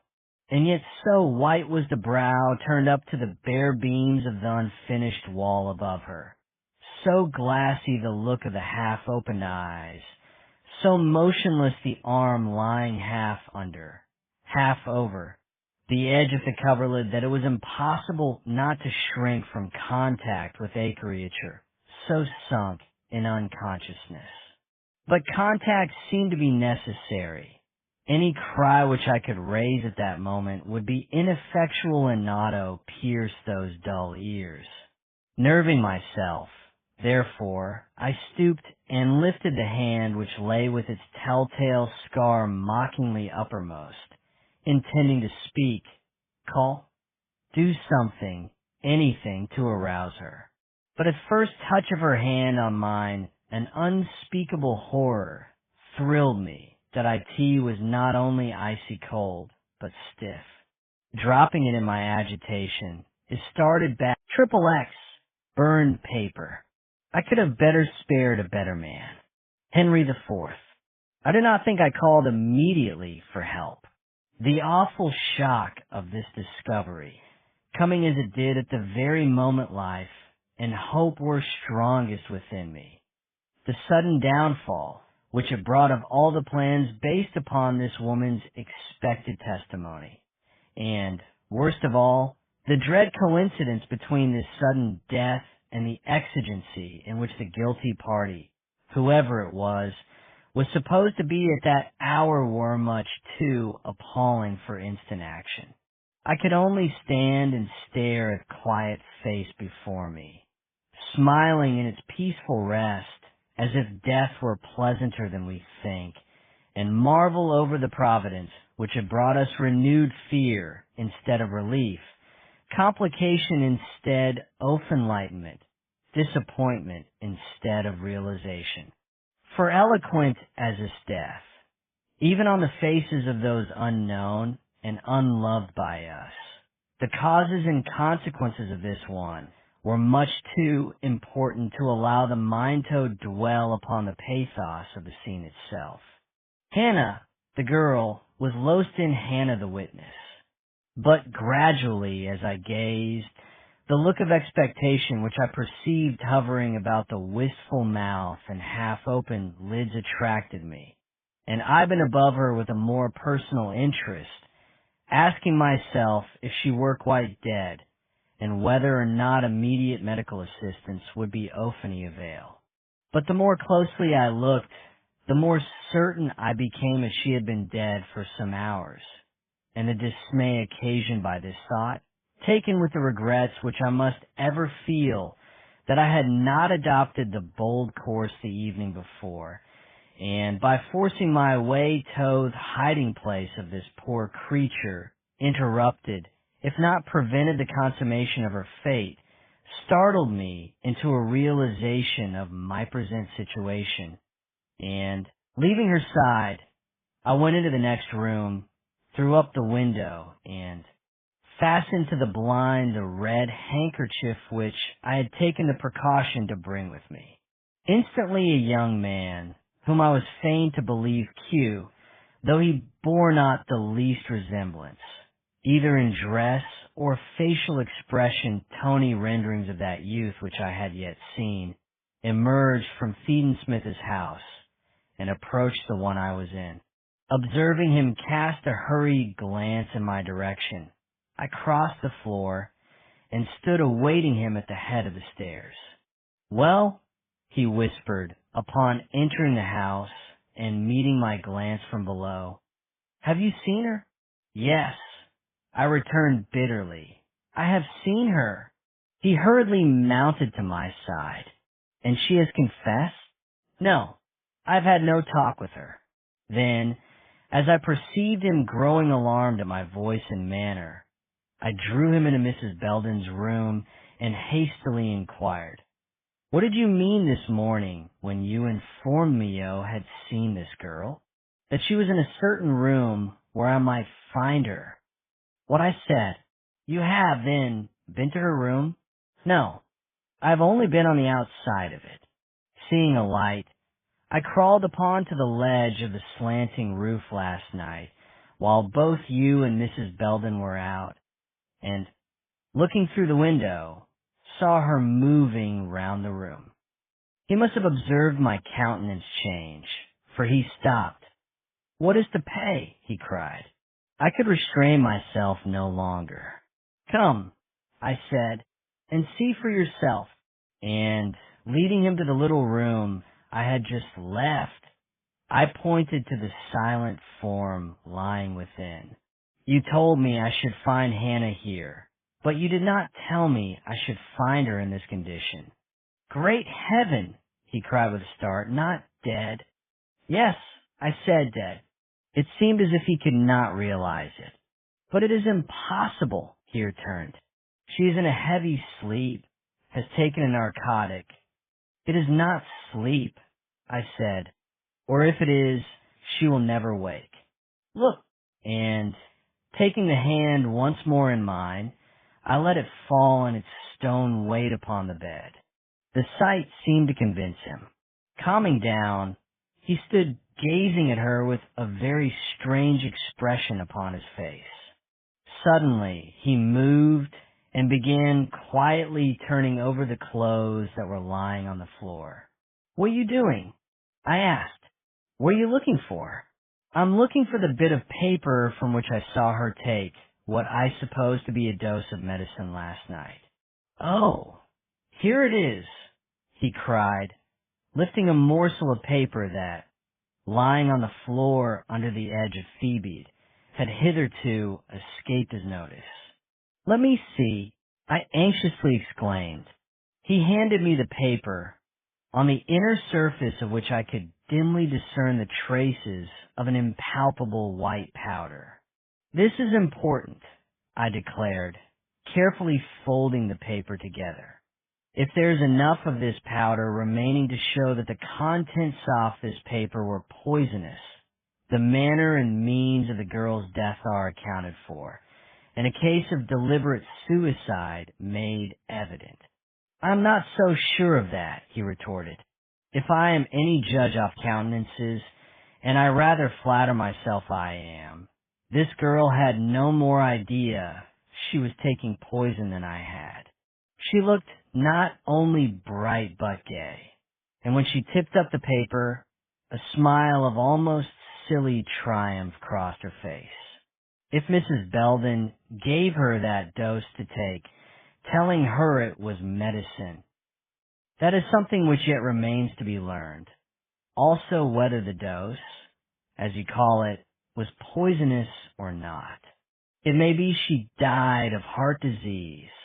He simply shrugged his shoulders and pointed first at the plate off breakfast left on the chair, and secondly at the broken down door. "Yes," I said, answering his look.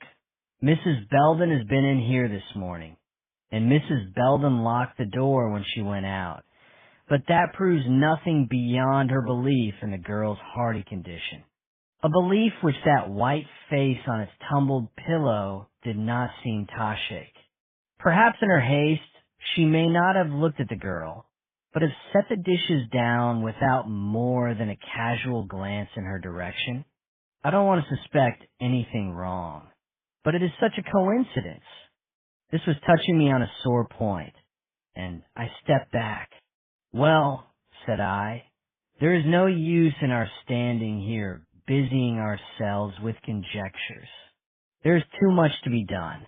Come," and I moved hurriedly toward the door. "What are you going to do?" he asked. "Have you forgotten this is but an episode in the one great mystery we are sent here to unravel?" If this girl has come to her death by some foul play, it is our business to find it out. That must be left for the coroner. It has now passed out of our hands. I know, but we can at least take full note of the room and every thing in it before throwing the affair into the hands of strangers. Mr. Gryce will expect that much of us, I am sure. I have looked at the room. The whole is photographed on my mind. I am only afraid I can never forget it. And the body? Have you noticed its position? The lay of the bed closes around it? The lack there is of all signs of struggle or fear. The repose of the countenance? The easy fall of the hands? Yes, yes.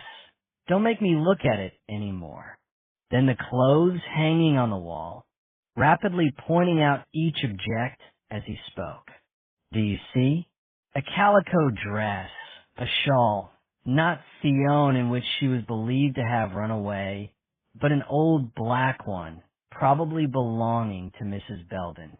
Then this chest, opening, containing a few underclothes marked, let us see, with the name of the lady of the house, but smaller than any she ever wore. Made for Hannah, you observe, and marked with her own name to prevent suspicion. And then these other clothes lying on the floor, all new, all marked in the same way. Then this halloo. Look here, he suddenly cried. Going over to where he stood, I stooped down. Eek seek seek see. Dirby engs tatale. Taming of a shrew. IT was all a hoax. Nobody was ill.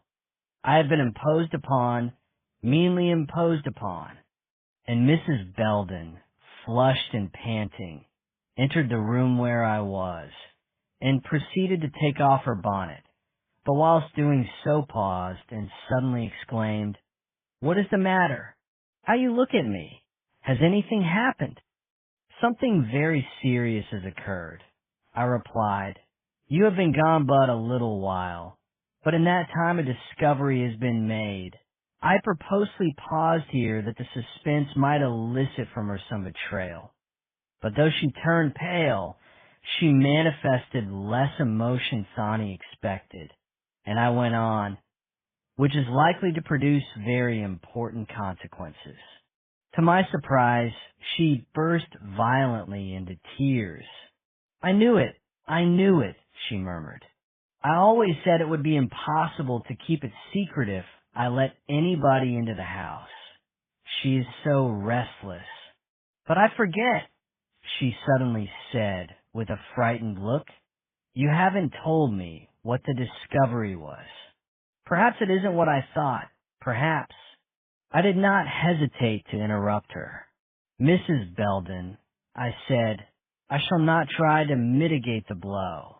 A woman who, in the face of the most urgent call from law and justice, can receive into her house and harbor their witness of such importance as Hannah, cannot stand in need of any great preparation for hearing that her efforts have been too successful, that she has accomplished her design of suppressing valuable testimony, that law and justice are outraged, and that the innocent woman whom this girl's evidence might have saved stands forever compromised in the eyesight of the world, if not in those of the officers of the law."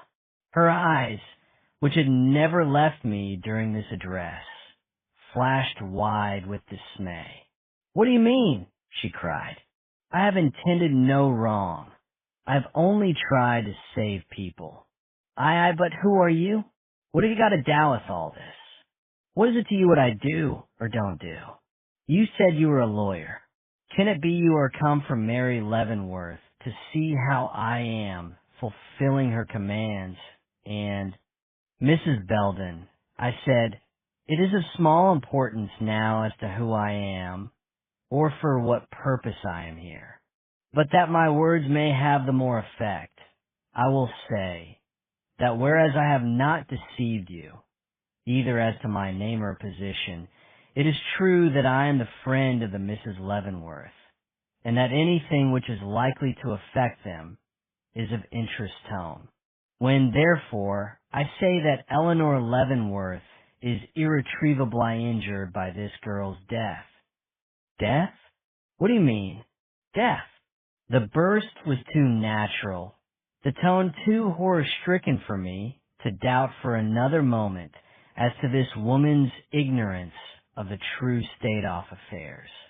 Yes, I repeated, the girl you've been hiding so long and so well is no beyond your control. Only her dead body remains, Mrs. Belden. I shall never lose from my ears the shriek which she uttered, nor the wild, I don't believe it, I don't believe it, with which she dashed from the room and rushed upstairs, nor that after scene when, in the presence of the dead, she stood wringing her hands and protesting, amid sobs of the sincerest grief and terror, that she knew nothing of it, that she had left the girl in feeblest of spirits the night before, that it was true she had locked Heron, but this she always did when any one was in the house, and that if she died of any sudden attack, it must have been quietly, for she had heard no stir all night, though she had listened more than once, being naturally anxious lest the girl should make some disturbance that would arouse me. But you were in here this morning? Said I. Yes, but I didn't notice. I was in a hurry, and thought she was asleep. So I set the things down where she could get them, and came right away, locking the door, as usual. It is strange she should have died this night of all others. Was she ill yesterday? No, sir. She was even brighter than common, more lively. I never thought of her being sick then, or ever. If I had, you never thought of her being sick? A voice here interrupted. Why, then, did you take such pains to give her a dose of medicine last night? And Q entered from the room beyond. I didn't, she protested, evidently under the supposition it was I who had spoken. Did I? Anna, did I? Poor girl, stroking the hand that lay in hers with what appeared to be genuine sorrow and regret. How came she by it, then? Where did she get it if you didn't give it to her? This time she seemed to be aware that someone besides myself was talking to her, for, hurriedly rising, she looked at the man with a wondering stare before replying. I don't know who you are, sir, but I can tell you this. The girl had no medicine, took no dose. She wasn't sick last night that I know of. Yet I saw her swallow a powder. Saw her. The world is crazy. Or I saw her swallow a powder. How could you see her do that, or anything else? Hasn't she been shut up in his room for 24 hours?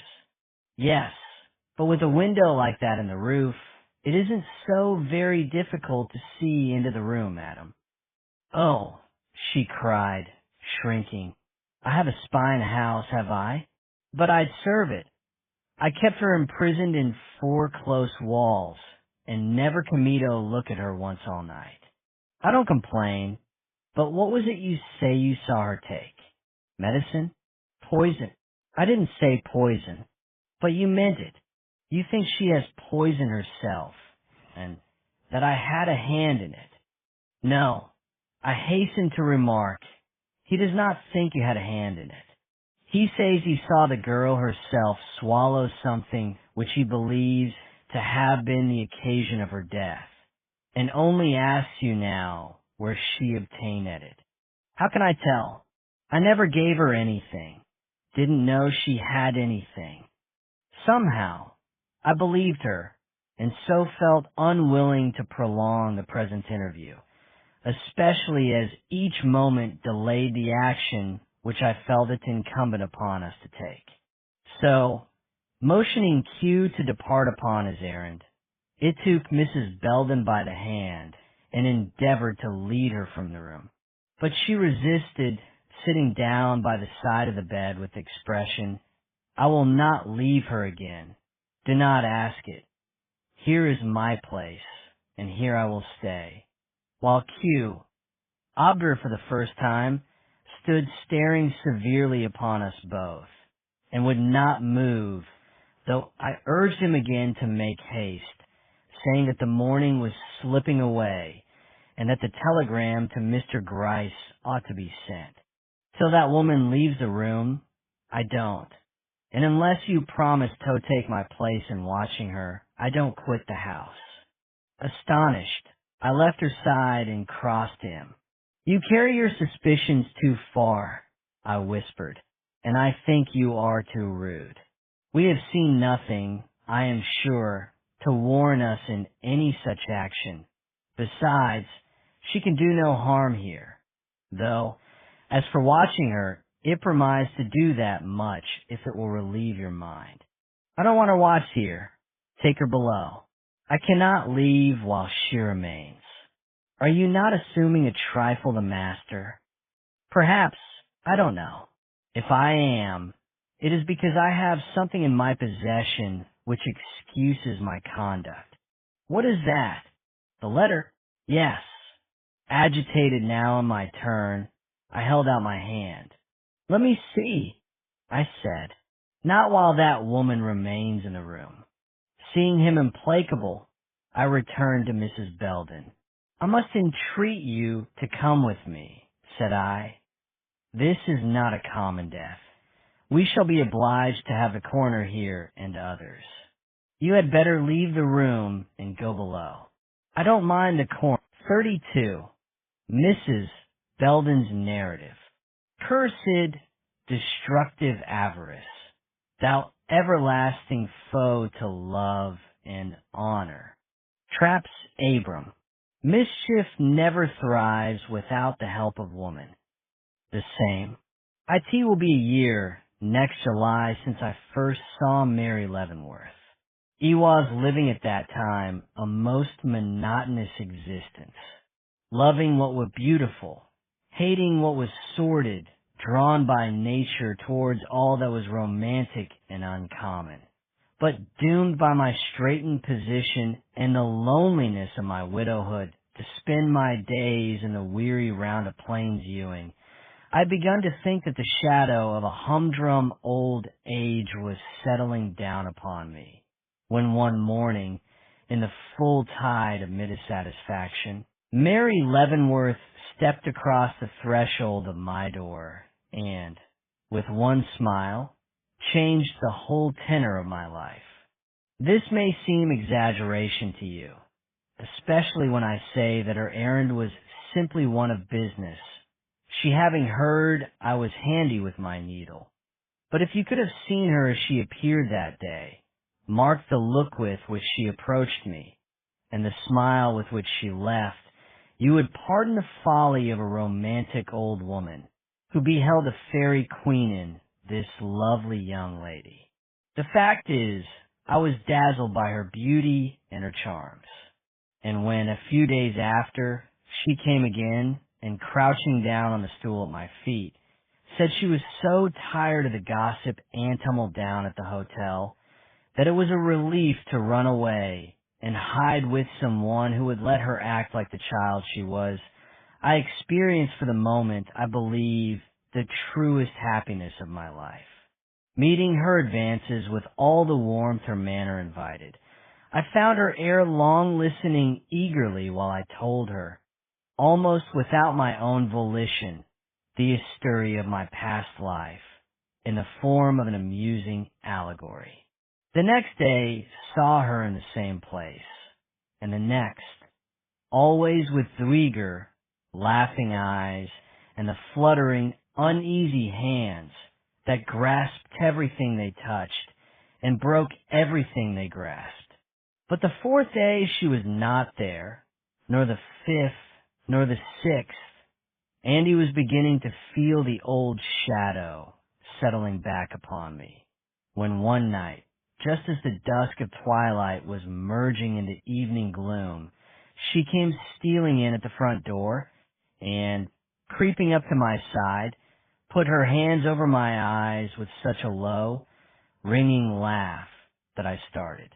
You don't know what to make of me, she cried, throwing aside her cloak and revealing herself in the full splendor of evening attire. I didn't know what to make of myself. Though it seems folly, I felt that I must run away and tell someone that a certain pair of eyes have been looking into mine, and that for the first time in my life, I feel myself a woman as well as a queen. And with a glance in which Coyness struggled with pride, she gathered up her cloak around her and laughingly cried, "Have you had a visit from a flying sprite? Has one little ray off moonlight found its way into your prison for a wee moment, with Mary slaw and Mary's snowy silk and flashing diamonds? Say!" And she patted me cheek and smiled so bewilderingly that even now, with all the dull horror of these after events crowding upon me, I cannot but feel something like tears spring to my eyes at the thought of it. "And so the prince has come for you," I whispered, alluding to a story it had told her the last time she had visited me. A story in which a girl, who had waited all her life in rags and degradation for the lordly knight who was to raise her from a hovel to a throne, died just as her one lover, an honest peasant lad whom she had discarded in her pride, arrived at her door with the fortune he had spent all his days amassing for her sake. But at this she flushed and drew back towards the door. "I don't know. I am afraid not. I don't think anything about that. Princes are not so easily won," she murmured. "What? Are you going?" I said, "And alone? Let me accompany you." But she only shook her fairy head and replied, "No, no, that would be spoiling the romance indeed. I have come upon you like a sprite, and like a sprite I will go." And, flashing like the moonbeam she was, she glided out into the night and floated away down the street. When she next came, I observed a feverish excitement in her manner, which assured me, even plainer than the coy sweetness displayed in newer last interview, that her heart had been touched by her lover's attentions. Indeed, she hinted as much before she left, saying in a melancholy tone, when I had ended my story in the usual happy way, with kisses and marriage, "I shall never marry," finishing the exclamation with a long-drawn sigh that somehow emboldened me to say, perhaps because I knew she had no mother. And why? What reason can there be for such rosy lips saying their possessor will never marry? She gave me one quick look and then dropped her eyes. I feared I had offended her, and was feeling very humble, when she suddenly replied, in an even but low tone, "I said I should never marry, because the one man who pleases me can never be my husband." All the hidden romance in my nature started at once into life. "Why not? What do you mean? Tell me." "There is nothing to tell," said she. "Only I have been so weak-assed, though." She would not say, "Fall in love." She was a proud woman. "Admire a man whom my uncle will never allow me to marry." And she rose as if to go, but I drew her back. "Whom your uncle will not allow you to marry." I repeated, "Why? Because he is poor." "No. Uncle loves money, but not to such an extent as that. Besides, Mr. Clavering is not poor. He is the owner of a beautiful place in his own country." "Own country?" I interrupted. "Is he not an American?" "No," she returned. "He is an Englishman." I did not see why she need say that in just the way she did, but, supposing she was aggravated by some secret memory, went on to inquire, "Then what difficulty can there be? Isn't he—" I was going to say steady, but refrained. "He is an Englishman," she emphasized in the same bitter tone as before. "In saying that, I say it all. Uncle will never let me marry an Englishman. I looked at her in amazement. Such a puerile reason as this had never entered my mind. He has an absolute mania on the subject, resumed she. I might as well ask him to allow me to drown myself as to marry an Englishman. A woman of truer judgment than myself would have said, then, if that is so, why not discard from your breast all thought of him? Why dance with him and talk to him and let your admiration develop into love? Booty was all romance then, and angry at a prejudice I could neither understand nor appreciate, I said. But that is mere tyranny. Why should he hate the English so? And why, if he does, should you feel yourself obliged to gratify him in a whim sound reasonable? Why? Shall I tell you? Auntie, she said, flushing and looking away. Yes, I returned. Tell me everything. Well, then, if you want to know the worst of me, as you already know it best, I hate to incur my uncle's displeasure, because I have always been brought up to regard myself as his heiress, and I know that if I were to marry contrary to his wishes, he would instantly change his mind and leave me penniless. But I cried, my romance a little dampened by this admission.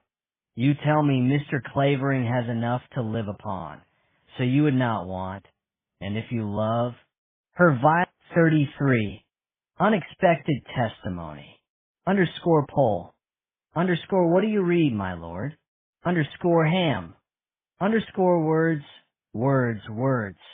Hamlet, MRS. Belden paused, lost in the somber shadow which these words were calculated to evoke, and a short silence fell upon the room. It was broken by my asking for some account of the occurrence she had just mentioned, it being considered a mystery how Hannah could have found entrance into her house without the knowledge of the neighbors. Well, said she, it was a chilly night, and I had gone to bed early. I was sleeping then in the room off this, when at about 1:45 the last train goes through, or at 12:50, there came a low knock in the window pane at the head of my bed. Thinking that some of the neighbors were sick, I hurriedly rose on my elbow and asked who was there. The answer came in low, muffled tones. Hannah, Miss Leavenworth's girl. Please let me in at the kitchen door. Startled at fearing the well-known voice, and fearing I knew not what, I caught UPA lamp and hurried round to the door. Is anyone with you? I asked. No, she replied. Then come in. But no sooner had she done so fan me strength failed me, and I had to sit down, for I saw she looked very pale and strange, was without baggage, and altogether had the appearance of some wandering spirit. Hannah, I gasped, what is it? What has happened? What brings you here in this condition and at this time off night? Miss Leavenworth has sent me, she replied, in the low, monotonous tone of one repeating a lesson by rote. She told me to come here, said you would keep me. I am not to go out of the house, and noon is to know I am here. But why? I asked, trembling with 1,000 undefined fears. What has occurred? I dare not say, she whispered. I am forbid. I am just to stay here and keep quiet. But I began, helping her to take off her shawl, the dingy blanket advertised for in the papers, you must tell me. She surely did not forbid you to tell her to me? And if yes, she did. Every one, the girl replied, growing white in her persistence. And I never break my word. Fire couldn't draw it out of me.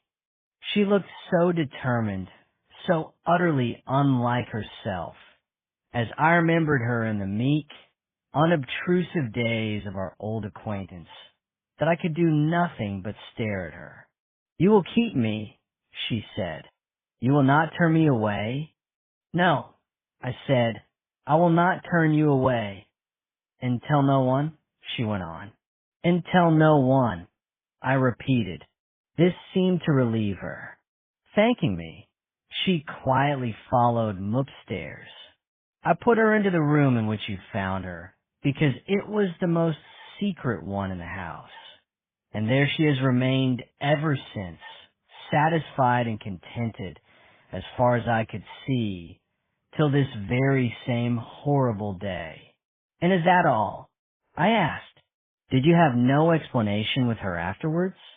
Did she never give you any information in regard to the transactions which led to her flight? No, sir. She kept the most persistent silence. Neither then nor when, upon the next day, I confronted her with the papers in my hand, and the awful question upon my lips as to whether her flight had been occasioned by the murder which had taken place in Mr. Leavenworth's household. Did she do more than acknowledge she had run away on this account? Some one or something had sealed her lips, and, as she said, fire and torture should never make her speak. Another short pause followed this. Then, with my mind still hovering about the one point of intensest interest to me, I said, This story, then, this account which you have just given me of Mary Leavenworth's secret marriage and the great strait it put her into a strait from which nothing but her uncle's death could relieve her, together with this acknowledgment of Hannah's that she had left home and taken refuge here on the insistence of Mary Leavenworth, is the groundwork you have for the suspicions you have mentioned? Yes, sir. That, and the proof of her interest in the matter, which is given by the letter I received from her yesterday, and which you say you have now in your possession. Oh, that letter! I know, Mrs. Belden went on in a broken voice, that it is wrong, in a serious case like this, to draw hasty conclusions. But, oh, sir, how can I help it, knowing what I do? I did not answer. I was revolving in my mind the old question. Was it possible, in face of all these later developments, still to believe Mary Leavenworth's own hand guiltless of her uncle's blood? It is dreadful to come to such conclusions, proceeded Mrs. Belden, and nothing but her own words written in her own hand would ever have driven me to them. But, pardon me, I interrupted, but you said in the beginning of this interview that you did not believe Mary herself had any direct hand in her uncle's murder. Are you ready to repeat that assertion? Yes, indeed. Whatever I may think of her influence in inducing it, I never could imagine her as having anything to do with its actual performance. Oh no. Whatever was done on that dreadful night, Mary Leavenworth never put hand to pistol or ball, or even stood by while they were used, that you may be sure of. Only the man who loved her, longed for her, and felt the impossibility of obtaining her by any other means, could have found nerve for an act so horrible. Then you think Mr. Clavering is the man? I do. And oh, sir, when you consider that Hayes, her husband, is it not dreadful enough? It is indeed, said I, rising to conceal how much I was affected by this conclusion of hers. Something in my tone or appearance seemed to startle her. I hope and trust I have not been indiscreet, she cried, eyeing me with something like an incipient distrust. With this dead girl lying in my house, I had to be very careful, I know, but you have said nothing, was my earnest assurance as I edged towards the door in my anxiety to escape, if but for a moment, from an atmosphere that was stifling me. No one can blame you for anything you have either said or done today. But, and here I paused and walked hurriedly back, I wish to ask one question more. Have you any reason, beyond that of natural repugnance to believing a young and beautiful woman guilty of a great crime for saying what you have of Henry Clavering, a gentleman who has hitherto been mentioned by you with respect? No, she whispered, with a touch of her old agitation. I felt the reason insufficient, and turned away with something of the same sense of suffocation with which I had heard that the missing key had been found in Eleanor Leavenworth's possession. You must excuse him, I said. I want to be a moment by myself, in order to ponder over a fact which I have just heard. I will soon return, and without further ceremony, hurried from the room. By some indefinable impulse, I went immediately upstairs, and took Miston at the western window of the large room directly over Mrs. Belden. The blinds were closed. The room was shrouded in funereal gloom, but its somberness and horror were for the moment unfelt. I was engaged in a fearful debate with myself. Was Mary Leavenworth the principal, or merely the accessory, in this crime? Did the determined prejudice of Mr. Gryce, the convictions of Eleanor, the circumstantial evidence even off such facts as had come to our knowledge, preclude the possibility that Mrs. Belden's conclusions were correct? That all the detectives interested in the affair would regard the question as settled, I did not doubt. But need it be? Was it utterly impossible to find evidence, yet at 34 Mr. Gryce resume's control? It out Herod's Herod, Hamlet, a thing devised by the enemy. Richard III. A half hour had passed. The train upon which I had every reason to expect Mr. Gryce had arrived, and I stood in the doorway, awaiting with indescribable agitation the slow and labored approach of the motley group of men and women whom I had observed leave the depot at the departure of the cars. Would he be among them? Was the telegram of Aniture peremptory enough to make his presence here, sick as he was, an absolute certainty? The written confession of Hannah throbbing against me heart, a heart all elation now, as but a short half hour before it had been all doubt and struggle, seemed to rustle distrust, and the prospect of a long afternoon spent in impatience was rising before me, when a portion of the advancing crowd turned off into a side street, and I saw the form of Mr. Gryce hobbling, not on two sticks, but very painfully on one, coming slowly down the street. His face, as he approached, was a study. Well, he exclaimed as we met at the gate. This is a pretty how-do, I must say. Hannah dead, eh? And everything turned topsy-turvy. Humph! And what do you think of Mary Leavenworth now? It would therefore seem natural, in the conversation which followed his introduction into the house and installment in Mrs. Belden's parlor, that I should begin my narration by showing him Hannah's confession. But it was not so. Whether it was that I felt anxious to have him go through the same alternations of hope and fear it had been my lot to experience since I came to or whether, in the depravity of human nature, there lingered within me sufficient resentment for the persistent disregard he had always paid to my suspicions of Henry Clavering to make it a matter of moment to me to spring this knowledge upon him just as instant his own convictions seemed to have reached the point of absolute certainty. I cannot say. Enough that it was not till I had given him a full account of every other matter connected with my stay in his house, not till I saw his eye beaming and his lip quivering with the excitement incident upon the perusal of the letter from Mary found in Mrs. Belden's pocket.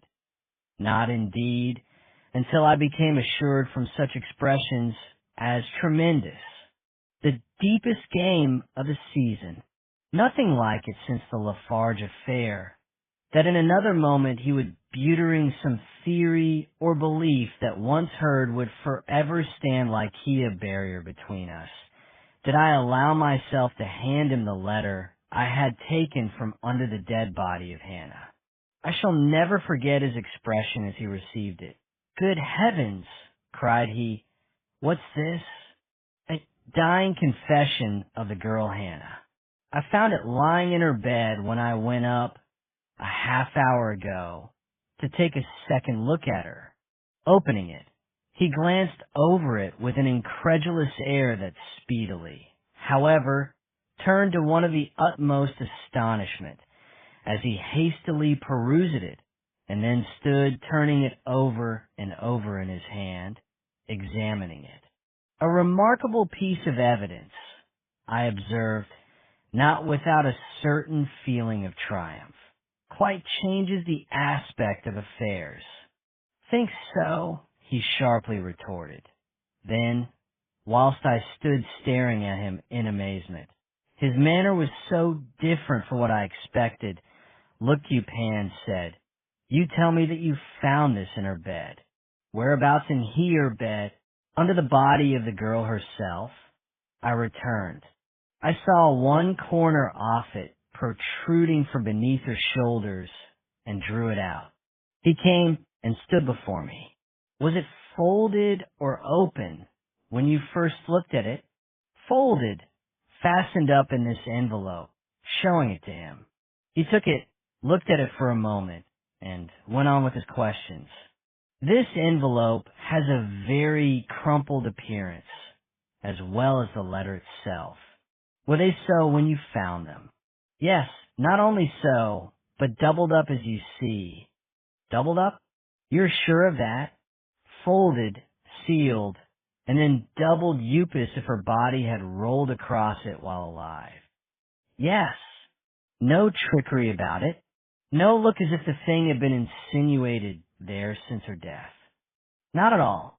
I should rather say that to every appearance she held it in her hand when she lay down, but turning over, dropped it and then laid upon it." Mr. Gryce's eyes, which had been very bright, ominously clouded. Evidently he had been disappointed in my answers. Laying the letter down, he stood musing, but suddenly lifted it again, scrutinized the edges of the paper on which it was written, and, darting me a quick look, vanished with it into the shade of the window curtain. His manner was so peculiar, I involuntarily rose to follow, but he waved me back, saying, "Amuse yourself with that box on the table, which you had such an ado over. See if it contains all we have a right to expect to find in it." I wanted to be by myself for a moment.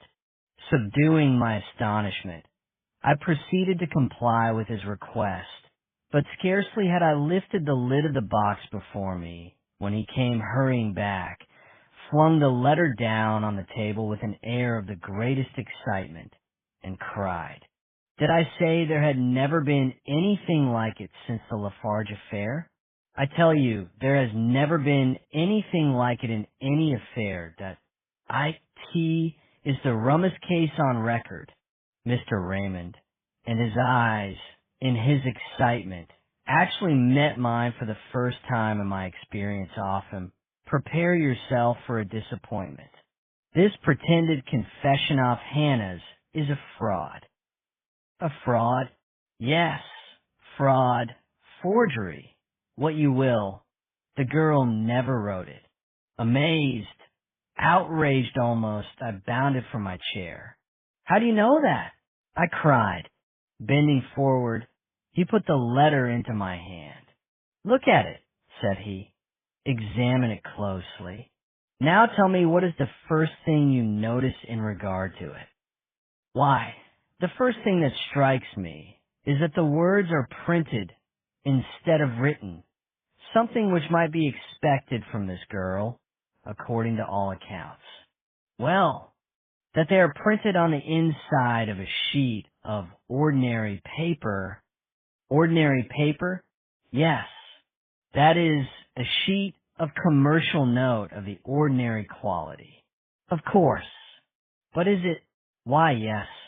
I should say so. Look at the lines. What of them? Oh, I see. They run up close to the top of the page.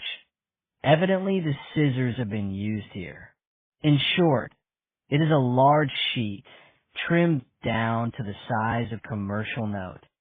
Yes. And is that all you see? All but the words. Don't you perceive what has been lost by means of this trimming down?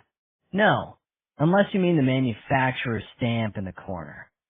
Mr. Gryce's glance took meaning. But I don't see why the loss of that should be deemed a matter of any importance. Don't you? Not when you consider that by it we seem to be deprived of all opportunity of tracing this sheet back to the quire of paper from which it was taken. No. Humph. Then you are more of an amateur than I thought you. Don't you see that, as Hannah could have had no motive for concealing where the paper came from on which she wrote her dying words, this sheet must have been prepared by someone else? No, said I cannot say that I see all that. Can't. Well then, answer me this. Why should Hannah, a girl about to commit suicide, care whether any clue was furnished in her confession to the actual desk, drawer, or quire of paper for which the sheet was taken, on which she wrote it? She wouldn't. Yet especial pains have been taken to destroy that clue. But then 35, fine work. No hinge nor loop to hang a doubt on. But yet the pity of it, Iago. Oh, Iago, the pity of it, Iago. Othello. One sentence dropped by Mr. Gryce before leaving R prepared me for his next move. The clue to this murder is supplied by the paper on which the confession is written. Find from whose desk or portfolio this especial sheet was taken, and you find the double murderer, he had said. Consequently, I was not surprised when, upon visiting his house, early the next morning, I beheld him seated before a table on which lay a lady's writing desk and a pile of paper, till told the desk was Eleanor's. Then I did show astonishment. What, said I, are you not satisfied yet of her innocence? Oh yes, but one must be thorough. No conclusion is valuable which is not preceded by a full and complete investigation. Why, he cried, casting his eyes complacently towards the fire tongs, I have even been rummaging through Mr. Clavering's effects, though the confession bears the proof upon its face that it could not have been written by him. It is not enough to look for evidence where you expect to find it. You must sometimes search for it where you don't. Now, said he, drawing the desk before him, I don't anticipate finding anything here of a criminating character, but it is among the possibilities that I may, and that ice enough for a detective. Did you see Miss Leavenworth this morning? I asked, as he proceeded to fulfill his intention by emptying the contents of the desk upon the table. Yes, I was unable to procure what I desired without it, and she behaved very handsomely, gave me the desk with her own hands, and never raised an objection. To be sure, she had little idea what I was looking for, thought, perhaps, I wanted to make sure it did not contain the letter about which so much has been said, but it would have made but little difference if she had known the truth. This desk contains nothing underscored with. Was she well, and had she heard of Hannah's sudden death? I asked, in me irrepressible anxiety. Yes, and feels it, as I might expect her to. But let us see what we have here, said he, pushing aside the desk, and drawing towards him the stack of paper I have already referred to. I found this pile, just as you see it, in a drawer of the library table at Miss Mary Leavenworth's house in Fifth Avenue. If I am not mistaken, it will supply us with the clue we want. But this paper is square, while that of the confession is of the size and shape of commercial note. I know, but you remember the sheet used in the confession was trimmed down. Let us compare the quality. Taking the confession from his pocket and the sheet from the pile before him, he carefully compared them, then held them out for my inspection. A glance showed them to be alike in color. "Hold them up to the light," said he. I did so. The appearance presented by both was precisely alike. "Now, let us compare the ruling." And, laying them both down on the table, he placed the edges of the two sheets together. The lines on Theon accommodated themselves to the lines on the other, and that question was decided. His triumph was assured. "I was convinced of it," said he. "From the moment I pulled open that drawer and saw this mass of paper, I knew the end was come. But," I objected in my old spirit of combativeness, "isn't there any room for doubt? This paper is of the commonest kind. Every family on the block might easily have specimens of it in their library." "That isn't so," he said. "It is letter size, and that has gone out. Mr. Leavenworth used it for his manuscript, or I doubt if it would have been found in his library. But if you are still incredulous, let us see what can be done." And jumping up, he carried the confession to the window, looked at it this way and that, and finally discovering what he wanted, came back and, laying it before me, pointed out one of the lines, offering which was markedly heavier than the rest, and another which was so faint as to be almost undistinguishable. "Defects like these often run through a number of consecutive sheets," said he. "If we could find the identical half-quire from which this was taken, I might show you proof that would dispel every doubt." And taking up the one that lay on top, he rapidly counted the sheets. There were but 8. "It might have been taken from this one," said he, but upon looking closely at the ruling, he found it to be uniformly distinct. "Umph! That won't do," came from his lips. The remainder of the paper, some dozen or so half-quires, looked undisturbed. Mr. Gryce tapped his fingers on the table, and a frown crossed his face. "Such a pretty thing, if it could have been done," he longingly exclaimed. Suddenly he took up the next half-quire. "Count the sheets," said he, thrusting it towards me, and himself lifting another. I did as I was bid. 12. He counted his and laid it down. "Go on with the rest," he cried. I counted the sheets in the next. 12. He counted those in the one following and paused. 11. Count again, I suggested. He counted again and quietly put them aside. I made a mistake, Sade, but he was not to be discouraged. Taking another half-quire, he went through with the same operation. In vain. With a sigh of impatience, Hef flung it down on the table and looked up. "Halloo!" he cried. "What is the matter?" "There are but 11 sheets in this package," I said, placing it in his hand. The excitement he immediately evinced was contagious. Oppressed as he was, I could not resist his eagerness. "Oh, beautiful!" he exclaimed. "Oh, beautiful! See, the light on the inside, the heavy one on the outside, and both in positions precisely corresponding to those on this sheet of Hannah's. What do you think now? Is any further proof necessary?" "The veriest doubter must succumb before this," returned I. With something like a considerate regard for my emotion, he turned away. "I am obliged to congratulate myself, notwithstanding the gravity of the discovery that has been made. said he. "It is so neat, so very neat, and so conclusive. I declare I am myself astonished at the perfection of the thing." "But what a woman that is!" he suddenly cried, in a tone of the greatest admiration.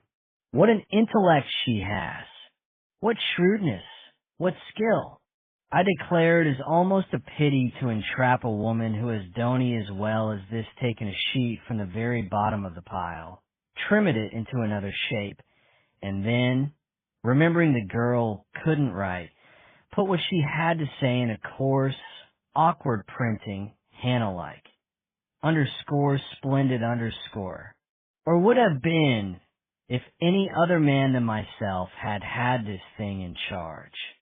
And all animated and glowing with his enthusiasm, he eyed the chandelier above him as if it were the embodiment of his own sagacity.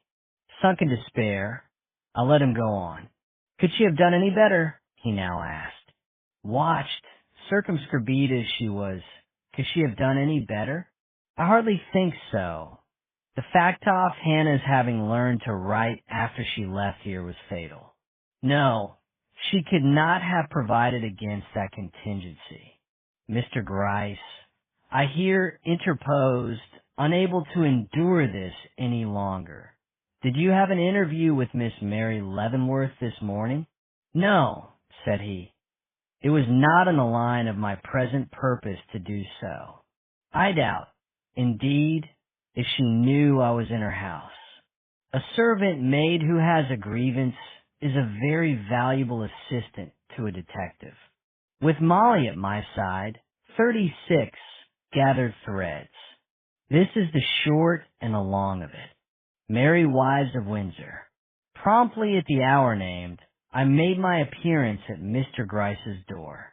I found him awaiting me on the threshold. I have met you, said he gravely, for the purpose of requesting you not to speak during the coming interview. I am to do the talking, you the listening. Neither are you to be surprised at anything I may do or say. I am in a facetious mood. He did not look so, and may take I tinto my head to address you by another name than your own. If I do, don't mind it. Above all, don't talk. Remember that. And without waiting to meet my look of doubtful astonishment, he led me softly upstairs. The room in which I had been accustomed to meet him was at the top of the first flight, but he took me past that into what appeared to be the garret story, where, after many cautionary signs, he ushered me into a room of singularly strange and unpromising appearance. In the first place, it was darkly gloomy, being lighted simply by a very dim and dirty skylight. Next, it was hideously empty. A pine table and 2 hardback chairs, set face to face at each end of it, being the only articles in the room. Lastly, it was surrounded by several closed doors with blurred and ghostly ventilators over their tops, which, being round, looked like the blank eyes of a row of staring mummies. Altogether, it was a lugubrious spot, and in the present state of my mind, made me feel as if something unearthly and threatening lay crouched in the very atmosphere. Nor, sitting there cold and desolate, could I imagine that a sunshine glowed without, or that life, beauty, and pleasure paraded the streets below. Mr. Gryce's expression, as he took a seat and beckoned me to do the same, may have had something to do with this strange sensation. It was so mysteriously and somberly expectant. You'll not mind the room, said he, in so muffled a tone I scarcely heard him. It's an awful lonesome spot, I know, but folks with such matters before them mustn't be too particular as to the places in which they hold their consultations, if they don't want all the world to know as much as they do. Smith, and he gave me an admonitory shake of his finger, while his voice took a more distinct tone, I have done the business. The reward is mine. The assassin of Mr. Leavenworth is found, and in 2 hours will be in custody. Do you want to know who Itis?" Leaning forward with every appearance of eagerness in tone and expression, I stared at him in great amazement. Had anything new come to light? Any great change taken place in his conclusions? All this preparation could not be for the purpose of acquainting me with what I already knew. Yet, he cut short my conjectures with a low, expressive chuckle. It was a long chase, I tell you, raising his voice still more. A tight go, a woman in the business too. But all the women in the world can't pull the wool over the eyes of Ebenezer Gryce when he's on a trail, and the assassin of Mr. Leavenworth, and here his voice became actually shrill in his excitement, and of Hannah Chester is found. "Hush," he went on, though I had neither spoken nor made any move. "You didn't know Hannah Chester was murdered? Well, she wasn't in one sense of the word, but in another she was, and by the same hand that killed the old gentleman. How do I know this? Look here. This scrap of paper was found on the floor of her room. It had a few particles of white powder sticking to it. Those particles were tested last night and found to be poison. But you say the girl took it herself, that she was Azurecide. You are right. She did take it herself, and it was a suicide. But who terrified her into this act of self-destruction? Why, the one who had the most reason to fear her testimony, of course. But the proof, you say? Well, sir, this girl left a confession behind her, throwing the onus of the whole crime on a certain party believed to be innocent. This confession was a forged one, known from 3 facts. First, that the paper upon which it was written was unobtainable by the girl in the place where she was. Secondly, that the words used therein were printed in coarse, awkward characters, whereas Hannah, thanks to the teaching of the woman under whose care she has been since the murder, had learned to write very well. Thirdly, that the story told in the confession does not agree with the one related by the girl herself. Now, the fact of a forged confession throwing the guilt upon an innocent party having been found in the keeping of this ignorant girl, killed by a dose of poison, taken with the fact here stated, that on the morning of the day on which she killed herself, the girl received from some one manifestly acquainted with the customs of the Leavenworth family a letter large enough and thick enough to contain the confession folded, as it was when found, makes it almost certain to my mind that the murderer of Mr. Leavenworth sent this powder and this so-called confession to the girl, meaning her to use them precisely as she did, for the purpose of throwing off suspicion from the right track and of destroying herself at the same time. For, as you know, dead men tell no tales. He paused and looked at the dingy skylight above us. Why did the air seem to grow heavier and heavier? Why did I shudder in vague apprehension? I knew all this before. Why did it strike me then as something new? But who was this? You ask. Ah, that is the secret. That is the bit off knowledge which is to bring me fame and fortune. But, secret or not, I don't mind telling you, lowering his voice and rapidly raising it again. The fact is, I can't keep it to myself. It burns like a new dollar in my pocket. Smith, my boy, the murderer of Mr. Leavenworth Buttstay, who does the world say it is? Whom do the papers point at and shake their heads over? A woman, a young, beautiful, bewitching woman. Ha ha ha. The papers are right. It is a woman, young, beautiful, and bewitching too. But what one? Ah, that's the question. There is more than one woman in this affair. Since Hannah's death, I have heard idipally advanced that she was the guilty party in the crime. Bah! Others cry it is the niece who was so unequally dealt with by her uncle in his will. Bah! Again. But folks are not without some justification for this latter assertion. Eleanor Leavenworth did no more of this matter than appeared. Worse than that, Eleanor Leavenworth stands in a position of positive peril today. If you don't think so, let me show you what the detectives have against her. First, there is the fact that a handkerchief with her name on it was found stained with pistol grease upon the scene of murder, a place which she explicitly denies having entered for 24 hours previous to discovery of the dead body. Secondly, the fact that she not only evinced terror when confronted with this bit of circumstantial evidence, but manifested a decided disposition, both at this time and others, to mislead inquiry, shirking a direct answer to some questions and refusing all answer to others.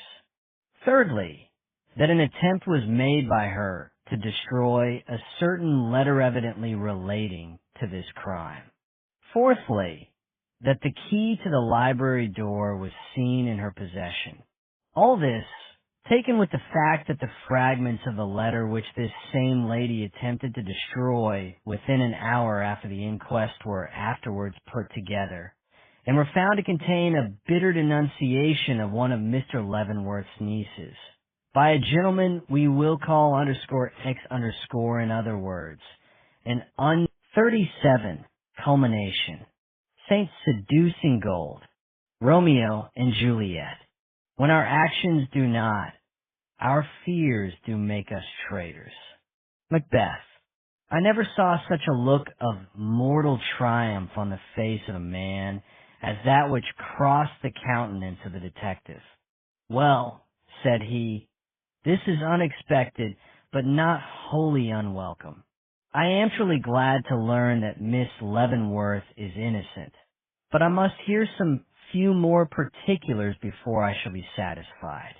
Get up, Mr. Harwell, and explain yourself. If you are the murderer of Mr. Leavenworth, how comes it that things look so black against everybody but yourself? But in the hot, feverish eyes which sought him from the writhing form at his feet, there was mad anxiety and pain, but little explanation. Seeing him making unavailing efforts to speak, I drew near. Lean on me, said I, lifting him to his feet. His face, relieved forever from its mask of repression, turned towards him with the look of a despairing spirit. Save, he gasped. Save her, Mary. They are sending a report. Stop it. Yes, broke in another voice. If there's a man here who believes in God and prizes woman's honor, let him stop the issue of that report. And Henry Clavering, dignified as ever, but in a state of extreme agitation, stepped into our midst through an open door at our right. But at the sight of his face, the man in our arms quivered, shrieked, and gave one bound that would have overturned Mr. Clavering, Herculean of frame as he was, had not Mr. Gryce interposed. Wait, he cried, and holding back the secretary with one hand where was his rheumatism now, he put the other in his pocket and drew thence a document which he held up before Mr. Clavering. It is not gone yet, said he. Be easy. And you, he went on, turning towards Truman Harwell, be quiet, or... His sentence was cut short by the man, springing from his grasp. Let me go, he shrieked. Let me have my revenge on him, who, in face of all I have done for Mary Leavenworth, dares to call her his wife. Let me... But at this point he paused, his quivering frame stiffening into stone, and his clutching hands, outstretched for his rival's throat, falling heavily back. Hark, said he, glaring over Mr. Clavering's shoulder. "It is she. I hear her. I feel her. She's on the stairs. She is at the door." A low, shuddering sigh of longing and despair finished the sentence. The door opened, and Mary Leavenworth stood before us. It was a moment to make young hairs turn gray. To see her face, so pale, so haggard, so wild in its fixed horror, turned towards Henry Clavering, to the utter ignoring of the real actor in this most horrible scene. Truman Harwell could not stand it. Ah, he cried. "Look at her. Cold, cold. Not one glance for me, though I have just drawn the halter from her neck and fastened it about me own." And, breaking from the clasp of the man who in his jealous rage would now have withheld him, he fell on his knees before Mary, clutching her dress with frenzied hands. "You shall look at me," he cried. "You shall listen to me. I will not lose body and soul for nothing. Mary, they said you were in peril. I could not endure that thought. So I uttered the truth. Yes, though I knew what the consequence would be. And all I want now is for you to say you believe me, when I swear that I only meant to secure to you the fortune you so much desired, that I never dreamed it would come to this, that it was because I loved you, and hoped to win your love in return that I—" But she did not seem to see him, did not seem to hear him. Her eyes were fixed upon Henry Clavering with an awful inquiry in their depths, and none but he could move her. "You do not hear me," shrieked the poor wretch. "I say you are. You would not turn your head if I should call to you from the depths of hell." But even this cry fell unheeded. Pushing her hands down upon his shoulders, as though she would sweep some impediment from her path, she endeavored to advance. "Why is that man here?" she cried, indicating her husband with one quivering hand. "What has he done that he should be brought here to confront me at this awful time?" "I told her to come here to meet her uncle's murderer," whispered Mr. Gryce in my ear. But before I could reply to her, before Mr. Clavering himself could murmur a word, the guilty wretch before her had started to his feet. "Don't you know? Then I will tell you. It is because these gentlemen, chivalrous and honorable as they consider themselves, think that you, the beauty and the sybarite, committed with your own white hand feed the blood which has brought you freedom and fortune. Yes, this man, turning and pointing at me, friend as he has made himself out Tobe, kindly and honorable as you have doubtless believed him, but who in every look he has bestowed upon you, every word he has uttered in your hearing during all these 4 horrible weeks, has been weaving a cord for your neck, thanks you, the assassin of your uncle, unknowing that Amon stood at your side, ready to sweep half the world from your path, if that same white hand rose in bidding. That I, you? Now she could see him. Now she could hear him. Yes. Clutching her robe again as she hastily recoiled. "Didn't you know it? When in that dreadful hour of your rejection by your uncle, you cried aloud for someone to help you. Didn't you know?" "Don't!" she shrieked, bursting from him with a look of unspeakable horror. "Don't say that." "Oh," she gasped, "is the mad cry of a stricken woman for aid and sympathy the call for a murderer?" And turning away in horror, she moaned, "Who that ever looks at me now will forget fate a man such a man. Dare to think that, because I was in mortal perplexity, I would accept the murder of my best friend as a relief from it." Her horror was unbounded. "Oh, what a chastisement for folly," she murmured. "What a punishment for the love of money, which has always been me curse. Henry Clavering could no longer restrain himself. Leaping to her side, he bent over her. Was it nothing but folly, Mary? Are you guiltless of any deeper wrong? Is there no link of complicity between you two? Have you nothing on your soul but an inordinate desire to preserve your place in your uncle's will, even at the risk of breaking my heart and wronging your noble cousin? Are you innocent in this matter? Tell me. Placing his hand on her head, he pressed it slowly back and gazed in her eyes. Then, without a word, took her to his breast and looked calmly around him. She is innocent, said he. It was the uplifting of a stifling pall. No one in the room, unless it was the wretched criminal shivering before us, but felt a sudden influx of hope.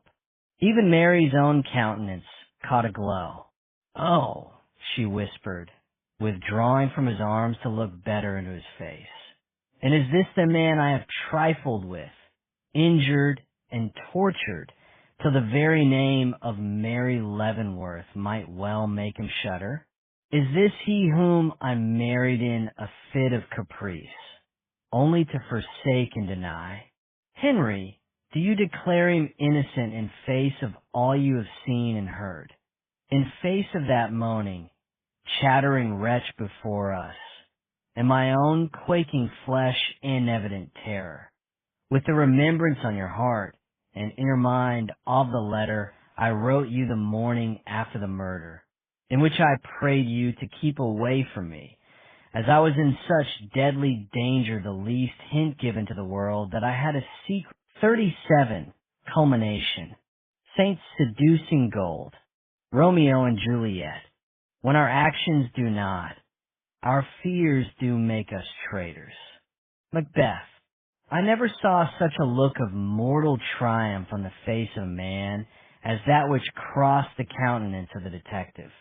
Well, said he, this is unexpected, but not wholly unwelcome. I am truly glad to learn that Miss Leavenworth is innocent, but I must hear some few more particulars before I shall be satisfied. Get up, Mr. Harwell, and explain yourself. If you're the murderer of Mr. Leavenworth, how comes it that things look so black against everybody but yourself? But in the hot, feverish eyes which sought him from the writhing form at his feet, there was mad anxiety and pain, but little explanation. Seeing him making unavailing efforts to speak, I drew near. Lean on me, said I, lifting him to his feet. His face, relieved forever from its mask of repression, turned towards him with the look of a despairing spirit. Save, he gasped. Save her, Mary. They are sending a report. Stop it.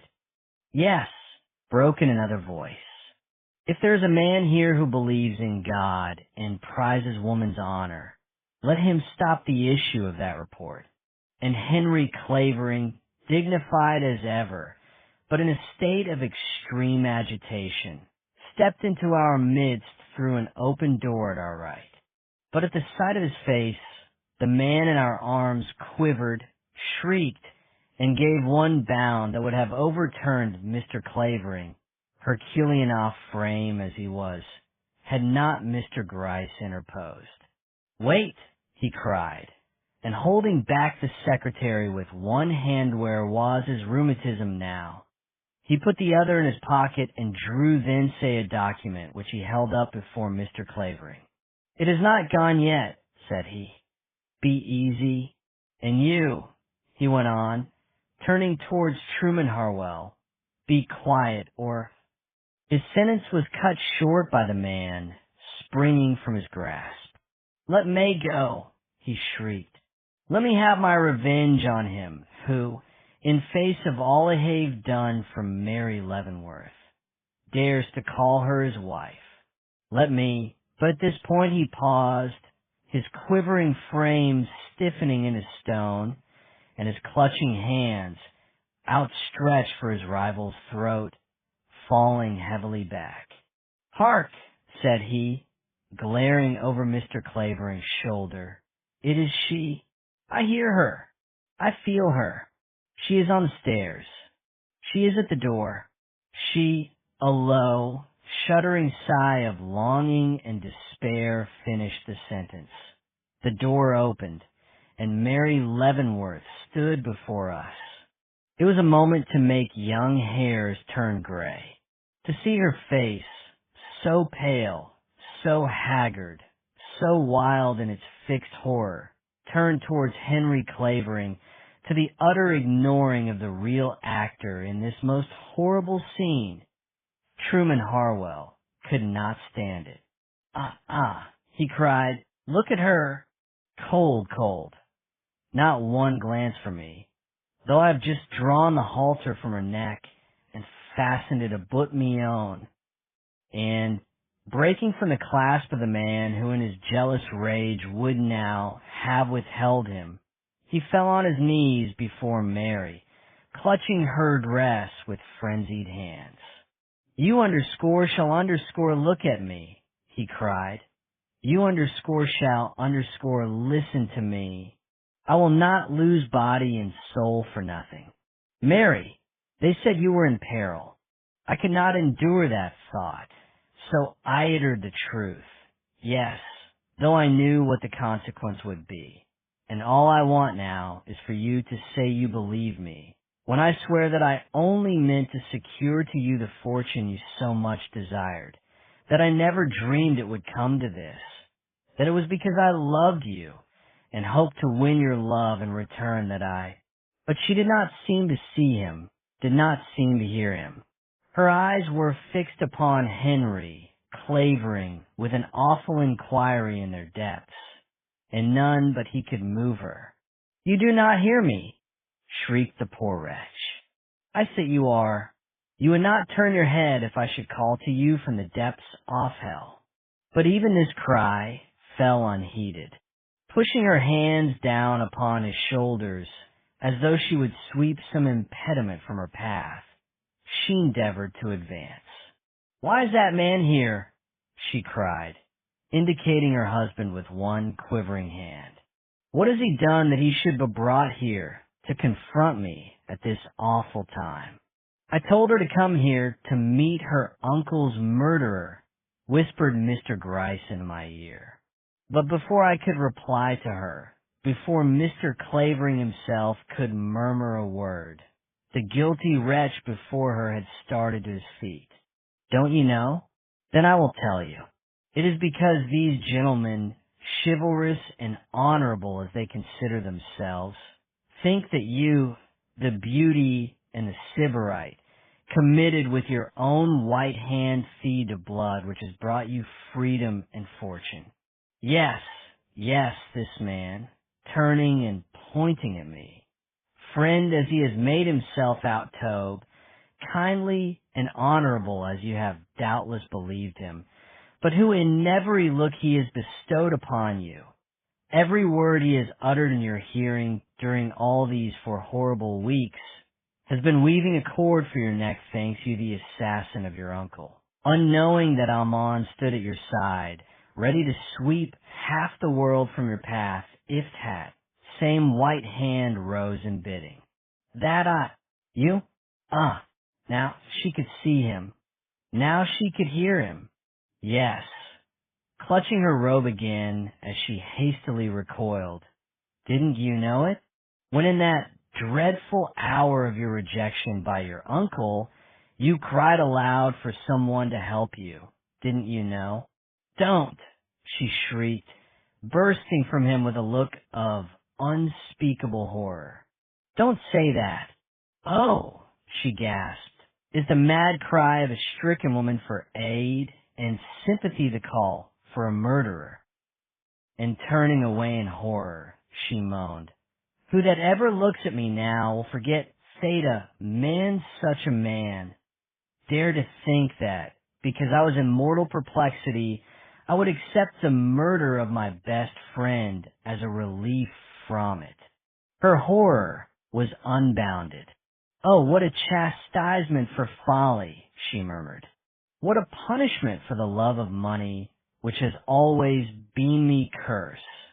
Henry Clavering could no longer restrain himself. Leaping to her side, he bent over her. Was it nothing but folly, Mary? Are you guiltless, oaf any deeper wrong? Is there no link of complicity between you two? Have you nothing on your soul but an inordinate desire to preserve your place in your uncle's will, even at the risk of breaking my heart and wronging your noble cousin? Are you innocent in this matter? Tell me.